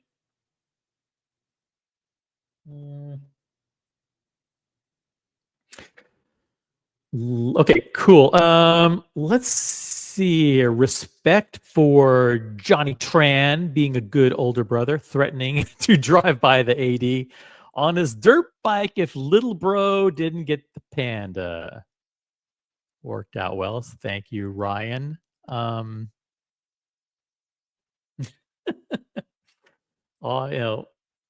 Let's see who else do we have here. Who else is in the chat? Any comments? Feel free to jump on the panel, by the way. The link is pinned at the top of the chat. The Mall says, I want a steel Nautilus as my first Patek. I mean, my appetite is insatiable. It's like, that's right. You're a true collector. You're a true collector. They don't want, that's right. The salespeople don't want to sell stuff. They want to build relationships. Yes. They want friends. They need more friends. Howdy y'all, says Andy Lewis. What's up, Andy Lewis? Snookered in BC says 250,000 fake subs. No, there are YouTubers out there with fake subs. There are people who are buying views and subs every single day. We can see the pattern of that. Even new channels that are just starting out. Like all of a sudden, like someone will be watching the live stream and the live stream ends and has like 140 views. And then you go back to the stream the next day and they bought 2,000 views for it. I mean, it's as clear as day. But this guy wants the Royal Oak. Let's see. He specifically wants it at retail, though. He loves the Royal Oak, but only at retail. And it's so funny. I got to try on a 15510 SD Blue for the first time in a very, very long time. And funny enough, it was the first time the watch was sized perfectly to my wrist. So I tried it on. Don't get me wrong. I still love the shimmer. Oh, don't get me wrong. I still like it, but I found a watch that is harder to get, more in demand, and goes for higher over retail, I bet. Of the Royal Oak bracelet. I love the blue dial. But as I did the wrist roll, as you'll see here or here, the watch is very big on my wrist. And has your wrist gotten smaller? Has the watch gotten noticeably bigger? Have they changed the dimensions of the Royal Oak 41 millimeter suddenly? I don't think so. It's funny because all these years I've been lusting after this watch, and all my big AP lusting after because it goes for over retail. Collector friends are all like, Justin, trust me, get the jumbo instead. It's so much better than the 55 to ST. And I was, kind of stubborn. I was kind of like, no, you know what? I'm gonna stay loyal to this. This is the model I want. It's very bulky. I have a 6.7-inch wrist, which is slightly above average, but just slightly. He's so funny. In my opinion, I think a 41 millimeter Royal Oak fits like a 43 millimeter Rolex. Obviously, my sales guy at AP knows that I want the 5510 SD Blue. I didn't even.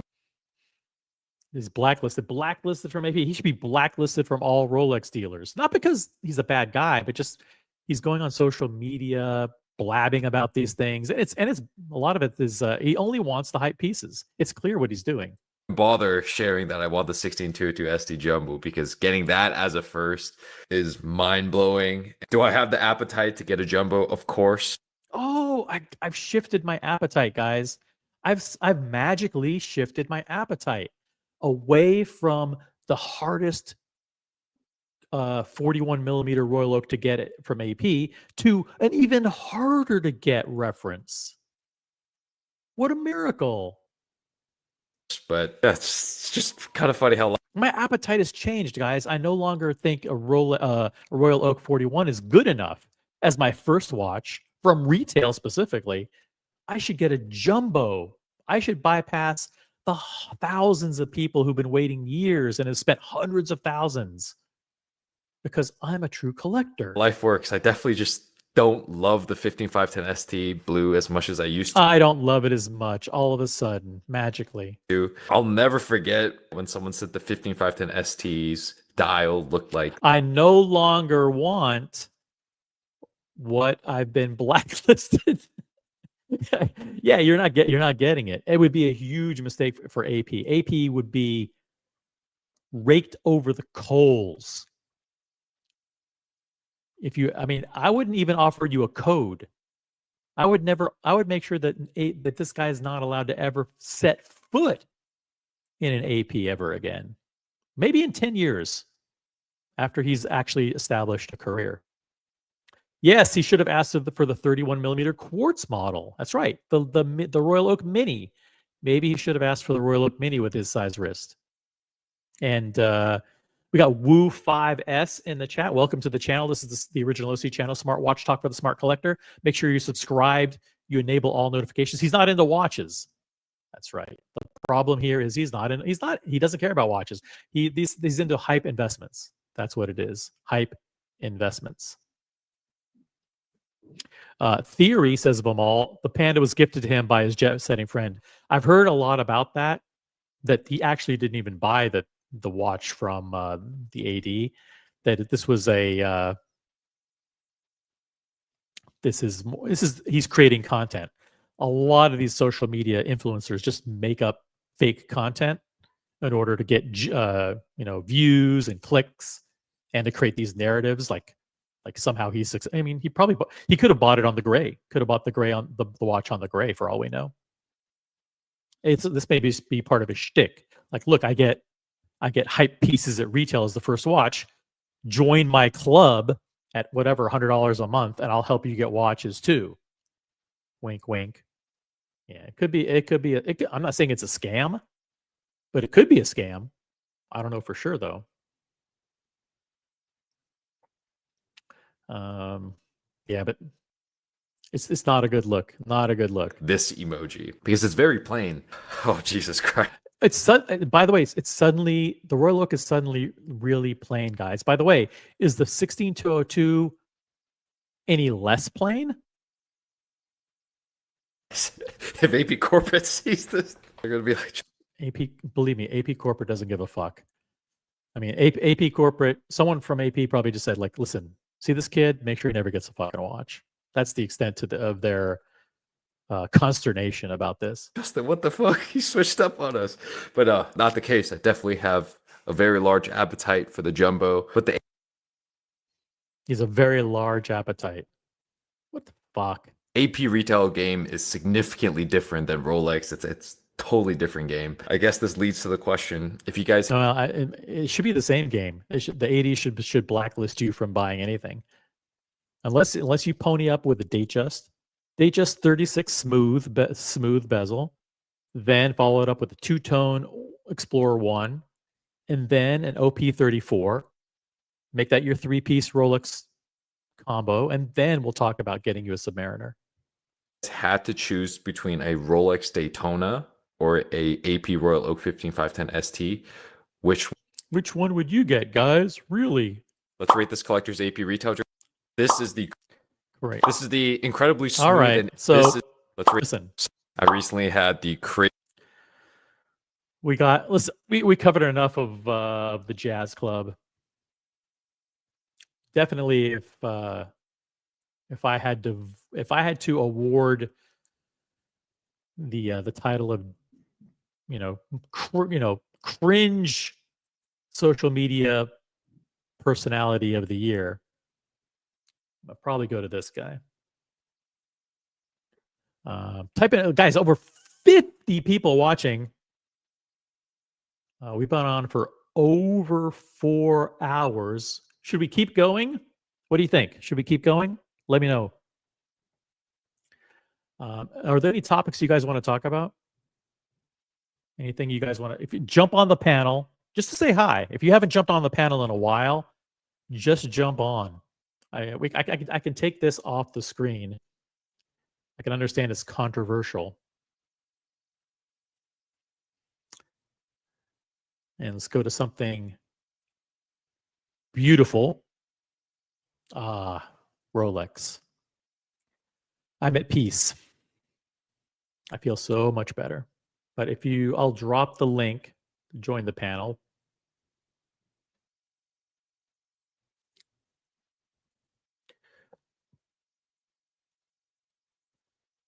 If you want, I'm happy to go back to the auction. You want me to go back to the auction?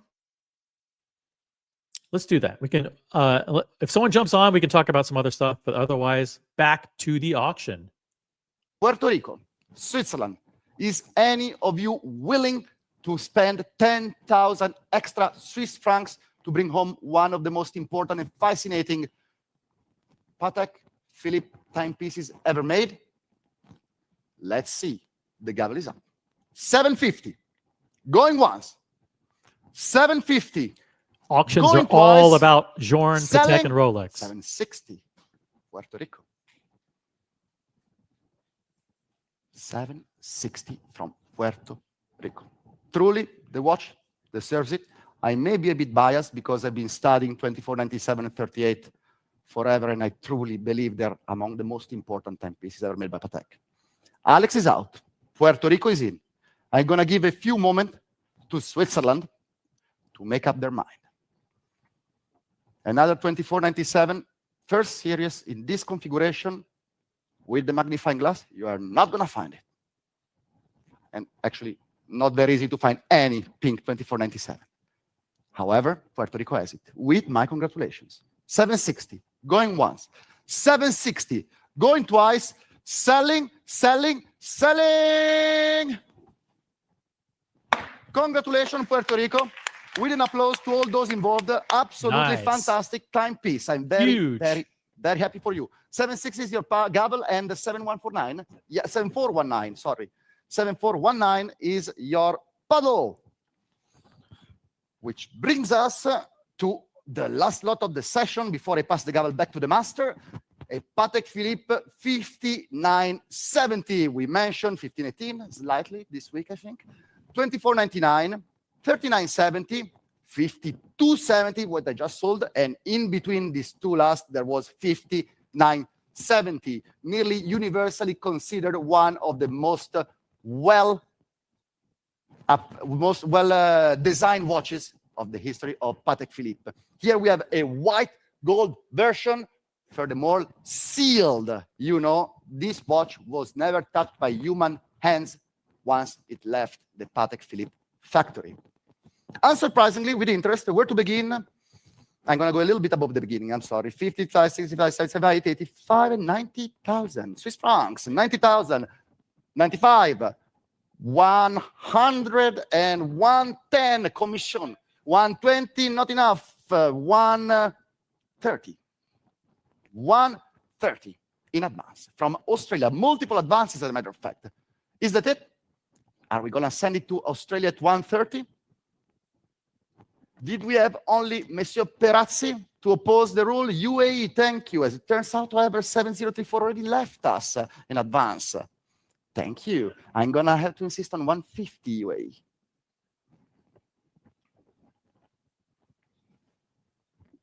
Australia, 150. Thank you, Clement. I'm sorry, London, and I'm sorry, UAE. Clement was a split second ahead of you for the sealed 5970G.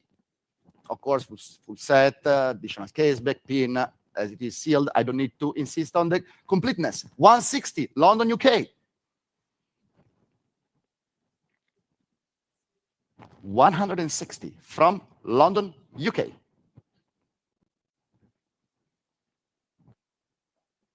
Clement, Thomas. All said and done. Very well. We are sending a sealed timepiece to London then. 160, going once. 160. We are at high estimate. Let's see if somebody wants to bid at 165, but I'm going to be very fast. 160 going once. 160 going twice. It's now or never at 165. UAE is 165. Thank you, UAE. 165 from the UAE. Who's going to come back at 170? UAE has it at 165. London, Clement. Thank you very much. Heads shaking on the phone. It's only London online now. 170, you know, after a split bid that I offered, I'm going to be a little bit faster to compensate. Going once at 165. Going twice at 165. Selling, selling, selling. London, final chance. And congratulations, UAE. 165 is your hammer, and 7183 is your paddle. Thank you very much. And I have now the pleasure of passing the gavel back to Mr. Horel Bax.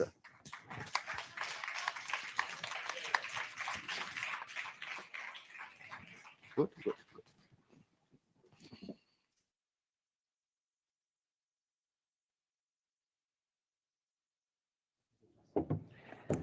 Thank you, Marcello. As always, a history lesson for everyone about watchmaking. I love it, really. Well done, bravo, Marcello.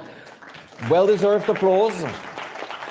201, ladies and gentlemen. Let's go and start with Neo Vintage, the last 13 lots of today's auction. This is the early reference 3050, ladies and gentlemen, with this incredible mesh bracelet, Breguet at its best from the golden era. We start with interest already at 14, 15, 16,000 with l'huissier, 16,000, 16,000 franchi for this incredible Breguet perpetual calendar, 17,000 Netherlands, 18, 19, 20,000 Netherlands. You have it at 20,000. It's not with you, Maître. 20,000 is here. 22,000 UAE. 22,000 UAE for the Breguet perpetual calendar. Self-winding, still very slim with this attached mesh bracelet, a collector's item by itself. 22,000 it is. Any advance on the phones? Any advance in the room? We have 22,000 in the UAE. 22,000. Anyone else joining the bidding at 22,000, 24,000 on the aisle? UAE, it's a gentleman bid. Here in the room, 26,000 UAE. 26,000. En ligne. Against you in the room, 28,000. Back on the aisle, 28,000. At 28,000, 30,000 UAE. 30,000. 30,000 UAE online. 32,000, back to the gentleman nodding at me. 30,000. 32,000, pardon me. 32,000 is seated in the room in the center. Ahead of you, UAE, for this exceptionally early and rare Breguet. 32,000, 32,000 UAE, fair warning. The gavel is up. It's with the gentleman collector right in front of me in the room at 32,000. Going once, UAE, be warned. Going twice, UAE, I'm selling to the room bidder at 32,000. Are we all done? 32,000. Sold to you, sir. Thank you very much indeed. May I see your pedal number for the good form? Le numéro 238, maître. Number 202, the equally rare, very early 3610 from 1992. This is the perpetual calendar chronograph. It is Breguet's take on 3970, for example, from the same period with exceptional nice finish and strong case, as we can see with the coin-etched band. We start already at 18, 19, 20,000, 22,000. The 22,000 are showing in blue on the screen, coming from Switzerland, 22,000, 22,000, 24,000, Saudi Arabia, 26,000, Switzerland. Ahead of you, 28,000, UAE, a second online paddle. Switzerland has it at 30, against the two bidders in the UAE and Saudi Arabia. UAE is quicker, 32,000. Switzerland comes back at 35,000.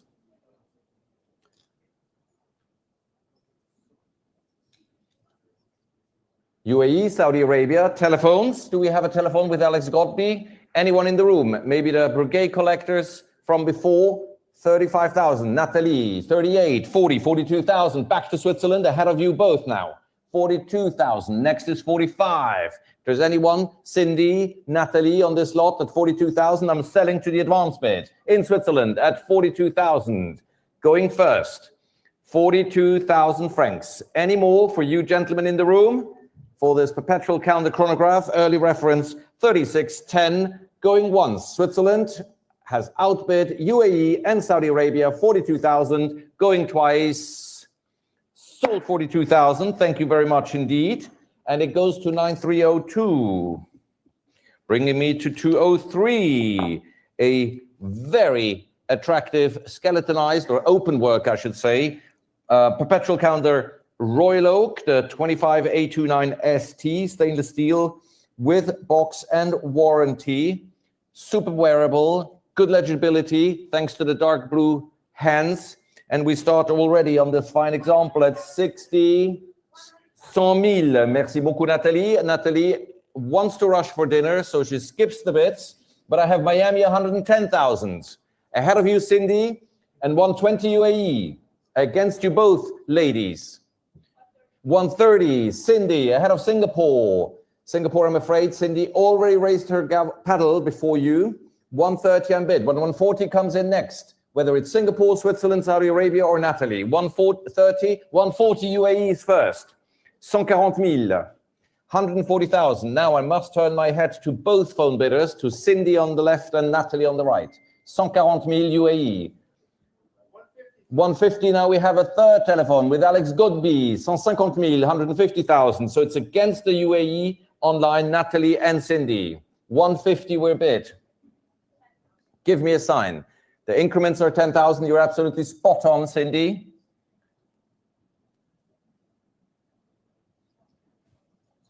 $150.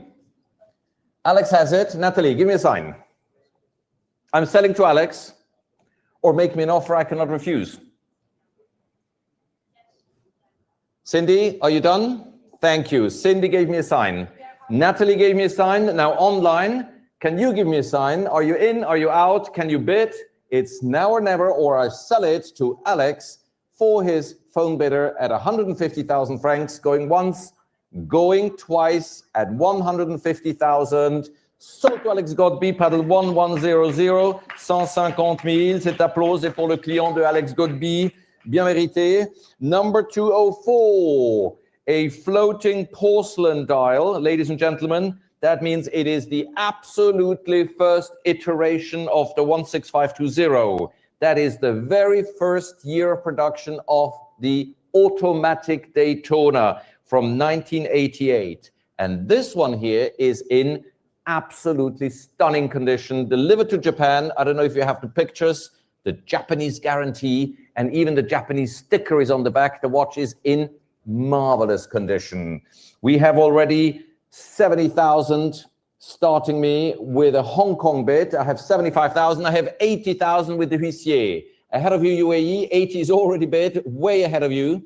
You must come back at 85 if you wish to have a chance. It's 80,000 here, the commission bid. It's against you in the room, it's 80,000 here. C'est à vous mettre à 80,000. 80 en bid. 85,000 Hong Kong. 90,000 with the huissier. 90 en bid. Still his bid. Smiling here to my left.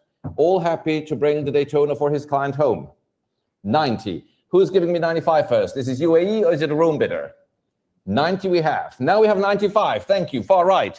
Back at 100 with the huissier. 100,000, 100,000. 100,000 and bid. UAE, you still haven't won it. Will you take it at 110? He has it at 100. And if you don't bid, I will sell it to the absentee bid represented by the notary here to my left at 100,000. The gavel is up. Make no mistake. You won't find a crisper one with the floating cosmograph and the full set Japanese papers and stickers. Going once, 100,000. Going twice, 100,000. I jugé à vous mettre 100,000. Congratulations to your client. 6037 in English, 6037. And 205 comes next. And this is one of the most beautiful time-only Patek Philippe wristwatches in the world. It is by many this three-tone dial with Breguet numerals. The silver ring is a work of art. Again, tried to be copied by many. No one ever matched that dial from 1939. And here we have one where the extract confirms that the case and the dial were replaced in the 60s during the servicing at the manufacturers. Each component is 100% confirmed on this watch. And we start right away at 75, 80, 85, 90, 95,000. Here with us up front at 95,000 francs. Who wants to join the bidding now with around 100,000? Is it online or is it a telephone? It's 100,000 Singapore. Thank you very much indeed. Now we have 110,000 back with us here on the desk at 110,000. Against you online, against you on the telephone. Jackie, who will be the first bidder at 110,000? Singapore, it's against you. Singapore, ahead of you on the telephone far right. Alex, are you bidding on this lot? I take 115 with great pleasure. There we are, 115. So we go in fives. That could mean that we have a cold dinner tonight, Alex. 115 is your bid. Singapore, would you like to give another fiver to make it 120? Do I have any other phones that I'm missing here? Looking at the phone bank, looking at the room at 115,000 francs. If no one else is joining the bidding, 120 ahead of you. There we are. You could have had the 120. You wanted to save 5K.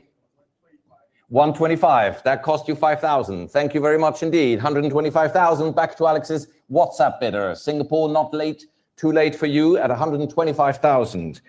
At 125,000, I'm selling it to Alex if no one else is joining the bidding right here, right now, at 125 000. Going once at 125,000 with Alex. 125,000. It's still with Alex on his phone. 125,000 Singapore. I'm selling 130. A new collector in the room ahead of you. Alex at 130,000 in sala contro Alex Godby. 130, just in time. Thank you, sir. 130, Alex. Feel free to accelerate the pace for everyone's well-being. 135, so call dinner it is. 135,000, 135,000 al telefono con Alex. 135,000. 135,000. The bid is back with Alex's phone bidder. 135,000. Thank you, sir, for your bidding. 135. I think you have it at 135,000. I'm saying going once, going twice with Alex at 135,000. This marvelous going to Alex's client. Sold to Alex Godby, 135,000. Congratulations.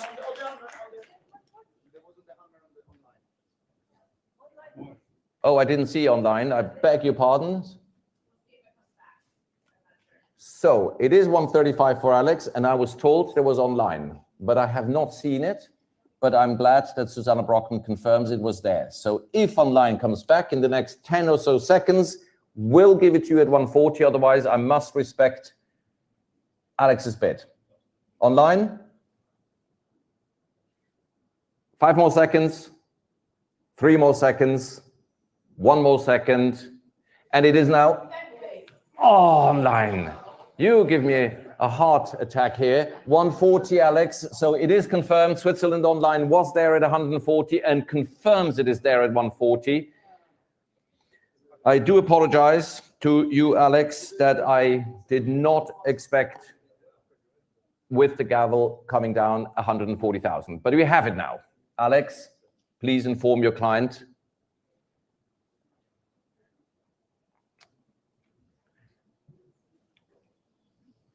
And now, of course, out of fairness, 145, another Swiss bidder is coming in. Suddenly, everybody wants it. How interesting. 145 Switzerland. So we have 2 Swiss online and Alex, who's connecting again with his collector. 145,000, 145,000 it is. Another Swiss paddle popped up.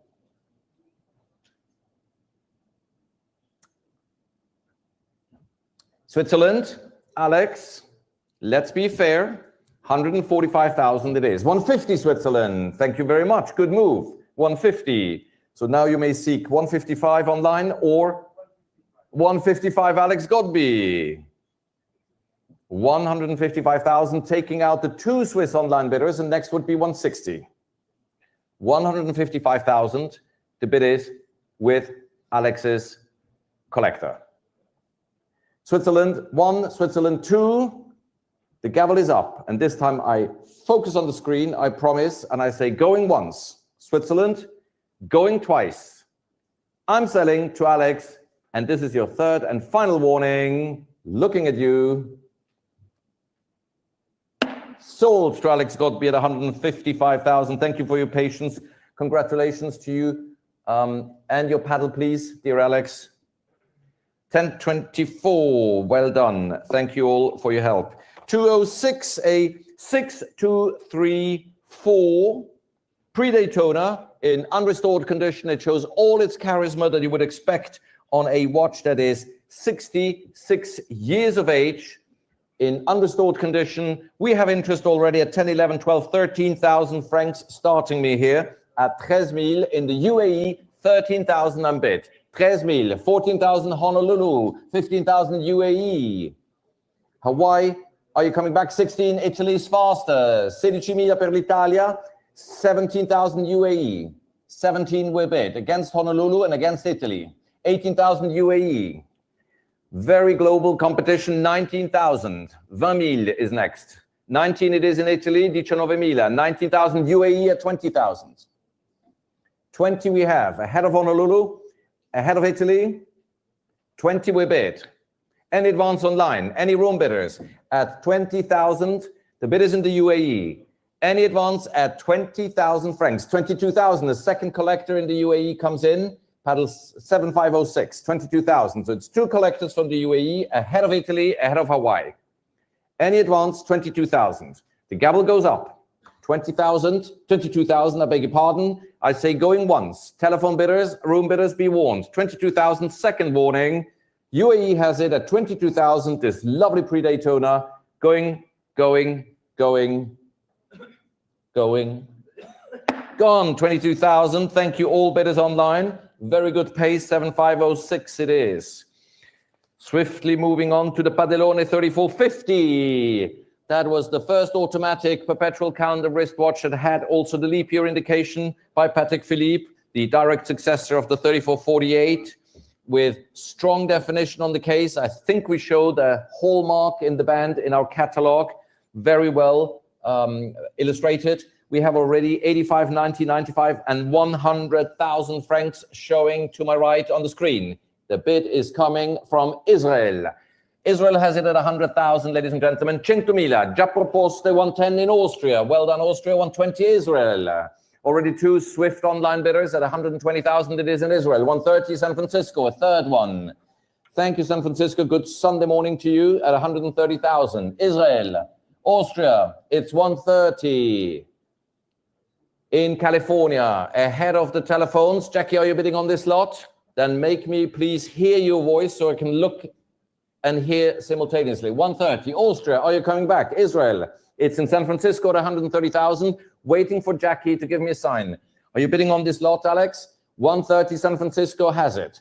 I'm going to sell. If you do not join the bidding now, gentlemen over there. The catalog was published a month ago. 140, Switzerland. There you are. It's like musical chairs. At the end, you can't sit anywhere. 140. The bid has been taken by Switzerland Online, 140,000. Jackie, here's your second chance for your collector at 150. What about Austria? What about Israel? Switzerland is leading now. UAE, where are you? At 140,000, I'm going to sell. 140,000, 140,000. I'm selling online. Jackie, going to Switzerland Online, going twice. Fair warning to you all online. Look at the Puerto Rico, 150. That's a good move. Very swift and clever bidding. 150 it is. Ahead of Switzerland and ahead of Israel, it is now at 150. 150,000 Puerto Rico. Any advance? You still haven't missed your opportunity because it's still open the bidding at 150,000. I raised the gavel once more at 150,000, saying going once, going twice. The 3450 from 1983, going to Puerto Rico with my congratulations. All done. Switzerland, fair warning. Sold 150,000 Puerto Rico. Congratulations to you, 7419. Well done. 208. We're moving now in a very different field of watchmaking. This is a contemporary piece. It's a 2019 limited edition lumen datograph with up and down indicator. I'm not going to tell you how clever it is, other than it is really clever because it is charging the luminous discs at 12 o'clock while they're underneath the gray glass dial. And you don't see it come through because it is polarizing glass, and they only made 200 pieces of this highly collectible watch. Maître, c'est à vous à 80 000. 80,000 is already an opening bid here. 80,000. 80 is bid. Who wants to give me more than 80? 85 in the room. 90 for Young. 95 seated. 100,000 for the Huissier. Looking for 110. Miami gives me 110. The Huissier gives me 120. I'm looking for 130. I said I'm looking for 130. And I have UAE 130. Thank you, Young. 130 is over there. Now I'm looking for 140. 140 Newport Beach, California for this spectacular Langenzöhne 140. It's back in California at 140,000 ahead of the telephones. Against you in the room, seated and standing. 150 Taiwan, another online bidder. Multiple continents competing. California, it's no longer yours. Now it's the Taiwanese online collector who has it. 150. The room 160 back in California. Newport Beach leads the way at 160,000, ahead of Taiwan. Tiffany, are you bidding on this lot? 160. Taiwan, it's now your chance to come back in. I know it's late for you, so let's go swiftly, and your well-deserved rest is near. 160, California has it. Just getting ready. The gavel is up. 160,000 going once. Taiwan, you're warned, for the Langenzone, selling to California at 160,000. All done. 160,000. Fair warning. California, you're the winner. Congratulations, 160,000. Paddle 7194. Congratulations. Which is our next slot? It is, wow, the A. Lange and Söhne unique special order grande et petite sonnerie. That means it has, like a grandfather's clock, a striking mechanism that you can turn off at night if you want to sleep, and it will strike the quarters and the hours. It is from 1900, and this one is a special order with this beautiful Memento Mori engraved case. And we start already at 85, 1995, 100,000 francs. 100,000 francs is here with me. 100,000, 100,000 I'm bid. 100,000, 110,000 Taiwan. Thank you very much. Opening the bidding in Taiwan at 110,000 online. 110,000. Who will give me my next bid? Don't wait any longer. I will sell at 110,000. Are you bidding, Tiffany? I'm selling to Taiwan if nobody else is joining the bidding now. 120 Switzerland. 150. Thank you very much for making up for the time I lost before. 150 is a phone. 160 Switzerland online. 160,000. 160,000 now. 170 for Tiffany's phone. Ahead of you, Switzerland, and ahead of you, Taiwan. 170. 170,000 for this wonderful Langenzone. Now on the phone bank with Tiffany Toe. 170,000. Any room bidders? 170 is ahead of you, Switzerland online. It's against you online because it's with Tiffany's on the phone. 170,000. I'm going to sell it to Tiffany if you do not come in now. 170,000. Look at the gavel. It's up. 170,000. Any more?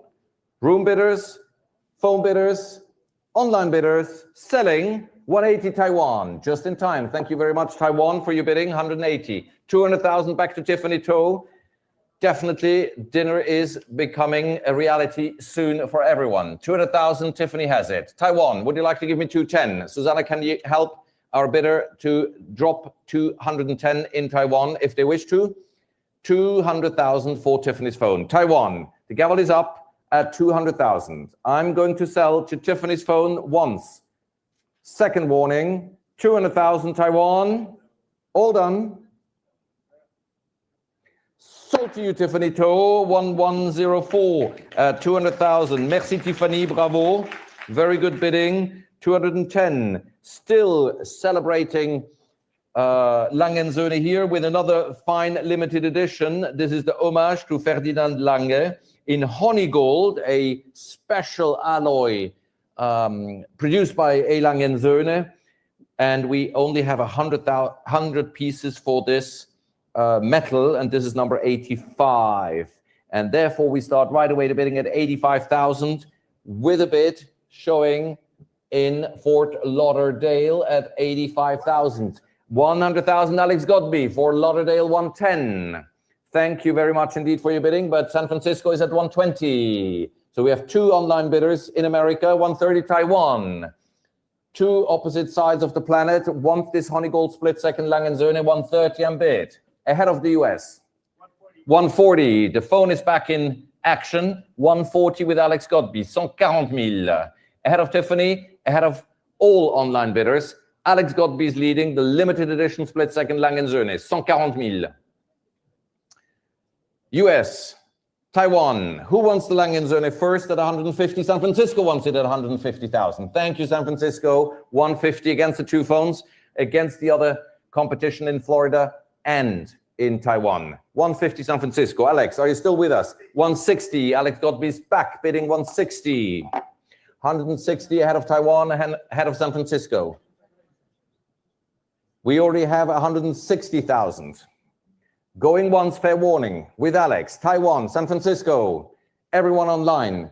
Don't lose it. Only 100 pieces were made by the Honey Gold Split Second, limited edition, tribute to Ferdinand Lange, selling at 160 to Alex. Going once, fair warning, San Francisco, going twice, and your last chance with Alex. It goes, it's gone. Thank you very much indeed. 160,000 to paddle 1014. 211. Now we go back into the history of high complication watchmaking. This is the Dürrstein Union. You read the biography of Hannes Dürrstein, beautifully written by our own Logan Baker. And we have a grand complication that doesn't just have a perpetual calendar, a minute repeater. It has a split-second chronograph with jumping seconds. The hand goes so fast, your eye cannot catch it. And it has grande et petite sonnerie. That means, again, it's self-striking. And we start at 100,000 right away, ladies and gentlemen. Here with me, up front, at 100,000. It's against you online, it's against you on the phone at 100,000. Who will start the bidding now? 150 we have from Tiffany Tor. Thank you very much. Not wasting anyone's time here, 150. Who is our next bidder? Is it Switzerland Online? 160. 160,000 for the 200,000. Very determined bidding and proving me right that this is an exceptional piece. 200,000 francs with Tiffany's phone. Cindy, can you keep up the pace? No. Tiffany, thank you for giving Cindy a bit of a stress. 220 Switzerland. Online Switzerland can keep up with Tiffany Toe. 250. Thank you very much indeed. I don't know what increments that means for Susanna Brockman, but 250 is Tiffany's bid. And I'm looking either at Switzerland or at Cindy or at Jackie. Who is my next bidder? Tiffany demonstrates her interest, clearly. 250. Switzerland, are you coming back for this extremely complicated Glashütte watch? Fair warning, Switzerland. Les enchères sont avec Tiffany au téléphone à 250 000, 250,000. I'm going to sell it. If you don't come back, you lose this masterpiece. Thank you, Cindy. 260 Switzerland is back. 260 Switzerland. 280. Thank you, Tiffany Tor. Very quick bidding. 280,000. 280,000 pour Tiffany Tor. 280,000. 280,000 per Tiffany. Switzerland. Can you offer me 300,000? It is absolutely spectacular to watch. So hefty. Feels like a Mercedes 600 Pullman in your pocket. 280,000 going once. Switzerland, you're warned. 280,000 going twice. You're losing it. The gavel is up. 280,000. Sold to Tiffany Tor, 1104. Thank you very much indeed. 280,000. Bravo, Tiffany. 212. 212 is a watch that we all know for nearly 40 years. The first time when it appeared at auction in exactly the same condition at a distinguished auction house in the late 80s. Then it was in the European collection in the same condition when it came back in the early 2000s.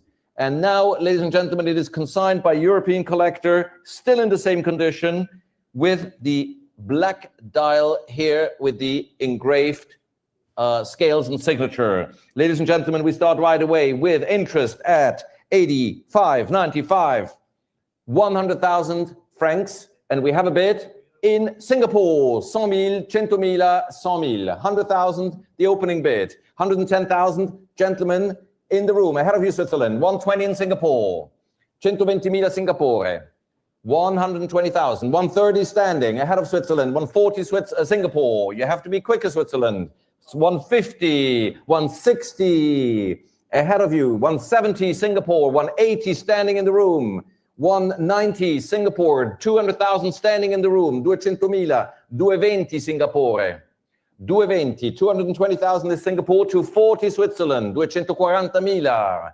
Any telephones are missing? 260 Singapore, 260,000 Singapore. I can see that the elite of collectors is interested in acquiring this only known black dial watch that has been in the same condition for soon 40, late 80s. Yeah, soon 40 years. 280 Switzerland, 300,000 Singapore. Well done. Collectors from around the world are vying for it. The gentleman in the room still thinking about it. 300,000, 300,000 Singapore, 300,000. Any advance, Cindy? Any more? Who's on the telephone for this exceptional piece? Thomas Perazzi, fair warning. I'm selling to Singapore at 320 would be next, but 300 is the bid in Singapore. Fair warning, sir. Fair warning to you seated. And very fair warning to Switzerland. You've been with us all day long, but now it's time to think if you raise your paddle once more, or if I can sell it to Singapore, showing on my screen here at 300,000. Going once. Fair warning. Marcello, are you on this lot? 300,000. Going twice. Young, are you on this lot? Thomas Perazzi, I'm selling the 1526. 300,000 Singapore. Congratulations. Well-deserved applause. 7209. And 213, ladies and gentlemen, is our final lot. And before I open the bidding, I'd like to tell you it was an absolute delight to spend this weekend with you. You've been a fantastic audience in the room, online. A huge congrats to the team. The season has only started. We're moving now to Hong Kong, where Thomas Perazzi and his team welcome you all with his telephone book thick catalog of horological treasures. Thank you, Thomas, again, for making me carry it to Hong Kong in person. 500,000 is the opening bid for the 2499 first series coming from an important European collection. Yes, sir. 1.2 million. Thank you very much, Thomas Perazzi. Ahead of Puerto Rico, 1.200.000. Già offerta da Thomas. Thomas is in a rush to go for dinner. 1.200.000. Non è in sala, è al telefono con Thomas Perazzi per questo bellissimo 24,99 prima serie. 1.2 million. Puerto Rico, I saw you wanted to bid. It went a little faster than expected, but the outcome is not going to be different. The highest bidder will win. Young Ho, are you bidding on this lot? Yeah, then it's maybe time to bid. And Marcello De Marco, are you bidding on this lot? Well, then I'm selling it to Thomas Perazzi, and then you can bid in the Hong Kong sale. 1.200.000. 1.200.000. Senza drammi, no dramas. Young is out. Eccoci qua. And Marcello De Marco is just warming up. 1.200.000. Sorry, Thomas.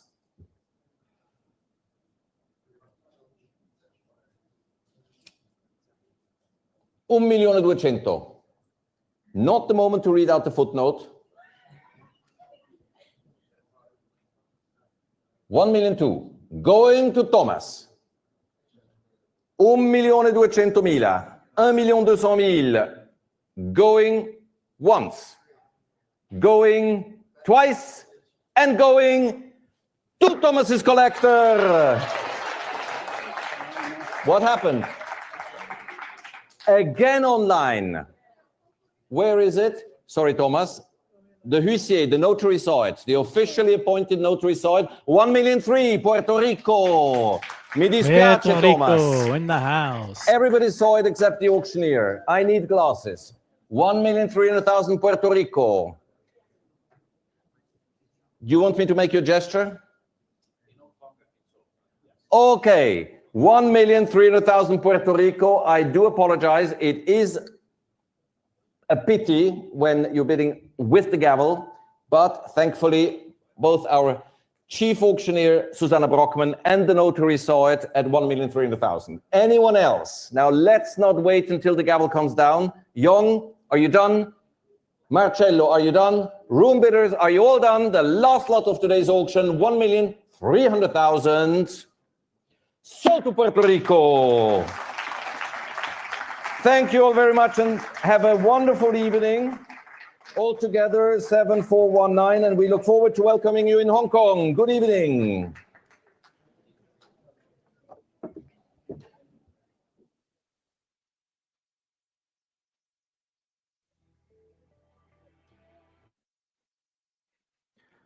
All right.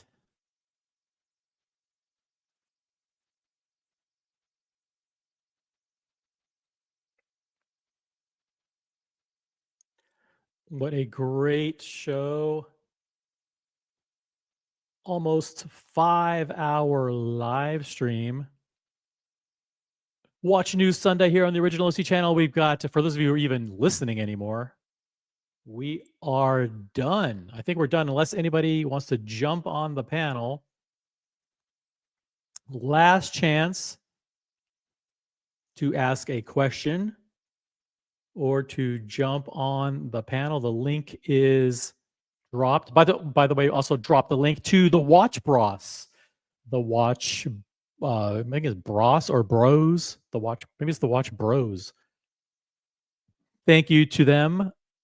Thank you to everyone who shared their copyrighted content. We did replay some copyrighted content consistent with U.S.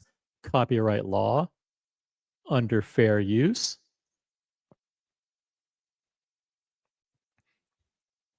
And I will now entertain your comments or questions in the chat. If anybody has any new exciting news to share or comments in the chat.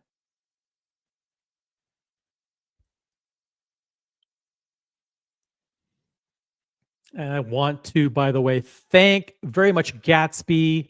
And I want to thank the Watch Hangout. I want to thank them all. I want to thank SE for jumping on the panel and doing that analysis of the 7 phases of watch collecting with me. I want to thank the Jizzo Club for your content. Congratulations on getting the Panda Daytona. And listen, hey, I wish you nothing but the best in your long journey of watch collecting. Listen, at least you are only buying approved brands, which is awesome. You know, Rolex, Patek, AP, Richard Mille, and FP Journe are the approved brands of the Original OC channel. I have a strong feeling that you're only going to buy from my approved brands. It's just a hunch. It's a hunch that you are going to stick strictly to only buying from my approved brands. Reach for the Crown, Reach for the Cross, Rolex and Patek is your main 2 brands.